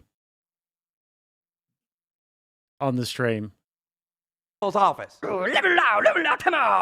We were just playing Timmer and then Timcast raids. What are the odds? Evidence he ever essayed a kid ever. So what is your evidence that you need? You need DNA or video? Is that the only way you would believe it, Andrew? Help me I would understand. believe it with corroborating evidence, right? Based around the circumstances. There are witnesses. Hang on. Stop, Brian. I'm telling you. That's verifiable, has dates, has times, has things which can be corroborated in the real world. Something that can be corroborated in the real world. Anonymous tips ain't going to do it. That's for sure. Well, on top of that, right? There's a few other things, right? You know that we have evidentiary standards that we utilize. Don't you want to use the best evidentiary standards before you call somebody the worst thing on planet Earth? Sure, you could say, I believe Trump, essayed women. You could even say that. Okay, fine. At least there's something there you have. But you don't do that. You take it a step further and say, Trump essays kids. The most horrific thing you could call somebody. With no good evidence for this at all. In fact, none, really. No evidence. So again, why do that? Again. So guys, Blaine Pasashik has come in and gifted a huge 50, where is it? Memberships here. Where is Blaine's memberships? 50 memberships from Blaine, showing some incredible hospitality to our new guests from the Timcast show. And Miss D gives another 10 as well. 60 memberships for some of our new guests, guys. Just how we do things around here, you know? It's like a southern hospitality around here. Again, I repeat, his name is hundreds of times in the Epstein files. What's important to note is that there has been tons of people's names are in the Epstein files. Almost nobody other than Maxwell and Epstein that have faced legal consequences for all of these women that have come forward.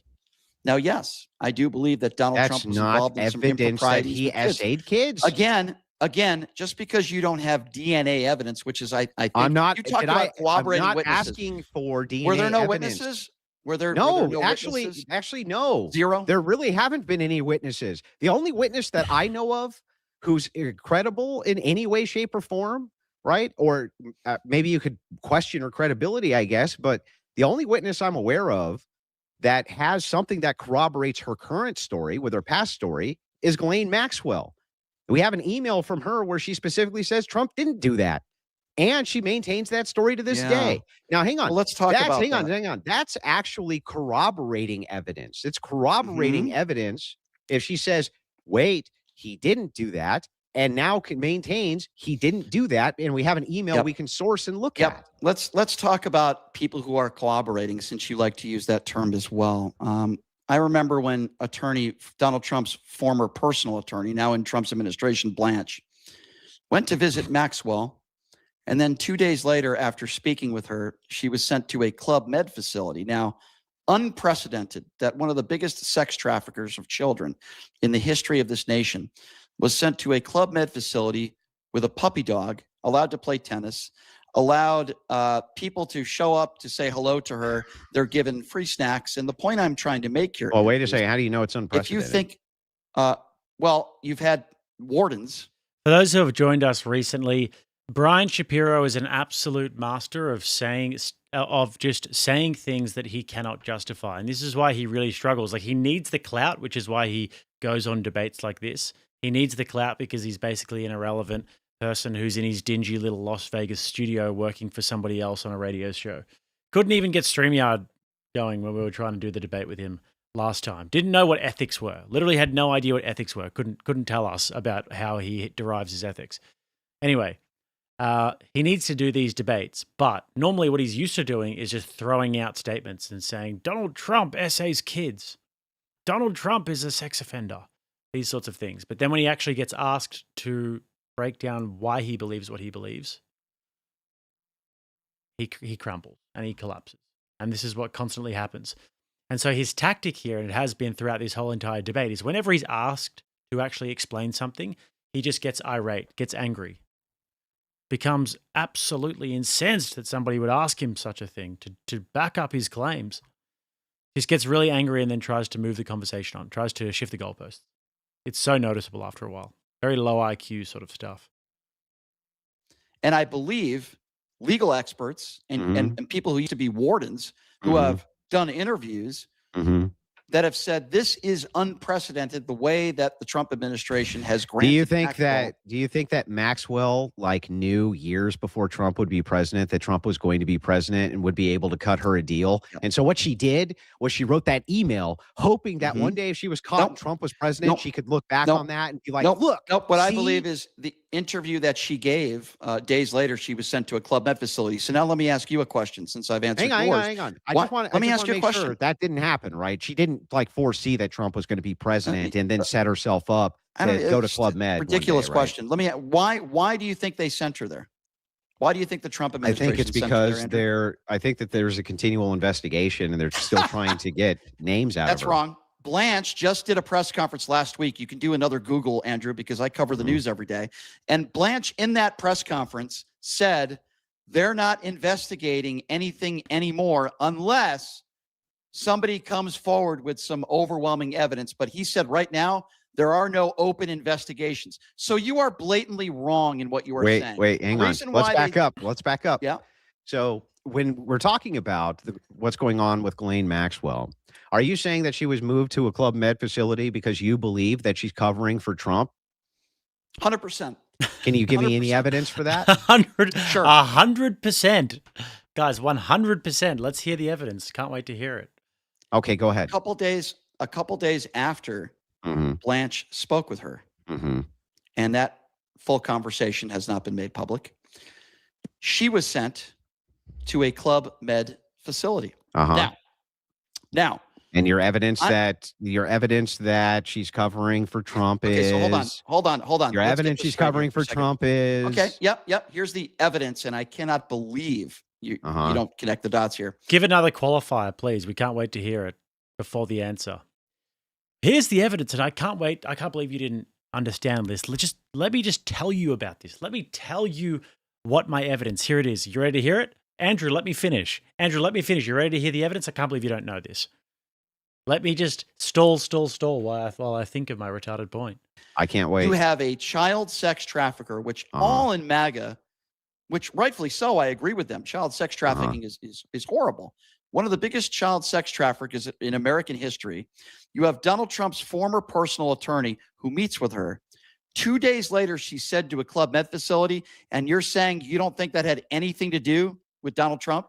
Do Are you you have fucking serious? evidence? I'm asking you. Do you have You don't think that has anything to do with it? evidence that Ghislaine Maxwell, right, is covering for unbelievable. Donald Trump? This is the Jewiest laugh I've ever heard. unbelievable. Do So you you're have telling me- evidence that Yes, Ghislaine I do. Maxwell, what is it?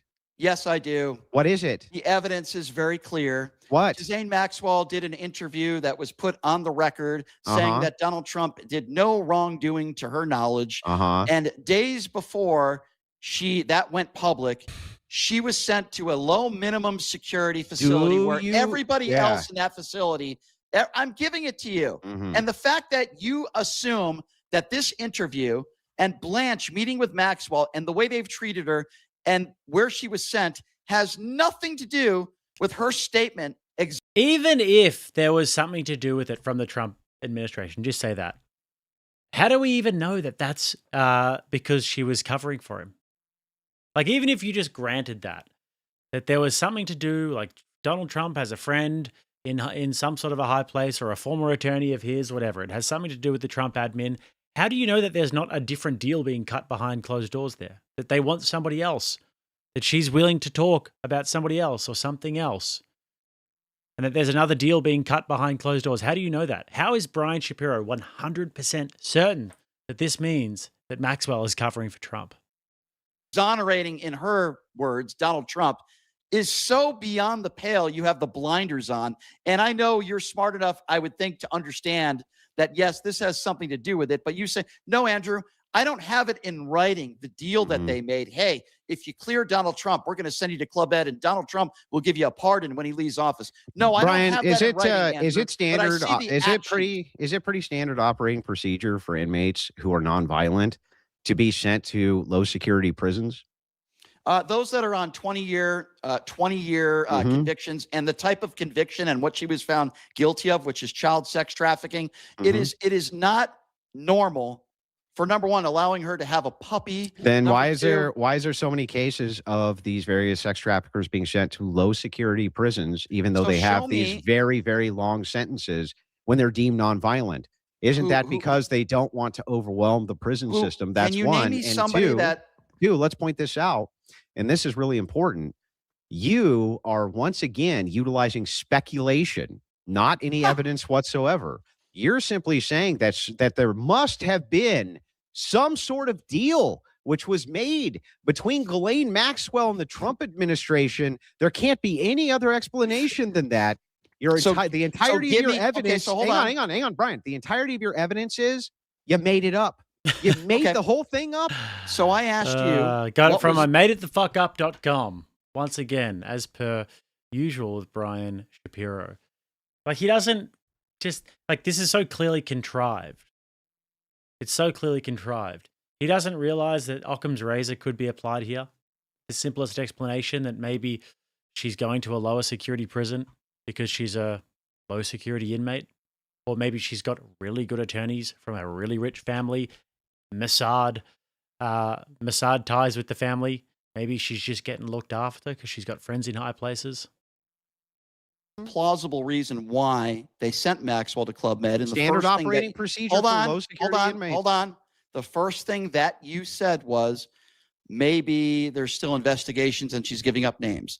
I just told you that was false based on what Blanche just said in a press conference the other day. In that press conference, he said, no, we're basically done. There's no more investigations, and that's it. That's basically what he said. Would have nothing to do with my point, which is your attempted refutation. And good point by Lost Hate says, and she's a high-profile inmate. Seems like the most simple explanation for me. All right. Riot 907 said, it's Riot. If the 19th Amendment was repealed, BS, Brian Shapiro, would lose his voting rights. Timcast, hello. Timmercast, hello. Rob Timmer. Fade for 20 says, get paid for your good work. I'm just sorry that YouTube is going to take a cut of this. It is a shame. It is a shame indeed, guys. We're 55 away from the goal. 55 away from the goal. Let's go. Good to have the Timcast crew with us today. I'm in Australia at the moment, but hopefully I'll be going back on Timcast before the end of this year. We'll see. I don't know how keen I am to travel this year. We'll see. If some big shows come up, I will, but it's a long way away. You just said that they're giving up names, that you think it's plausible she's given up information and names. I think that the Epstein. There is no ongoing I think investigation. that Epstein and Ghislaine Maxwell were part of mass blackmail operations, of course. I'm not stupid. You're not stupid. You know that that's likely the case. The thing is, though, here that's really interesting is you're not actually showing us any evidence that she's covering for Trump. Remember, we're specifically trying to figure out why Brian Shapiro has decided that Trump essays kids. And so I give you all the rope in the world to hang yourself with. You do it every time. Haven't hung any rope at all. The question just becomes this, right? I think you defend pedophilia. What's Brian's evidence? Oh, yeah, when? Let's hear about that. He just accused Andrew of defending pedos. If I ever defended pedophilia, ever. You defend Donald Trump ad nauseum. Do you believe and you Donald have Trump? Not established Donald Trump is a pedophile. That's the problem. I haven't. You know, this is the funniest part, the bait and switch. I haven't established that the things I'm saying are true, but because you say you haven't established the things you said are true, that means that you must be the thing in question. What you kind don't of think fucking it's possible? Hang on. What kind of ridiculous logic is that you just said No. I defend pedophilia? Can you talk about? That's what we want. 2 hours and 17 minutes, and now the gloves are off. Let's go, boys. Let's go. He's been a patient man up until this time. 2 hours and 17 minutes in, and finally the gloves coming off. Appreciate a single time I've defended pedophilia? Sure. Do it. You don't even think there's any. Well, first of all, I'll give you multiple reasons. You've laughed during this conversation when we talk about sex abuse. I'm laughing at the absurdity of your position. I find that to be very Hold on. Let me just finish. I find that very problematic. When have I defended pedophilia? Beyond a reasonable doubt, you can't even say right now with a straight when have face, I defended Let me finish the pedophilia? sentence. Let me finish the sentence. Because you're not going to answer. What did we say before, guys? This is literally what Brian Shapiro does the whole time. And he keeps getting himself caught in this. He will say outrageous statements like Andrew defends PDF philia. And then when he's asked to back up the statement, he just obfuscates again and just tries to shift the goalposts and move the topic on. This guy has no ability to actually back up the things that he says. But I guess it's clickbaity. I don't know. I can't understand the logic myself. Why don't you let me finish? Go ahead. You can't even say with a straight face that there's a possibility that Donald Trump might have done some very bad things to kids. That is reprehensible. There's a possibility you have. Logically, it's possible. So like, you what think do you want me to say? There's no evidence for it. Get this right. Hold on. Let me just get this straight. I just want to understand. The guy that's named in the Epstein files hundreds of times that has been found liable for sexual abuse, and you're putting me on the same scale as him of the possibility that might have done some bad things to children? Are you fucking kidding me? Just a real quick public service announcement, guys. Mods, get the links going in the chat there. We have launched an official new Andrew Wilson Clips channel for all the new Timcast viewers here. This one is the official Clips channel for Andrew Wilson. We've launched it. It's up and running just as of the last week or so. So jump over there and subscribe ASAP. You can see it's got 1.4, I think now. 1.42K subscribers. It hasn't really been promoted yet. But you guys will be the first, amongst the first, to actually subscribe to the channel. So jump in, subscribe to that new channel, and just get all of the clips from the historical Crucible clips to the current ones. It'll be great. You think that because somebody's named a ton of times in files, even though the files themselves don't show him ever having done anything wrong, that's good evidence to corroborate your idea here, that if you just point to his name being in there, that somehow that means he was involved in essaying kids, even though you have no evidence of that. Also, let me point this out, and this is, hang on, bro. This is really important. You just said, I defend pedophilia. Can you give me an example of me ever doing that? Ever? Yes.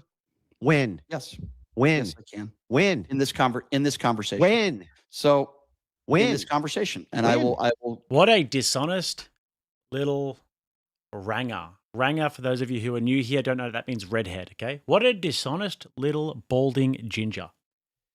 Dishonest, balding little ginger. Because Andrew is trying to say that you can't actually call Donald Trump a PDF because there's no evidence for this, Brian is now saying that Andrew defends PDF-philia. Dishonest, balding, scumbag ginger. I thought If there's any gingers in the chat as well, you'll be timed out. I just gave you a couple of examples. The example was that I laughed. I laughed, and so I'm defending that's PDF just a files. small part of it. No, that's just a small part of it. So I've given you. What else? I've given you a history of Donald Trump's behavior, some in the courtroom, some not. The things he said, his behaviors, the things he's openly admitted to doing, like looking at teenage girls naked in a locker room, right? And you mean to tell me that you look me in the eye right now and you say, there's no chance that he molested children, even though he's in the Epstein files hundreds of times, even though his best friend was Jeffrey Epstein. I think the chances of it are extraordinarily low. Now, can you answer my question as to when I've ever defended pedophilia? Ever? You just did just now. That's not how. How would that be defending pedophilia? Me saying I don't believe this guy is a PDF. How's that defending pedophilia?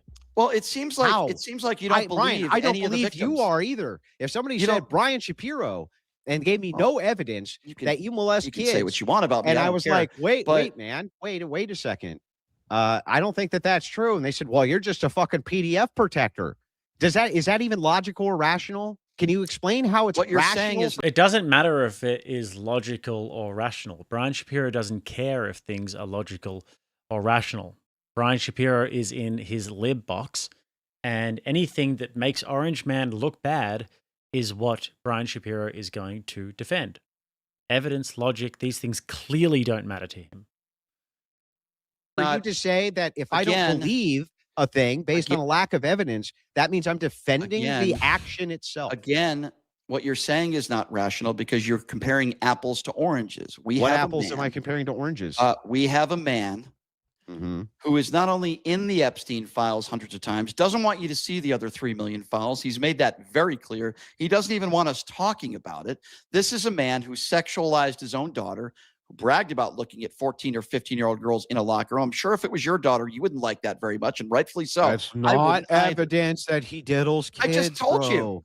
The man bragged about none of it is evidence that he diddles kids. None of it. Are you looking for DNA evidence? We don't have DNA evidence, Andrew. That doesn't mean he didn't do it. I'm talking about strong corroborating evidence with eyewitnesses that have dates, times, things which are rational, reasonable. Not we were in a fucking room where they were acting like we were chattel. Let me ask you a question. Hang on. Let's go with that. And you also just said, right, that I defend pedophilia. Now, why would you say something that horrible to a person when you know for sure that I've never done anything like that? My lack of belief. Let's walk through the logic, Brian. Andrew is such a patient man compared to me. I don't think I would have continued with the conversation when somebody is going there with me, with debates. Especially if it was in person, it would be a different story if someone said some bullshit like that to me. Much more patient man than I am. Accusing him of defending PDFs. I mean, the guy's a family man. He has kids, daughters. Just don't get me started, guys. Andrew doesn't believe this. Better man than me. Do you agree with me? Hang on, Brian. Do you agree that I really don't believe that Trump is a PDF? That I actually don't believe that? Do you believe that? That I don't believe it? No. So here's why I say no. Okay, I'm going to give you the reason. Let me answer.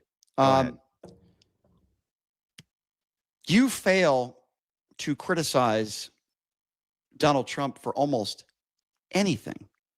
You fail to hold him responsible for anything that took place on January 6th. You fail to hold him responsible. Hold on, let me finish. You have a history of defending Donald Trump ad nauseum. And I'm not using name calling here. I don't want to do that. So what? But I believe you are extremely partisan. Wouldn't that reinforce my belief? Wouldn't that reinforce my belief? No, that I don't think I believe you are incapable, like so many people on the right. You are incapable of criticizing Donald Trump for literally anything. Wouldn't and you're that defending him here. reinforce my belief that he's not that thing? Well, you are basically calling anybody that has accused Donald Trump of sexual abuse a liar, are you not? No, I'm because saying that these women are not credible who are making Oh, they're lying. They're all lying. The ones who are alleging that he's essaying children, there's no credible evidence that that's the case. So it's not, you don't think there's anybody credible that claimed that he raped children? What about raping women that are not children? Do you think they're credible? Hang on. Can you answer that, please? Yes or no? The entirety of the proposition has no bearing on that. It's about whether or not your belief is you justified. asked me about no, it's about I'll tell you if your belief is justified that he essays I kids. want to know, Andrew, this is about Donald Trump and the Epstein files. I get that, but I want to know all the women that have accused Donald Trump of rape or sexual assault. I don't believe that shit. You don't. So No. all the women that have accused him of rape, they're all lying. Yeah, well, the ones who are supposedly credible, for sure, I think so. No, but that has no bearing on this. Hold on, let me rephrase it. There are over 25 women that have accused Donald Trump of rape. I don't believe any of them bitches. I don't believe none of them bitches. Brian. Let's go. They're bitches. Let's go. Yeah, you heard what I said. Yeah, Andrew, you are not a serious person. How is that not You are not a serious person. What do you mean? First of all, you're going to call all women bitches that have accused Donald Trump of rape. You're an asshole. Oh, why would you do that? You unsolicited my wife. They accused him of rape. Yeah. And frickin' Brian Shapiro just accused Andrew of defending PDFs. Sorry. In DMs and called her a bitch. Andrew. What do you mean? I'm not what are you going there with talking you, Andrew. about? You called her a bitch. Andrew. Brian deserves a left, right, good night, bro. I'm telling you. Andrew, do you really want to go there? You just called. I don't. I'll be honest with you. I don't want to go there. Yeah, I don't believe The any more than I three-piece and believe salad, what son. happened The with three-piece Blasio and the Ford soda. and So they're all Kavanaugh. bitches? Wait, I don't hold on. believe Let's it. go. No, hold on. Let's I go think back you're a to what bunch of we're- lying Hold on. bitches. So all the women heard that what I have said. accused, Yeah. So all the women that have Yes. accused Donald Trump of rape, they're all bitches. They're a bunch of no. Yeah, watch Captain Savaho coming out. You called women bitches. Oh. You called a woman a bitch. Oh. Okay, Captain Savaho. Brian Shapiro, this is his mating strategy here. Never was very successful with the women. Balding ginger.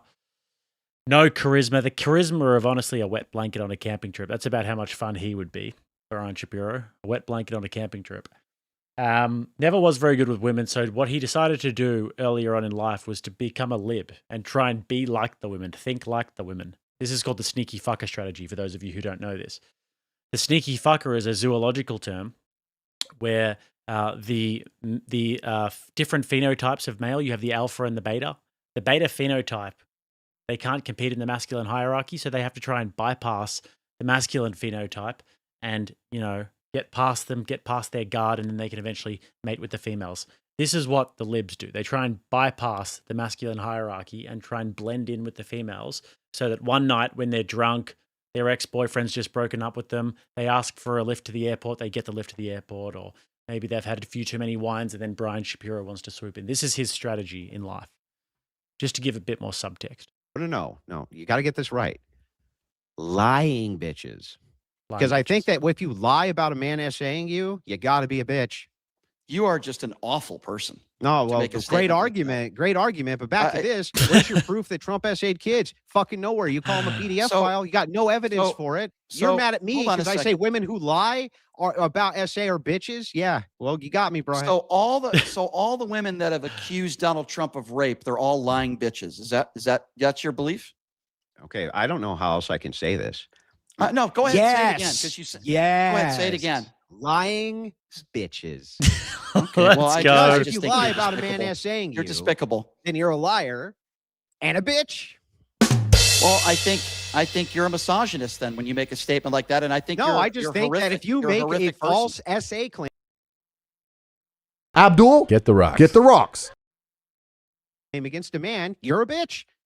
I don't think that's misogyny. I think most women would agree if I asked them, do you think if you made a false accusation of essay against a man that woman's a bitch? I think that they'd be like, yeah.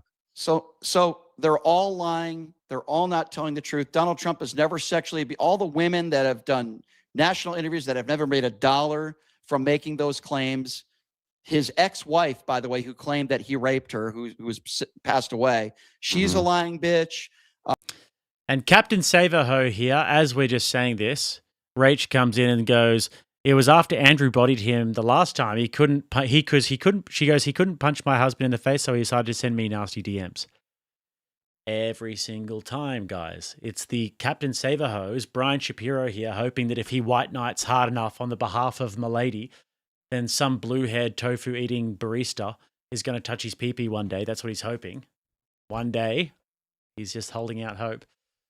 These guys here are the actual dangerous ones. They are the ones who will go and, badmouth women in DMs and all these sorts of things. Whereas at least Andrew is honest. He's like, yeah, these are lying bitches.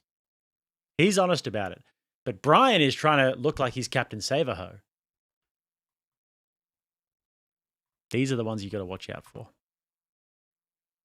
The Captain Save-A-Hos. If my daughter came out with a right-wing, if I had a daughter, right, and one day she comes home and she says, Dad, this is my boyfriend, when she's old enough, obviously, 32 or something. And she says, that's when she's allowed to start dating. She says, Dad, this is my boyfriend. He's a right-wing extremist, traditionalist, and he calls women bitches sometimes. I'll be like, good. But if she came home with a Brian Shapiro, who had a little nose ring or something and who wore a funny hat or something like that, goes to like left-wing protests, no way. I'd hit him with a baseball bat. I'm not trying to threaten violence, but that's just what I'd do. I think she was lying about that. And E. Jean Carroll especially. She was mentally ill. She's mentally ill as shit. She named her cat Vagina, dude. So because you name your cat Vagina, that means you can't be the victim of sexual assault. She wasn't the victim of she wasn't the victim of anything except $80 million. That was all she was the victim of. But that aside, back to this. I just can't believe what you just said. Is your evidence that Rach goes, where can I send you a quick video scrolling through the DMs? You can show it on your screen. All right, yes, please. Send it to me on X. Yeah, send it to me on X.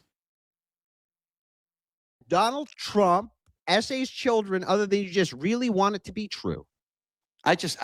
Andrew, I'm a little speechless now. I just cannot believe Brian Shapiro is speechless. All right, you would not read about it, guys. Thought, yeah, cold day in hell. I didn't think you would go down that road. Why not? Can't believe I don't believe. Yeah, I don't believe them.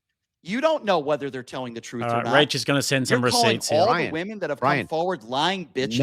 None of the complaints that I've heard against Trump when it comes to essay. The complaints that you have heard. Have I ever seen them be credible? Blasio Ford, well, not Blasio Ford, sorry. E. Jean Carroll, I never thought was a credible one, ever. Well, guess what? A jury of Donald Trump's peers disagreed with you. In a civil suit. He was never criminally liable for nothing. Yeah, but he was found liable for so what? The threshold's really low. And by the way, really actually, this makes my point for me. If it's the case that the jury thinks like you do, where you can just be like, well, I just feel that way with no evidence. It's not surprising to me he got convicted. First of all, there's no evidence. The jury saw more evidence than you, and there's no evidence to prove that that's how they made their decision. So you're making a horrible judgment. I wonder, listen, I don't want to bring your family into this, and I don't. But you're going to. But he's going to. I want to know. No, I'm asking a respectful question, and I'm not asking. Okay. I'm not asking. Are you sure, Brian? You sure you're not going to? Yes, I am. You sure you're not going to call my wife a slut again? No. Are you sure? Do you really want to go there, Andrew? You keep bringing it up, not me. Does your wife also think that all the women that have come forward are lying bitches? Hang on, let me ask her. Honey, come out here real quick and bring me a shot. I just want to make sure that I get this I'm just curious. I'm going to ask her. I'm wondering how any woman. Hang on. Rach would actually also give Brian Shapiro the 3-piece in the soda. Bop, bop, bop, bop, bop. I'm not advocating violence because I wouldn't do that. But Rach, she puts up some numbers in the gym. I reckon she'd body Brian.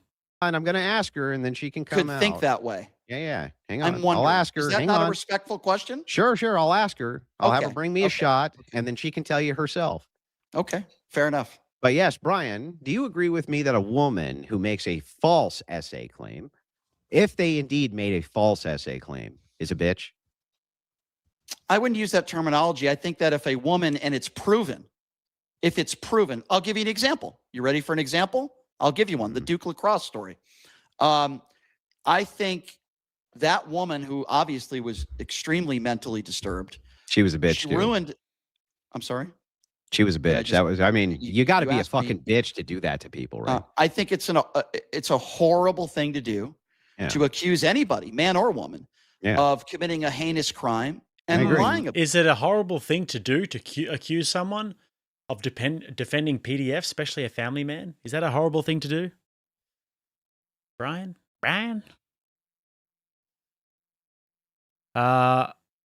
Mike Vanata came in and said just 50 to go. Miss D sent 15, and then Chris Virgilio sent 50. Thank you for the big 50, Chris. And said, this is the last 50 to my name, folks. Government shutdown means may never be late again. May never get laid again. That's damn sad, Chris. I hope that's not what the future has in store for you. I hope that's not what the future has in store for you, brother. I'm sure that's not the case. Anyways, guys, if it is your first time here at Rattlesnake TV, by the way, and you want to enjoy the live streams, make sure to hit that notification bell just below. We cover debates 6 times a week. So if you ever bored, 6 times a week, we're covering debates, culture, news, all this sort of stuff. We come and we have a laugh. It's half serious, half entertaining, half serious, half bullshitting. So you might like it here. You might not. About it. I think so. Calling a person who would do that a stupid bitch seems reasonable, right? But that was proven. The Duke lacrosse. Chris goes, I was supposed to say paid. Wow. You got to get paid to get laid, all right? No such thing as free pussy. I heard that. We're not trying to be coomers, guys, but I have heard that on a movie before. Maybe it was Samuel L. Jackson. Ain't no such thing as free pussy. So they're synonymous. Crucible Andrew goes, Jake, with 2.5 hours going strong, man oh man, like watching my retarded brother growing up. Yeah. Very true, but we can thank Timcast IRL for the raid. So, speaking of Timcast, Rob said it on the show this morning, so don't shoot the messenger. I'm not giving away the secret, but Rob said that Andrew was hosting Timcast this week. Him and Andrew were going and doing Timcast this week. That's what Rob said on the extravaganza this morning, so don't shoot the messenger. Story was proven. That woman admitted that she lied. Mm-hmm. You don't know if all these women are lying, but yet you're making a judgment. Listen, a lot of these women that you cite, right? There's nothing credible about anything they say. That's one. And two, I know for sure, Brian, that most of the stuff can't be very credible because you and your evidence threshold is so ridiculously fucking low that you'll call a person a PDF with no evidence at all based on a gut feeling. And I would say a person who does that is an asshole. So why wouldn't I call a woman with a false? Oh, anyway. He wants to know what you think about. Hang on. I got to ask the wife. It's not a gut feeling. It's not a gut feeling. Okay, hang on, Brian. Brian wants to know what you think about me calling what I consider the false accusers of Trump, calling him saying that that he raped him. Stupid bitches. Well, all of them. They're all stupid bitches. They were lying. They're worse than stupid bitches. Okay, but hold on. But more than that, I think that men who send me unsolicited DMs calling me a slut and a bitch are mentally ill and don't belong on the radio. That's not the question, Andrew. You did not. That's not. Hang on. What was the question? Hold on a second. It wasn't if. Okay, hang on. That's not what you said. That they Andrew, are lying. hold on. And I say because they're lying based on the evidence that I have, they're stupid bitches. That's not that I really want to get into a conversation with your wife. But Andrew, hold on a second. I wouldn't want to be if I was being a creepy bastard and sliding into someone's wife's DMs and saying all those sorts of things, I wouldn't want to have a conversation about or with your wife either, if I'm totally honest. Can you tell her to stop talking, Andrew, for a moment, please? You told me to get her. Let me start the question again because that's what her answer wasn't. You didn't say if they were lying. You said the question was all of the women that have claimed that they have been sexually abused. And you didn't say if they're lying. You said all of them are bitches, lying bitches. You didn't say if they were lying. I think they're all liars. All lying. Yeah, I think they're all fucking liars. And yes, that they're dumb bitches for lying. That's correct. Without knowing for sure whether they're lying or not. Every fucking one of them. Did I Without fucking even stutter? Like, so am you, I yeah, speaking? so am you're I speaking assuming that Spanish? And we've got the receipts here, guys. Rach sending me the receipts here in real time of the DMs. We're going to go through it in just a second. Am I So speaking you're Spanish? If I think you're lying about SA, if I think you're lying about SA, then I think you're a stupid bitch. Did I stutter, Brian? Are No, you I think What are you currently Is he speaking Swahili, Brian? confused about, Brian? I think your statement is absolutely despicable. I think but you could call a guy a PDF with no evidence, and that's not despicable. Okay, well, because you defend Donald Trump that's ad nauseum. not despicable. Ad nauseum, you defend Donald Trump.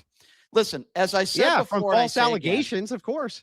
As I say before and I say again, you have a lot of people in your base of supporters. And by the way, I could care less what they think. Like I said, you can take a dump for a debate and they'll say you destroyed somebody. So I don't care what they say. But the bottom line here is this. You have a lot of people that support you. When you call every single woman, without knowing every case, anything, just making a gross assumption that they're all lying bitches is insanely ridiculous. Okay? Oh yeah, that's more ridiculous. I don't even know where the conversation president of the United States a PDF ridiculous. File without any evidence at all, huh? Yeah. Why would I take your feelings about whether or not these women it's not about are feelings. telling the truth or not? It's insane. They're telling the truth because you defend Donald Trump ad nauseum. That's why. Ad nauseum. You've never criticized him. Well, yeah, his opponents are running around saying he molests kids with no proof. I'm not. Of course, I'm going to defend. I'm of course, I'm going to defend that. That's the rightful. That's the rightful president of the United States. You say that he's diddling kids with no evidence. Of course, I'm going to defend from that. Of course. Yeah. So that's ridiculous. Statement. Okay. So by the way, I would have said that about Biden too. I'd have been like, "What do you mean? You can't be what you don't want to do is you don't want to take a term. You don't want to cheapen a term like PDF. That's a serious one. That's a big one. Grape too. I agree. But but calling people like you guys do, you call everybody a fucking pedophile, and it's like I don't call everybody a pedophile. It's called, you know what they call that? It's called It's called pedo jacketing. I don't call everybody. It's also called projection. Sorry, I'm not as mature as Andrew is in these situations. Sorry, guys. Projection. All right, here we go, guys. The receipts. The receipts, if you will. Let's see. Pushing the limits with Brian Shapiro. Pushing fucking bullshit 24/7 is what it should be called. Pushing garbage 24/7. He says, "Can we have an on-air debate on how many drink Andrew needs to have in order to sleep with you?" Okay, this is a lot worse than I thought it was going to be. What the fuck? This is just unbelievably creepy. Can we have an on-air debate on how many drink Andrew needs to have in order to sleep with you? What the fuck?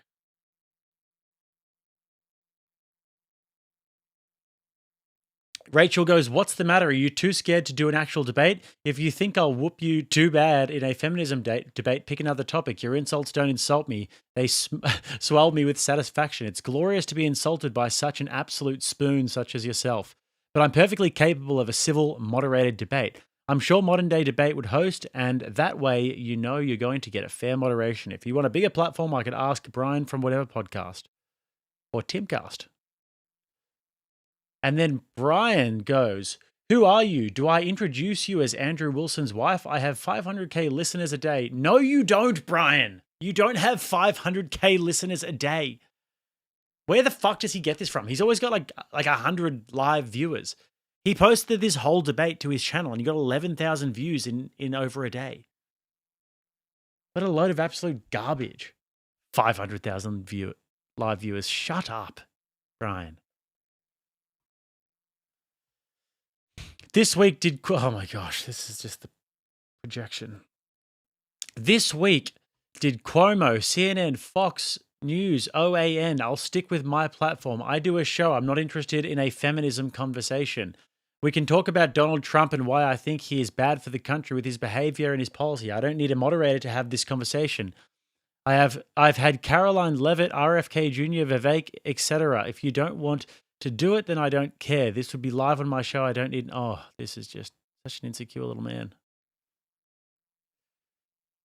She goes, if your show has 500,000 listeners a day, then I'm a Somalian pirate captain. I'm not interested in a conversation. I want to do a debate. If you don't want to do a debate, then fuck off.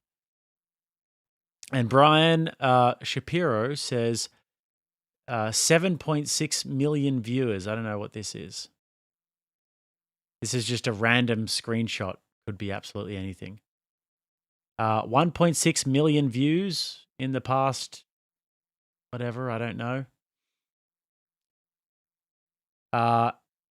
He's sending analytics.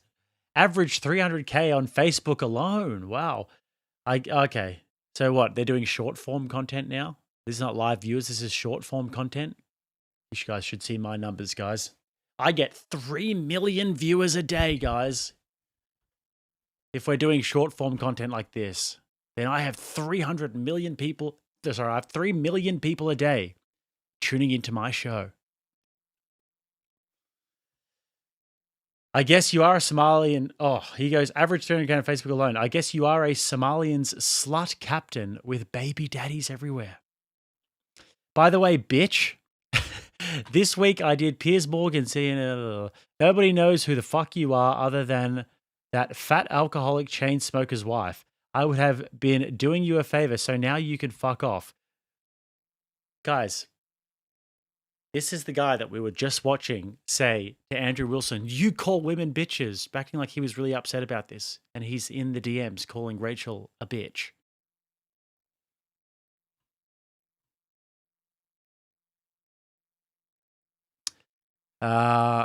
Anyway, I don't know. And she goes, I don't know what you're so upset about. You're not nearly this important to me. You're not nearly this important to me as I seem to be to you. Andrew Wilson derangement syndrome, I guess. Over here calling me a bitch and getting all mad, lol. Just showed you. Anyways, it continues. Rachel, I am the captain now. Yeah. And yeah, it just gets vile and graphic and disgusting.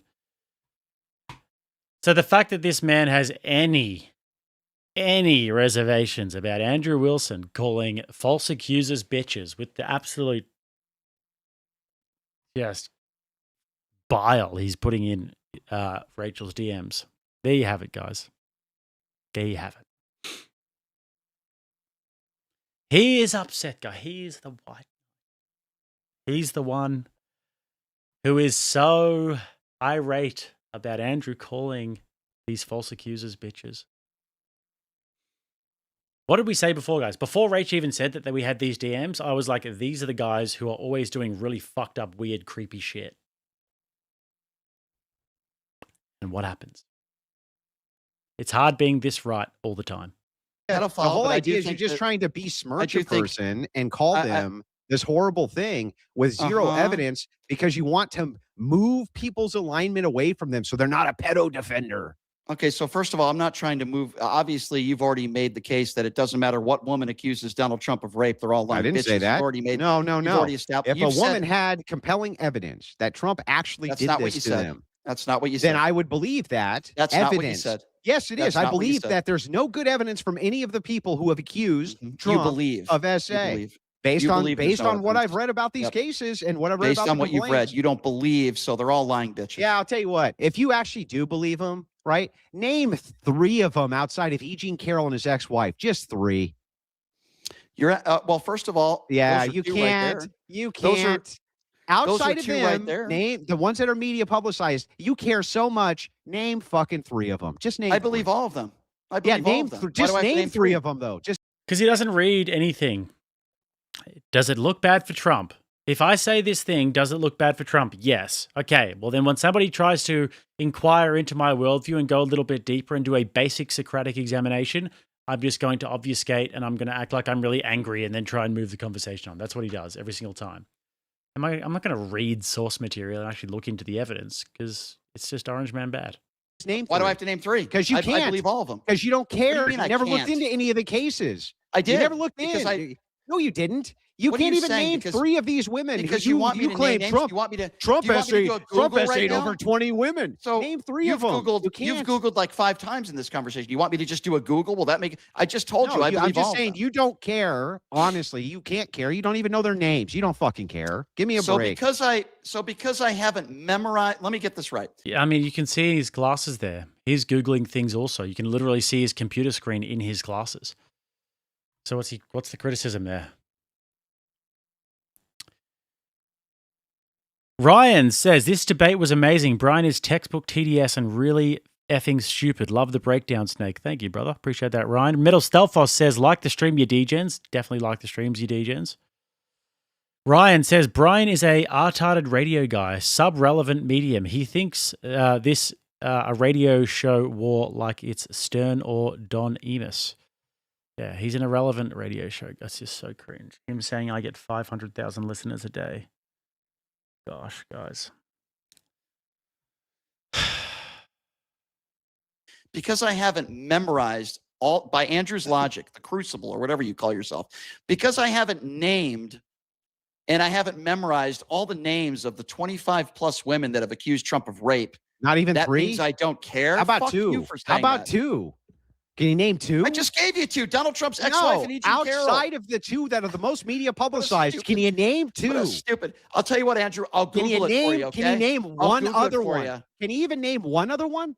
Just one. I'll Google it for you. Yeah, Google it. Yeah, Google you it have to. for You can't Andrew. even name. We've got Rach in the chat talking about all the shows she's done. Done a ton online, Modern Day Debate and a bunch I've done on Jake's channel as well. Guys, last time we had the anti-natalist up against Rach. Rach is definitely due for another Rattlesnake TV debate night soon. Who should we get her up against, though? Who do we want? Because the last anti-natalist one was good. That was good. Not going to lie. I did well there. Name Will that another make one. you feel better? Huh? You can't name Will that a make you feel single better? I mean, other Rach did woman. well. You care so But I much. did well to organize it. You guys know what I mean. You don't know anything about them or their cases or nothing. So- you don't care. So because You I don't can't fucking care. It's all name for the political names expediency. of the women who were raped or claimed that they were raped, that means I don't care about rape. It seems that to your- me like you, as a guy who is propagating Jill that you Hart, believe. I believe Katie these Johnson, women. Katie Johnson, Jill I Hart would is another assume one. that as the Um, guy who says, I believe their I'm giving you testimony, names, I believe Andrew. these I'm women, giving you I names believe and these women. I'm giving you names, and I'm Okay, I'm give me telling a you that I name. do care. Give me a Summer name. Zervals is an Okay, is so another let's name start that- with Summer. Hang on, let's Okay, start with Stacey Summer. Williams, Kristen Okay, let's start with Anderson. Stacey. Let's start with Stacey. Can you give Fine. me any details about Stacey's case? He just Googled it. He just Googled it. Believe these women. I believe Katie these Johnson, who are. You feel single better, Andrew, if other I Google? woman. Google You it have for to. You can't Andrew. even name Will that another make one. you feel better?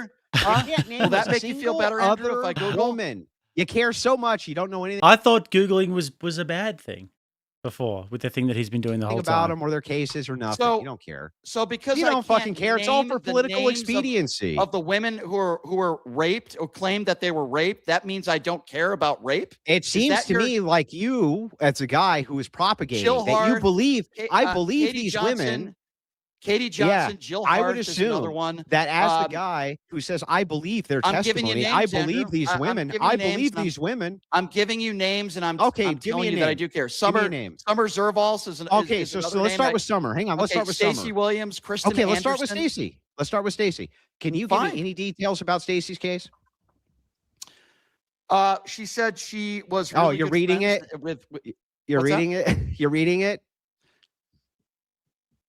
You're Andrew, reading I'm it. Sorry, what's your argument now? But You've Googled what's your you, argument now? That you claim that you think that all these women in their essay shit is completely credible, but you've never read the fucking complaints. You don't know any of their names. You made it up. You just find it credible I because you hate made it Trump. up. This is I just brutal. listed You you didn't names. read So, any- so hold on. Let me You get this didn't right. read any of these complaints, Brian. Let me get this right. Nothing. You're saying I don't care about all these women that have come forward No. because I can't They're political memorize all pawns their to you. names. That's the No, dumbest because you don't argument know I've the ever heard. details of any of their That cases woman either. claimed in 1993 that she was groped. Yeah, you just Okay? read that. So Literally, I can because- see so the be- reflection on your glasses, so I know you're because- reading it.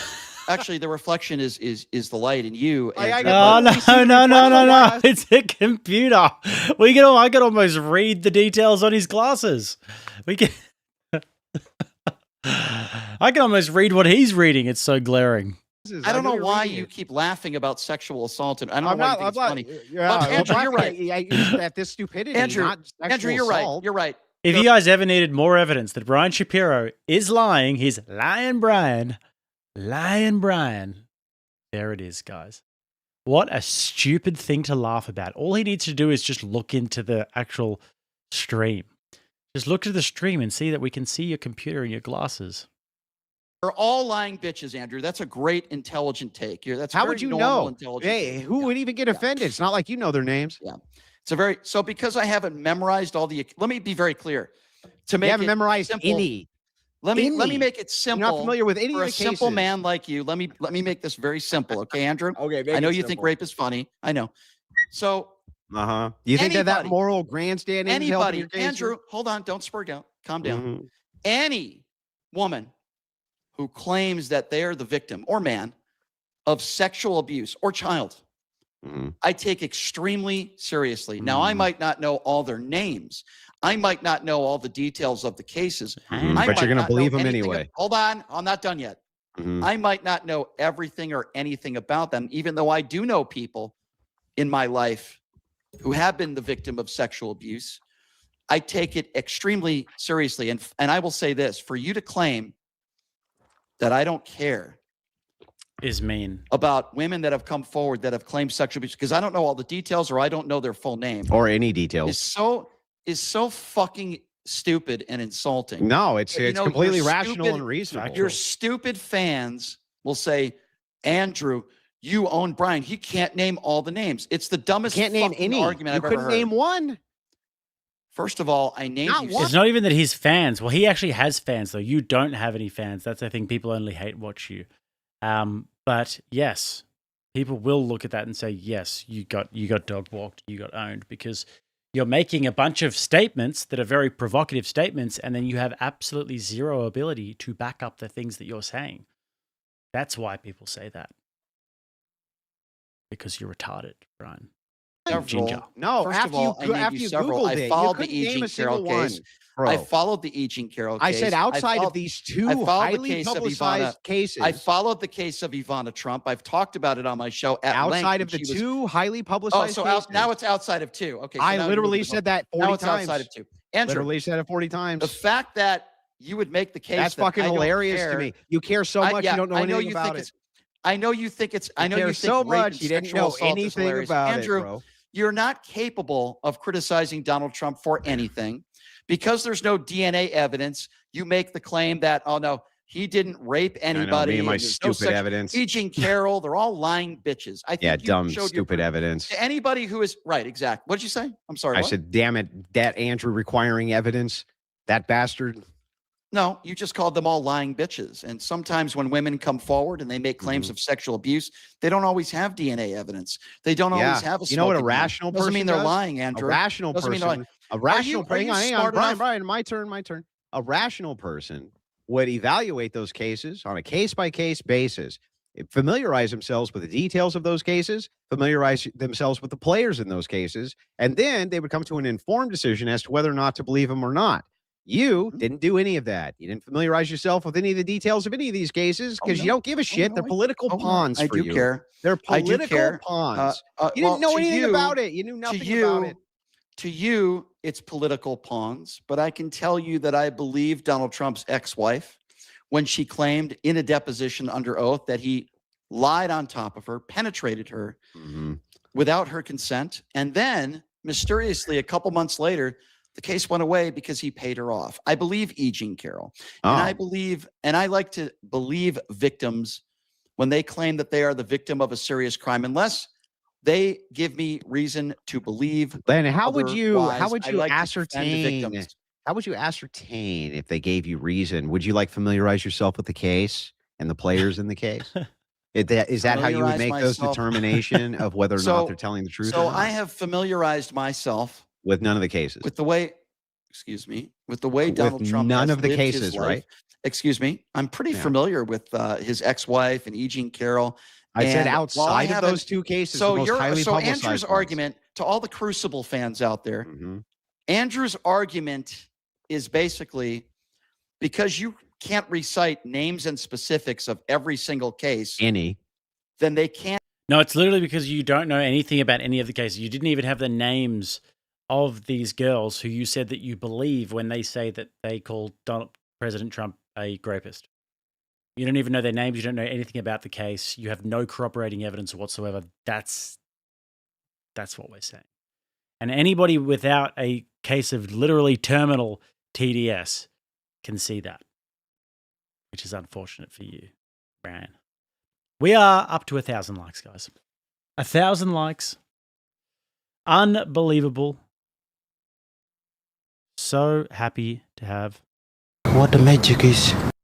I'm so glad to see that. We're so glad to see that. And for Brian Shapiro here, there is only one remedy. Send him 2-3 years Dagestan and forget. 2-3 years Dagestan, forget is the only remedy. Sam Slenderman said, I guarantee you that BS means by 500 listeners per day, he is referring to the region range of his radio frequency. The amount of potential listeners, yes. Hood Monkey says, insert dis stupid B audio right here for Brian. That would be funny. Maybe this one. What the hell is even that? What the hell was even that? And Anthony says, I spent a decent amount of time in Brian's chat last night and saw literally one green name in there, and it was a woman named Shelley, I believe. Yeah. Shelley would listen to Brian's show. Number one, they can't be credible. Number two, you can't have the opinion that you believe Donald Trump is a sexual abuser. That is the dumbest argument I've ever heard in my life. Yeah, well, I'm sure it is. Insane. It wasn't mine, though. I don't know if I should reveal this, guys, but I wanted to say what my tactic is going to be if I ever debate Brian Shapiro. I'm not going to reveal it, actually. You guys will see. Maybe another time I'll say it. Wasn't my argument. He'll probably watch this and see. The dumbest argument I've ever heard in my life. Let me just try this. Let me try this. And again, because he watches my show. You're honest. Hang on. You got a whole chance to move the whole goalpost back and throw the whole thing back in my face. And I'm even going to give you the opportunity. I think I've already done that, Andrew. But they're all. I'm even going to give the opportunity to do it. Did you? Just tell me the truth on this. Did you actually, other than E. Jean Carroll and Trump's ex-wife, did you actually familiarize yourself with it? Hang on. With any of the cases in which there was accusations that Trump essayed a woman? Mm-hmm. Okay. Yes, but not recently. Hang on. Yes. Can you tell me? Okay. Can you tell me the one that you're the most familiar with?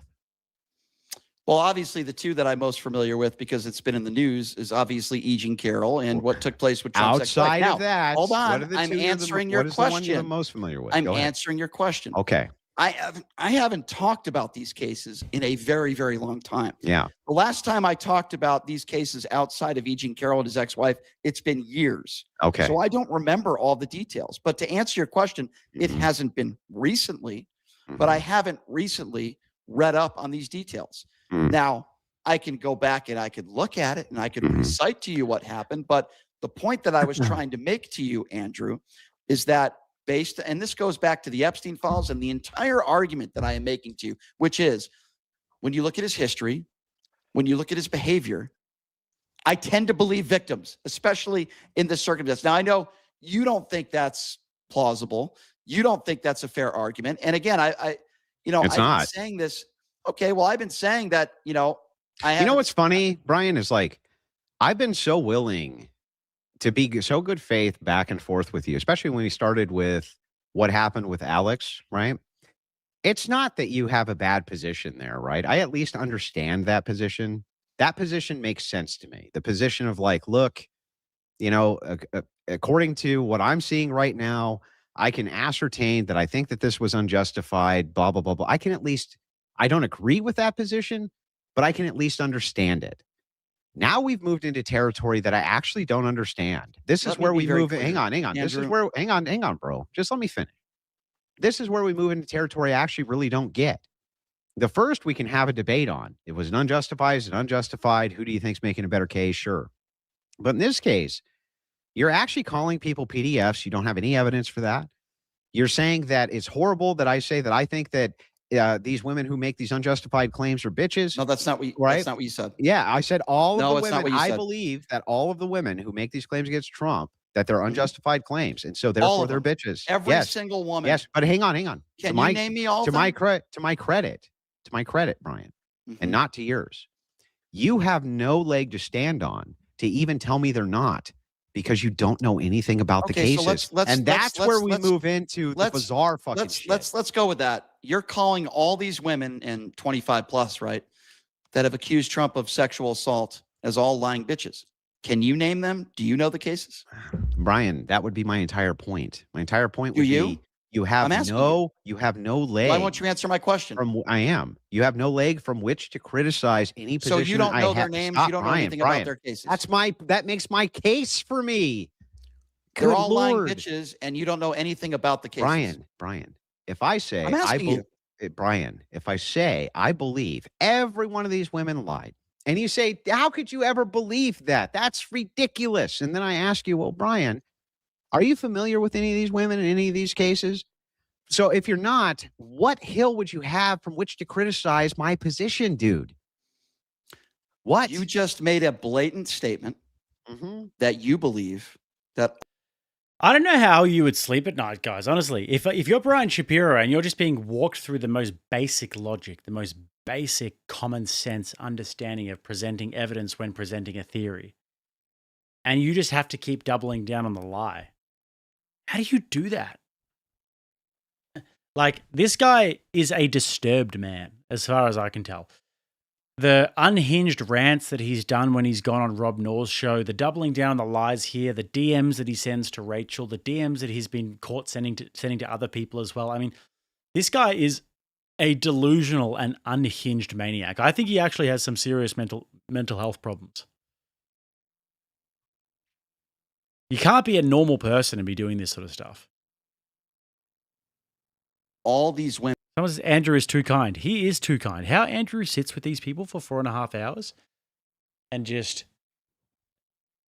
I would have literally blown my lid by the time an hour passed.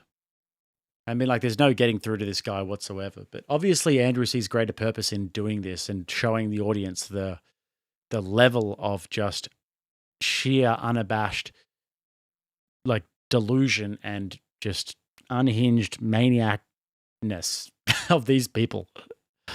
Women are lying bitches. Anybody that's ever accused Trump of sexual abuse is a lying bitch. My question now to you is, do you know who all these women are? Every single one of them, Brian, but I'm just not going to tell you. Oh, yeah, I think you're a liar, actually. Oh, as Brian, I said from the beginning, my argument Brian, that from the hurts. beginning. How could you call me a liar? My argument from the beginning to your Crucible fans to start this conversation is I made the statement that it's the volume.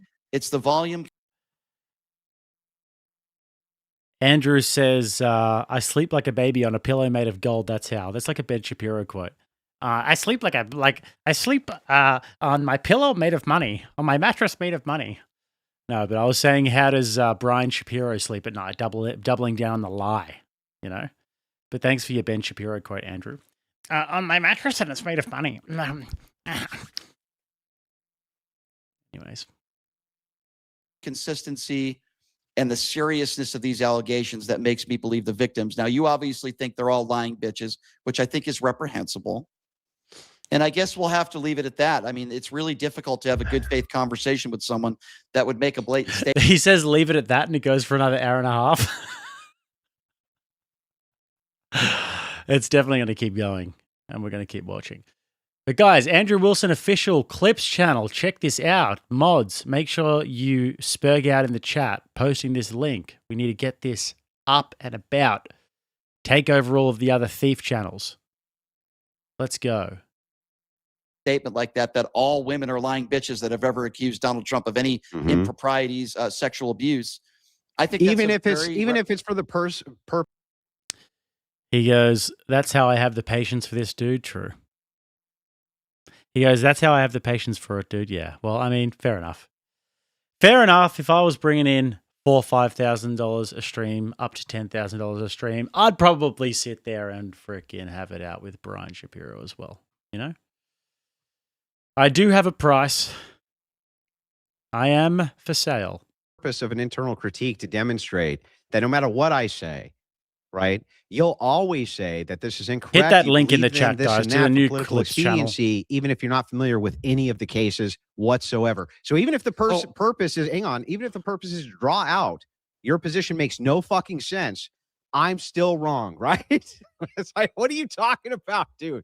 You don't even understand what happens. You know what's so funny about this? You don't even understand what I just did because you don't know what an internal critique is. Oh, no, I do. And there you go again by, No, you actually don't. You don't know what an internal critique is. So, again, you just made the case. Right, Andrew, I know we joke about it and everything. Andrew says, I sleep on my pillow made of money and everything. But seriously, I've been in debates with guys like First Amender, for example, and these people, when you know that they don't believe what they're saying. What Andrew said of Rogan the other day. You know that they don't believe what they're saying. You know that they also know it's bullshit. And it is like the fatigue that you get after about an hour or so, half an hour, when you're debating with somebody whose worldview is just not based in reality. It's detached from reality, and they're trying to constantly contrive a narrative. It's extremely tiresome, actually. There's kind of a good screenshot right here. So the fact that he does this I reckon I would end up losing if I did this for more than 2 hours or so, because I would be so fatigued and so worn down and beaten down by the argument that I would end up losing the debate. Like I wouldn't be able to string a sentence together. An hour is good for me. You're just so much smarter than everybody else. You just made the case. No, that's the thing, man. It's like, I'm fucking dumb. And that should tell you a lot about the world. No, that I'm dumb. I don't think you're dumb, but I think you say, I have to deal with this. I don't think you're dumb, but I do think you say a lot of dumb things and you make assumptions. For example, when you claim that I don't care about rape, and I'd like to give you the opportunity now to retract something because it's really awful what you said. Okay. I don't care if you call me names. I don't care what your Crucible fans say about me. I don't care.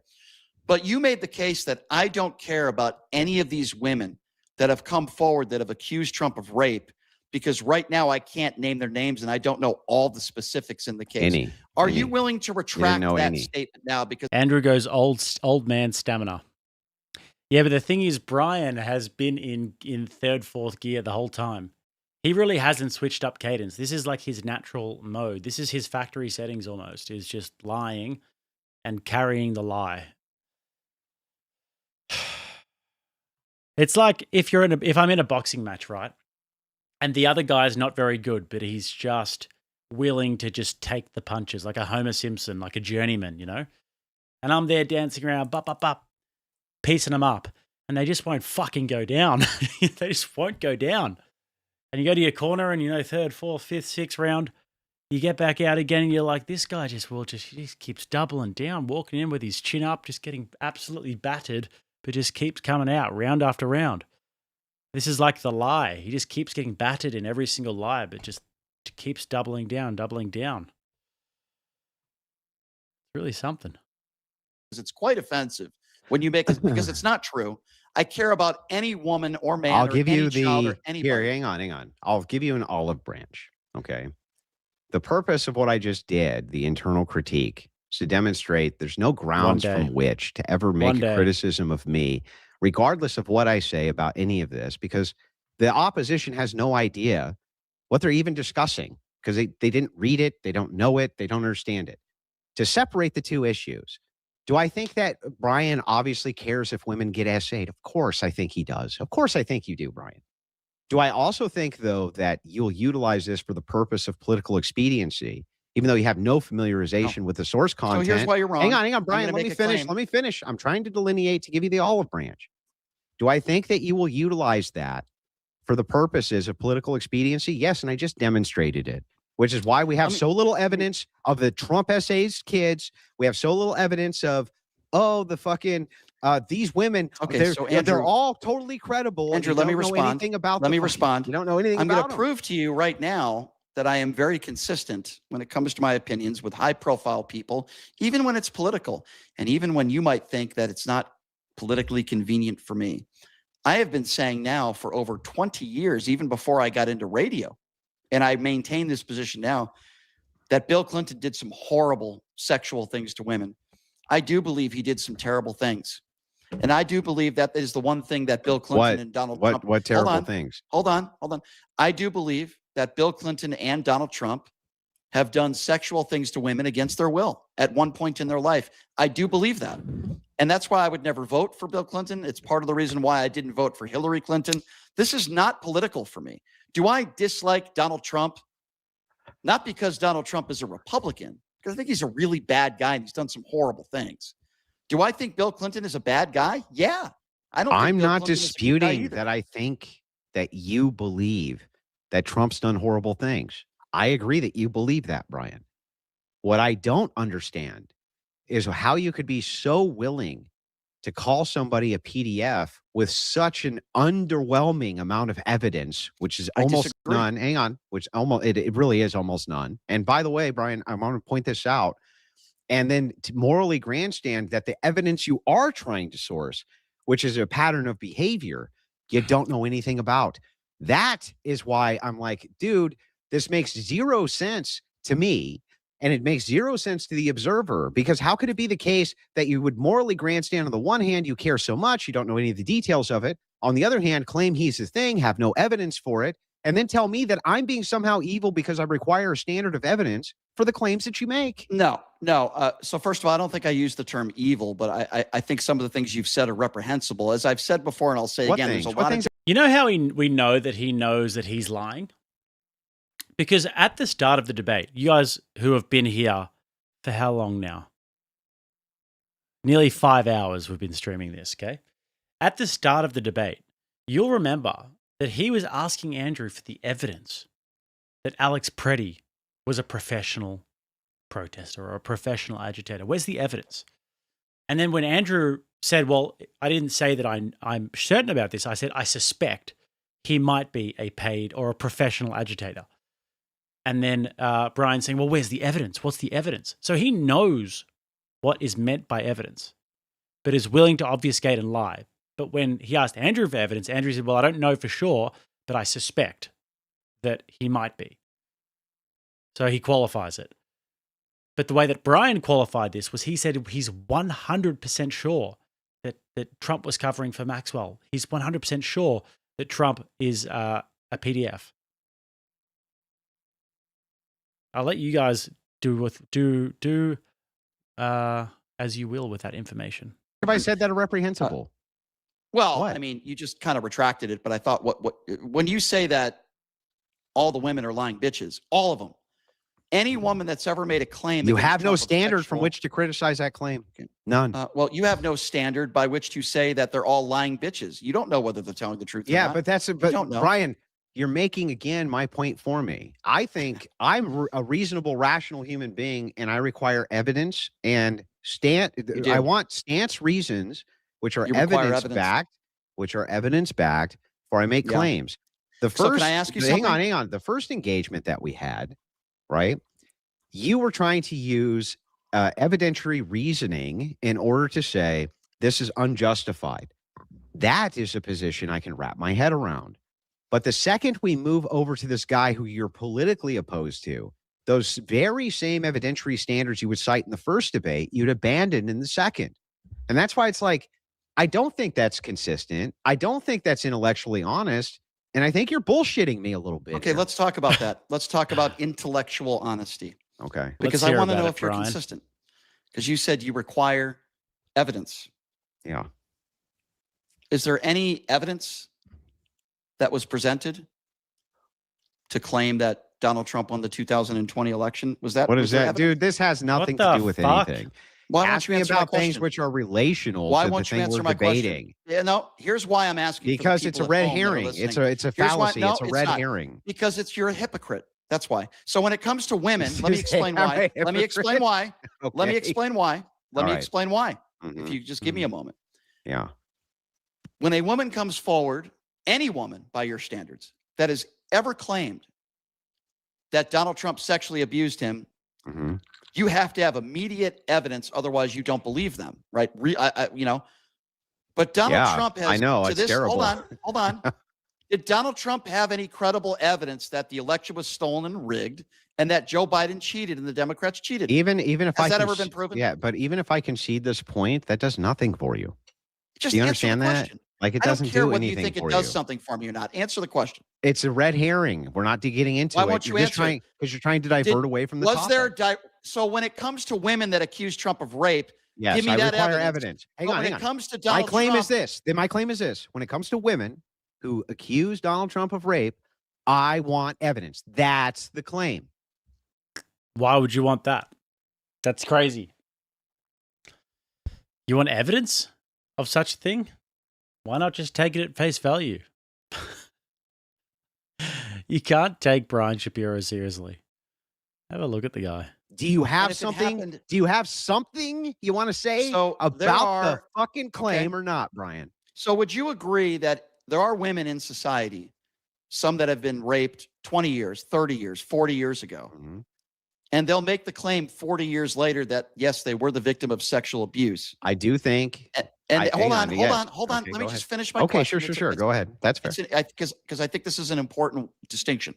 Would you agree that some women in society, 20 years, 30 years, 40 years later, they say that at one point, maybe when they were a child, maybe when they were in high school, that they were the victim of sexual abuse, and they don't have any direct evidence to prove it?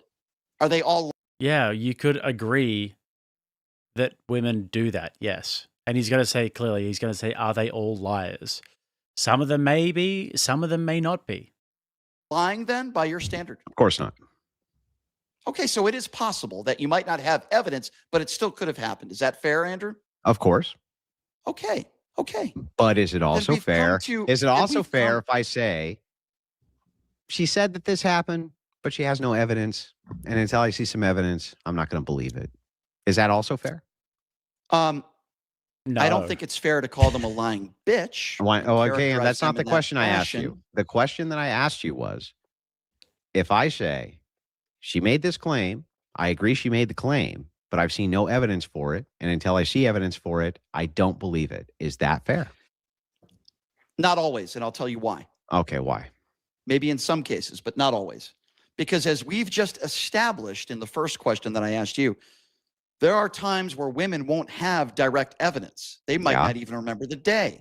They might not remember the week. They might not even remember it because they wanted in their mind to erase it from their memory because it's a traumatic experience. I'm not disputing any of this. I'm not disputing any of this. I'm only asking you. So, Andrew, here's why here's the difference. Okay, Andrew, here's the fundamental disagreement that we disagree on here. Tell us the fundamental disagreement. Tend to, even if they don't have direct evidence, I tend to believe someone when they claim that they're a victim. It could be rape. It could be, robbery. I tend to, for the most part, agree with someone that claims that they were a victim. Okay. And I don't characterize all of them as lying bitches. Let me ask you this. Do you believe in the Christian God? I'm not a very religious person. So no, right? I believe in a higher power, but I am not a religious person. Okay, so you don't dictate my life. You don't believe in the Christian God, right? I don't think about religion like ever. Dude, how hard is it to answer a simple question? Brian, is 2 + 2 4? Well, just yes. Okay, no, you don't believe in the Christian God. If you don't think about it ever, then no, you wouldn't believe, because belief would require some sort of knowledge about the thing that you're believing in that forms the foundation of your worldview. I just answered your questions in good faith. Yes, Do I believe there's a God? Yeah, I don't know whether not a God the Christian God, though, right? I don't even know what that means. I believe in a higher power. I don't know what the higher power is. Okay, we don't know if God is a man. So you don't know what it means, and you also don't know if you believe in it or not. How can you believe in something if you don't know what it means?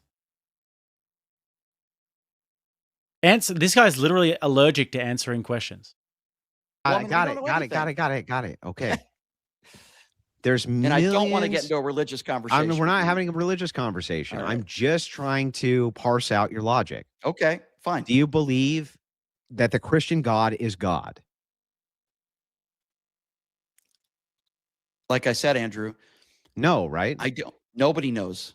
Okay. What God is. Nobody knows. Hundreds and hundreds of millions and billions of people tell you that they had divine revelation where they saw the Christian God and the Christian God spoke to them, right? Are you going to require evidence before you believe in the Christian God? I would say that they're absolute lunatics and they believe in the tooth fairy. So Does he realize that he just destroyed himself or what? So you believe in something based upon a notion of evidence that isn't there. So you're saying that they're lunatics because they believe in something, but the evidence isn't present. Whatever that evidence may be in this regard. Tooth fairy. So you can believe in the tooth fairy if you like. So you can't discount that the Christian God is real by your own admission. But at the same time, even though you can't discount it's real, billions of people having a similar experience and telling you about the experience, so you're going to you're going to require evidence before you confirm. Stop. Before you confirm that that God is true, right? Is that correct? Are you really trying to before you bullshit me? Now he's doing the "Are you trying to compare" thing. This is kind of the beautiful part as well, to be honest. So when someone doesn't know what an internal critique is, when you can lure them in with their ego to getting into a conversation where they completely and utterly destroy their own logic, like logic down the toilet in that one. Brian Shapiro has literally just said that these people are fucking crazy because they believe in something with an absence of evidence. That's what he's been arguing for the past few hours. One of the most brutal internal critiques you'll ever see. And he still doesn't realize what's happening. Just answer this. I'm not trying to answer this. See, Andrew, I don't try to bullshit yes or no? You said that they're all crazy. You said they're all crazy. So you want evidence, right? You want evidence the Christian God is real, regardless of how many people claim that they have met him, right? You want evidence, right? I just want to understand your question. You're trying to compare God to rape. No, just answer the fucking question, dude. This is insane. I'm not comparing anything. I'm doing a critique on the logic. You agree with me? Billions of people believe that they've had divine revelation. Do you agree with that? No. You don't think that they believe that? You can believe in the tooth fairy if you'd like. I know. I'm asking. Listen to what I'm asking you. I'm not asking you if it's true or you believe it's true. I'm asking you. Why are you playing the God card? I'm asking you if they believe it. Why are we talking about just answer God? The question. Do billions of people believe that they've had divine revelation? Believe it. So I find somebody more credible. A woman comes forward and claims just answer the question, she's bro. raped. Do billions of people No, I don't think anybody can talk to God. No, I don't believe them. No, I'm not asking if Holy it's true. shit. I'm asking if they believe it. I mean, there's people that believe in the tooth fairy. Yeah, I know. I mean, crazy. Oh, dude. This is crazy. But you do have to remember, though, that I'm going to give him some credit here, actually, and say that he's not that stupid. What he's trying to do is he's trying to deflect away using some low level, actually, Krav Maga. Trying to deflect away the logical critique, the critique of his logic, using some Krav Maga, some Jiu-Jitsu. Get it, guys? Anyways, he's trying to do some low-level jiu-jitsu in order to try and deflect away from the logical critique that's happening. I think he knows what's happening. Deep down, he might know. See people everywhere. Do at least 100 million people believe that they've had divine revelation? I don't know. I mean, there's people that believe the earth is flat. Do at least 10 people? You don't know if 10 people believe they've had divine revelation? I don't really get along with extremely religious people, so I don't know. Hang on. There's one person you're talking to. I've had divine revelation. Okay, do you that's believe great. That I believe that? I mean, I don't know. For those of you guys who didn't get it, jiu-jitsu means that Krav Maga is the Israeli form of combat. So I said jiu-jitsu because it's Israeli combat jiu-jitsu. If you don't get it by now, can't help you. You personally, I don't know if you believe it. I'm not saying it's true. I'm not saying it's true. I'm asking if you think I believe that it's true. There are people that believe a lot of different things. I'm not asking that. I'm asking if you I guess so. Believe, okay, I great. guess so. Do you want evidence? So. Do you want evidence? Evidence that what God exists? You want to get into a religious Christian God exists? Evidence that you want to get into so we're talking about I'm asking rape. If it's the case, would you just believe that I've had divine revelation? I think anybody. Do you want evidence? I think so. What would you say if I said I believe? Brian, do you want? So obviously, guys, I don't need to tell you this. This is obvious. But what he's trying to explore here is if Brian is logically consistent when he is asking for evidence. So when it comes to people believing in God, he's going to ask for evidence. But when it comes to Trump being a PDF, he's not going to ask for evidence. The absence of evidence is completely fine when it suits him. He doesn't know what evidence is when it suits him. But then he's super, super critical of it when it comes to things that he doesn't believe in. If I say I think they're all lying bitches. If I said that I think they're all lying bitches, what would you think about that, Andrew? You'd find that offensive, right? I think that if it's the case, I think they're all lying bitches. That you have decided that because it's logically possible that a woman could have been SA'd many, many years ago and then bring the allegations forward later, I'm willing to concede. Hang on. I'm willing to concede. I'm willing to concede the point.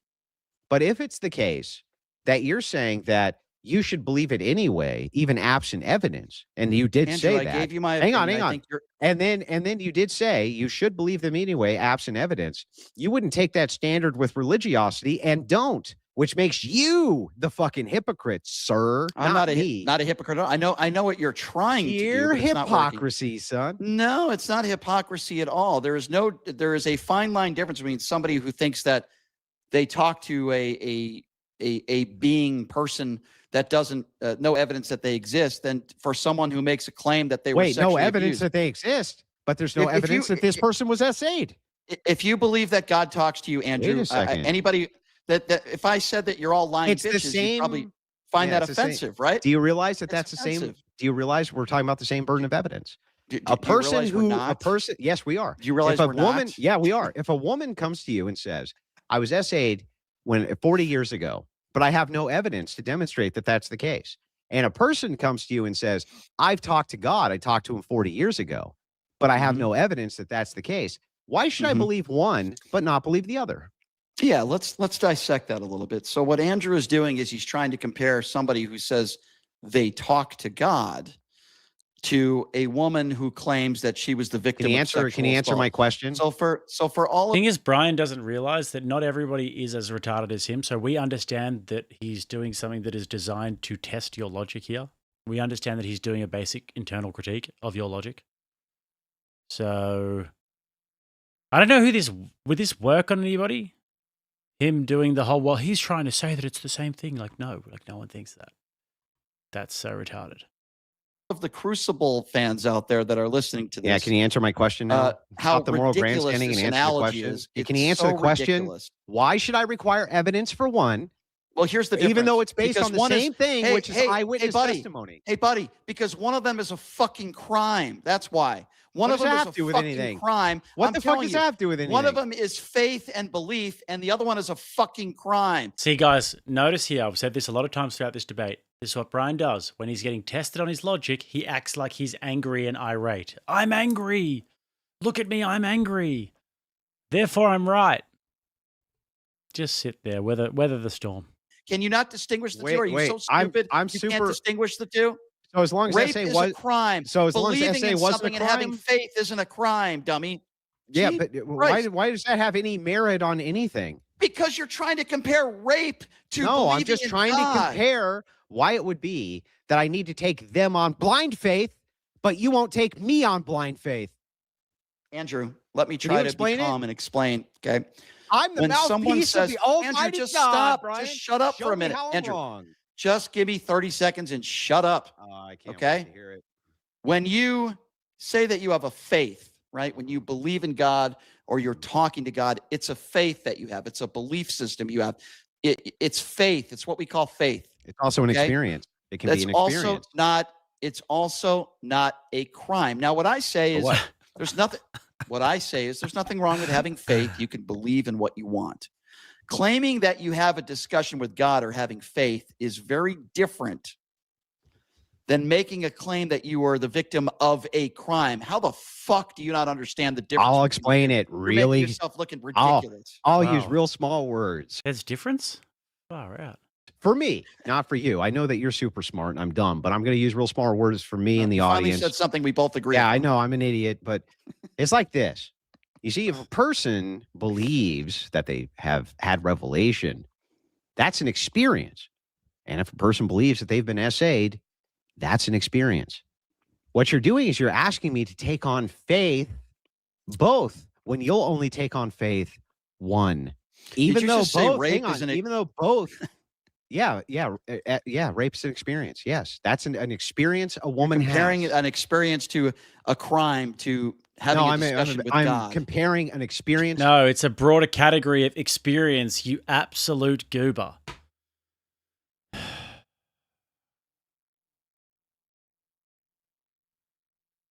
Joff came in and said, didn't this Mayo Monkey's ex-woman accuse him of something sleazy? Does he believe her?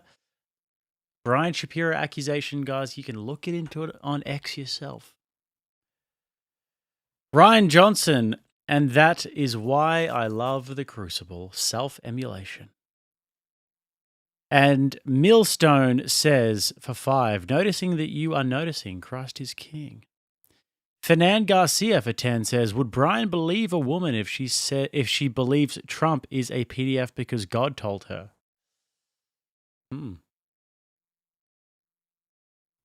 Good question. Good question. To an experience. The only way that you can He probably would, because we know that he doesn't have any sort of principles that he actually stands on. You know, there's nothing that actually means anything to him. He's a guy who's going to lick his finger in the morning, just see which way the wind is blowing, and then go that way. Where are we at? We've got an hour and a bit left to this one, guys. Everyone liked the video. 1,000 likes. We should get this up to 1,500, honestly, because we've still got 2,100 in the chat. So many people would not have liked the video. So smash that like. That you were essayed is if it was the case. And guys, if you are interested in the streams, make sure to hit that notification bell. We're here 6 times a week, having a good time. Great community over here. And if you want the Discord link, Miss D's got it in here. It's also in the bio. Join the Discord, join the conversation. We're always in there chatting, having a great old time. So welcome if it's your first time. This is a serious logical deduction. Don't take offense to this. And no one's going to take offense. No one's going to take offense. You're going to go after the family now, I'm trying Brian? to be respectful. You're moving have I into not been respectful? Are we moving into the family attacks now? Go ahead, Brian. No, it's about you. It's a question about you. Have I attacked your family, Andrew? Have I done that? Many times. Literally, we just read not long ago DMs of him calling Rachel Wilson a bitch and a slut. Like, yes, Brian, you have done that. Right. Have I done that? Not yet. That's true. Okay, so stop credit where saying credit's that. due. So stop. So, and I don't mean disrespect. He's a better man than me. But He's this a better is a man really than weird me, analogy. I'll tell you what. Have you been drinking tonight? Literally 5 seconds ago. I have a mixed drink 5 seconds ago. Okay, fine. So, listen.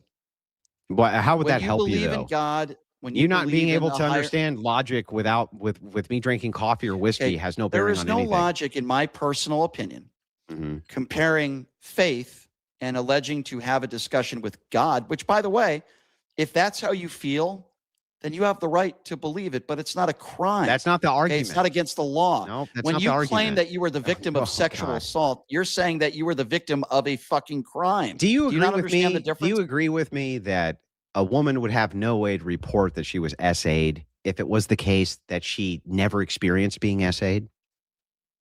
She wouldn't go report, and of course, she had to experience it, right? There are women.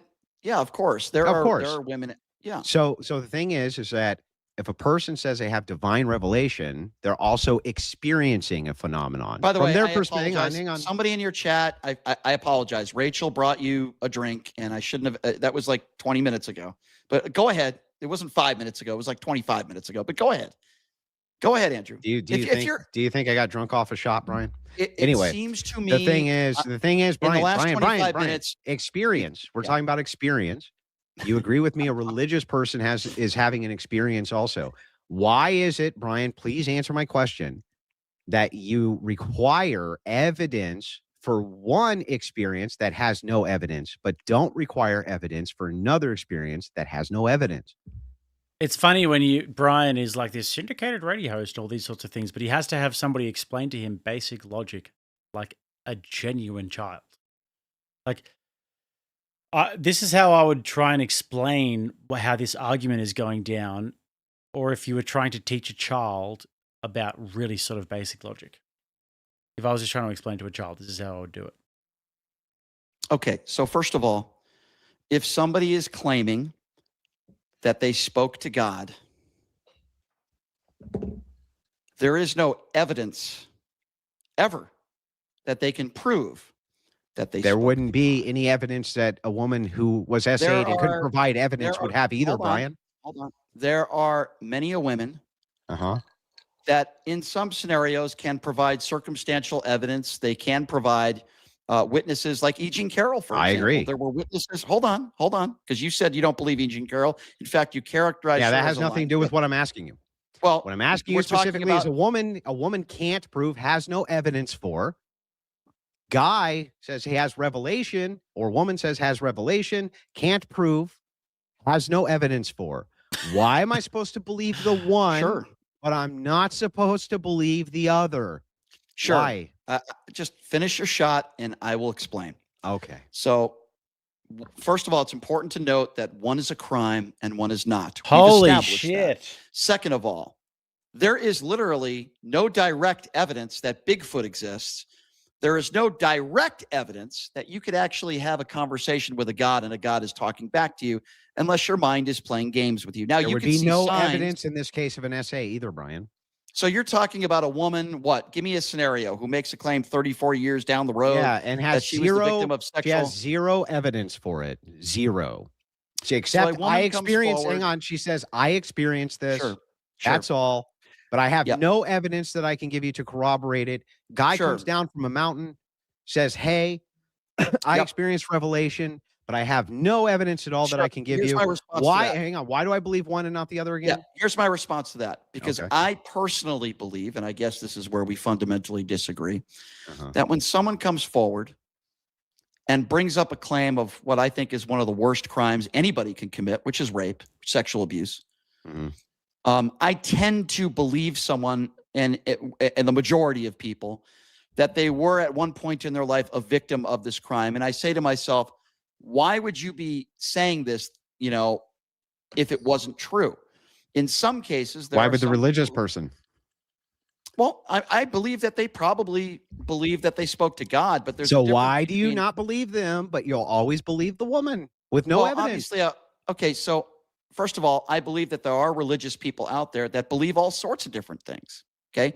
They have the right to believe that. Maybe they do believe it. But there is a difference between having a faith and believing in a faith system and somebody coming forward saying, yeah, when I was a young girl, this happened to me and it was horrible. They're both based on, I had this experience. My initial, Andrew, and I have no evidence. Andrew, so what's the threshold This has happened to me a couple times in my life where I've talked to women who said, yeah, this happened to me 30 or 40 years ago. And my initial reaction isn't, well, you know what? I really don't believe you because you don't have any evidence. But you're not giving me the threshold breaker. Why do you believe the one and not the other? It makes no sense. Why do you demand the standard of evidence from one, but demand no standard of evidence from the other? Because believing in a ghost, which is really what we're talking about here, where is God? What is God? Is God Where's a man the or a essay? woman? Where's the essay? Where's the evidence? Where is it?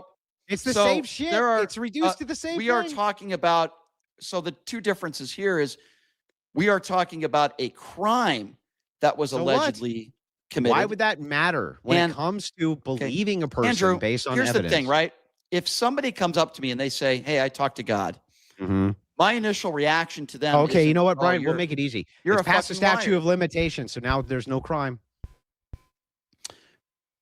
So now we're talking about the statute of limitations. Yeah, so it's past the statute of limitations, so there's no crime.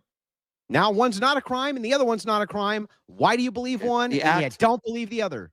The act of rape is certainly a crime just because somebody doesn't report it within a certain time frame. Well, Bill Cosby It's not a crime. Hang on. It's not a crime anymore. It's past the statute of limitations, so there can't be any criminal, nothing. There's no crime. We can get into a word debate. The act of sexual abuse and rape is a crime, and I'm when not it going to get into the happened, weeds with when you. it happened, I'm not going to get into the weeds with you on the statute. It wouldn't be a crime if it's past the statute of limitations, on the statute of limitations. I'm not going to get into that so I'm conversation. just asking, Brian. Now it's not a crime. Now Andrew, there's no crime. Andrew, now there can't be a Andrew, crime. Andrew, this is a fundamental difference between people like you and people like me. Mm-hmm. So I'm going to give you two different scenarios of which you're talking about. I can't wait. Okay. If a person comes up to me that's religious and he says, hey, you know, I talk to God and all this other stuff, even though I might not want to get into that conversation with them, I'm not going to talk down to them. And I'm not going to say, I don't believe you, show me evidence. Now, on the contrary. But didn't he just say that they would be completely fucking delusional and like tooth fairy and whatever it is? Seemed like talking down to me. Yes, you will. Also, hold on. No, I've never done that in my life. And if somebody told you the Christian God is real, you wouldn't demand evidence? I would say the first thing I said to you, what was the first thing I said to you when you brought up religion? Do you remember in this conversation? You said that I think that those people are crazy and believe in sky fairies? No, that's not the first thing I said. What's the first thing I said to you? What's the first thing?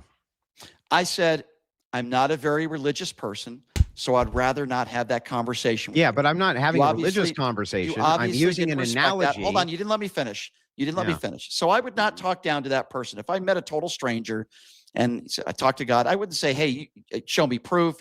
I wouldn't attack them for it. They have the right to believe in what they want to believe in, right? And it's not a crime. If a woman comes up to me and says that I know and says, or even that I don't know, and say, yeah, this horrible stuff happened to me when I was a child, blah, blah, blah, blah, blah.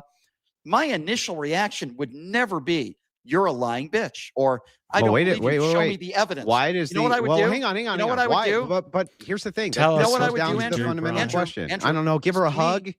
Give her a hug and a good pat on the rear and say, hey, sorry. I know you don't think it's a big deal, but Andrew, the first thing that I would do is I would listen to her, and I would believe. Brian's so emotionally intelligent. I wonder if he puts that on his Tinder profile. Emotionally intelligent, will listen without talking, will do dishes, will give coat, will drive to airport, will sit in corner, will sit in corner chair hotel room. Her, and I. But why wouldn't you do that with a religious person? What did I just say? I just said that I'm not a religious person. Yeah, so what? But I wouldn't be disrespectful. That has no bearing on the conversation. Why wouldn't you just believe the? Why wouldn't you just believe the religious person? Because here's the difference. Why? Because here's the difference. When people talk about a conversation they had with God, you said it, Jim, not me. Usually they're happy about it. Usually Jim, it's a very that was spiritual you who said that, not me. And a pleasant experience. I think most people. Oh no, there's tons of people who have divine revelation who are miserable about it. Most people that say they had a conversation with God that have come to me have said it's a very pleasant. Tell me all about it, Brian. All those people who have come to you with that information. For God in Texas came in with 5 and said, not sure how, but I'm enjoying this more than the actual live debate. Keep it up, Jake, not one step back. Thank you, sir. And for the Timmy Fund. Might call it soon, guys. I don't know how interesting this last hour or so is going to be, unless, of course, we get some sort of huge donos or huge member gifted or something like that, but I don't know. A pleasant experience, and it brought me to this or that in my life. Okay. Every single person that has come up to me that has ever said they've been a victim of sexual abuse, it's a very horrible story. Two completely different scenarios. That has nothing. Can you not understand that? No, I can't. I can't understand. Where is the threshold breaker? I had an experience there's no evidence for. Andrew says, traders giving my money to Australia. This is like similar to the Somali daycares and these sorts of things. When you're taking American dollars and you're siphoning them off overseas, this is pretty much what's going on over here. But let's just rub it in a little bit more. Rub it in a little bit more. Traders come forth. Loyalists to Australia come forth. Whiskey Ob is the first. Says he believes he doesn't need evidence for a crime when evidence was required for a crime. When evidence was required to prove a crime, there is no evidence needed for faith. That's true. Evidence should be particularly necessary or particularly relevant when you are talking about a crime. That's true. Daddy Man Iceland says, Lord, my heavenly Father, thy Jesus Christ, forgive this viper, for he knows nothing. Blessed Lord Jake, and let him know this show is awesome. Amen. Thank you, sir. And 5 from Mr. Somebody as well. That's right, guys. We'd love to see it. Maybe when Jake hits 1 million subs on his channel, Donald Trump will give him a gold card to come to Australia. To come to America, sorry. To come to America. I believe in America. Let's hope so. I'm actually doing... You are actually doing chat daycare? That is true. When the crucible's away, the live chat needs somewhere to hang. You know? You know? At least I've actually got people at my daycare. You know? At least my daycare is open for business. I had experience. I have no evidence. Hang on. You just asked me a question. Let me answer it. I have experience. I have no evidence for. I have experience. I also have no evidence for. I believe you. I don't believe them. Based on fucking what? Fair enough. Let's put this to the test. You ready? Here we go. Okay. Mm-hmm. So I had a conversation with God this morning. God told me in a conversation that he believed that Donald Trump you realize that this is about you realize this is going to Donald make Trump's my point, a sexual. right? No. It was a great experience I had, and God told me that Donald Trump is a orange orangutan, 34-count felon, liable sexual abuser. And Brian, you are correct, and you have to stand by your beliefs, no matter what that crucible guy says. Now, it was a great experience that I had, Andrew. And I'm not a very You're right. religious You're person, right, Brian. I would require evidence. I know. It was a well, you know, I mean, I'm the guy who's consistent on this end. God told. It actually hurts to watch that Brian thinks he's doing something here. Back to the Rattlesnake Leering Center, guys. Back to the Rattlesnake Leering Center for Brian. Brian actually needs to come and attend the Rattlesnake Leering Center. It would do him plenty of good. Plenty of good. Me that Andrew's going to deflect and deny, and how am I deflecting? I just told you I want evidence. Syndrome. Hang on. I want evidence of this experience, just like I want evidence of the other thing. Yes, of course. Yeah. So you think? And by the way, that's a Christian. That's a Christian standard too. You know, we go out and debunk miracles all the time for a reason. I know, Andrew. You have amazing Christian. Told you that was going to fucking blow up in your face. It was a terrible example. Well, hey, I had that conversation this morning. Okay. And that's what God told me to tell you, and I'm standing with my beliefs. My God tells me, my religion. My God tells me that Donald Trump probably did some horrible things to children. Sure. My God tells me that some of these ICE agents on the streets are committing murder. My God tells me that at this point, if you still defend Donald Trump every which way, there's something wrong with you. And now, Brian, my God tells me, Brian, hang on. When you have a lot of, hold on, when you have multiple should I believe? shots, I just got one question. My God, I know you can answer just one second. Go Ask ahead, me in a go second. ahead. My God tells me that when he's my quadrupling down on the worst point you'll ever hear in a debate. Wife hands me a bunch of shots. My analogies get worse and worse. A bunch of shots? Andrew, I think you're a little drunk. How many shots have you had? 3 or 4? One. You told your wife to give you another shot. I had one shot.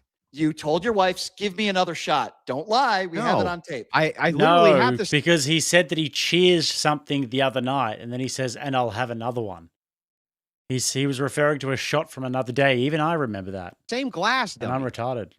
Did you not say, so you can't have another drink in the same glass? No, I don't have. I only had one shot. So you didn't say, give me another shot? You didn't say that? I don't know if I did, but I only had one. Crowd, people that are listening, even if you're fans of Andrew, Brian, that's you great. Hate me. Yeah. Andrew's drunk, whatever. Okay. My question is, my question to you, Brian, is, should I believe what you just said to me, or should I ask for evidence? What about my God? Yeah. I don't care. Should I believe you? I'm not talking about a crime. Or should I ask for evidence? There is no evidence that anybody can say that when they have a conversation. So I should believe you? I think there are people that believe they have discussions with God. It's impossible to provide evidence. Should I believe you, Brian, or should I ask you for evidence? It's not a crime, though. So I'm trying to understand the correlation. Should I believe you, or should I ask for evidence? Can you answer the question, please? You can never provide evidence. The question is, should you ask me for evidence when I say it had a conversation with God? No. I'm asking you. Why would you ask? Should I believe you that everything you just said to me was true, that you had a conversation with God and this and that? Or should I, hang on, or should I ask for evidence? If you were me, for instance, would you believe everything you just said to me? Would you believe everything you just said to me, or would you ask me for evidence if you were in my shoes? If you're an atheist, you would probably ask for evidence. If you're a religious person, then you probably would not. I think it depends on the person. Yeah, frankly. Brian, you're in my shoes, let's say, and I just got done saying everything to you. So now Christians are meant to believe every single thing that anybody says about divine revelation. Any experience that anybody ever says that they have to do with divine revelation, we're meant to believe that because we're Christians. Okay. That God told Joseph me Smith was right. That actually Trump, I just did it in reverse. Trump isn't this and isn't that and blah, blah, blah, blah, blah, blah. Would you ask me for evidence or would you believe me? When you're talking about a crime that was committed? No, Brian, I'll ask again. So I do the same thing you did, except I just say, God told me Trump didn't do any of this. Would you just believe me or would you ask for evidence? When it comes to religion, again, we keep going back in circles here. Brian, I'm going to ask again, yes or no? Would you believe? Guys, once again, the likes are on 1,123 and the dono bar is on 1,123. Second time that's happened this stream. That's creepy. Believe me, or would you ask me for evidence? Would you believe me or would you ask me for evidence? If I said God told me Trump didn't do any of this stuff, would you just believe me or would you ask for evidence? I always believe a victim. And I think that's the part of this conversation. Yeah, I know. But Brian, can you answer my question? Would you believe me or would you ask for evidence? If you're saying that your God said that Trump never committed any crimes. Yeah. Would you believe me? I would say I believe you and your God doesn't know what he or she is talking about. So you would believe me? If you believe that you spoke to a God, I would respond to you by saying, No. Do you believe that I did talk to God? I think your God is a MAGA tell me cultist. That's what I would say. Yeah, no, but would you believe I did talk to God and God did tell me those things? Or would you ask for evidence? Andrew, I would you seem like a believable guy. I would believe you. Yeah, I don't so see you any just reason don't why want to you would answer the question. You won't answer. I can't really take this anymore, guys. The bad faith is just too much after a while. It is actually painful. Mr. Somebody sent 5 and Reverse Massage said, don't tell Andrew I gave this to you. He may not give day passes from the cult next time.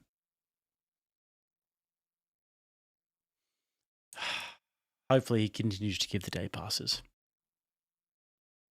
Guys, we're going to go over and raid to Rob Knorr. It's been nearly 5.5 hours. It's been long. Rob is over there doing a stream. We love Rob. Go and send him some love. I'll be back tomorrow, same time. Make sure you hit that notification bell. Subscribe to the channel if you haven't already, if you're new here. And I will see you guys all tomorrow. Peace.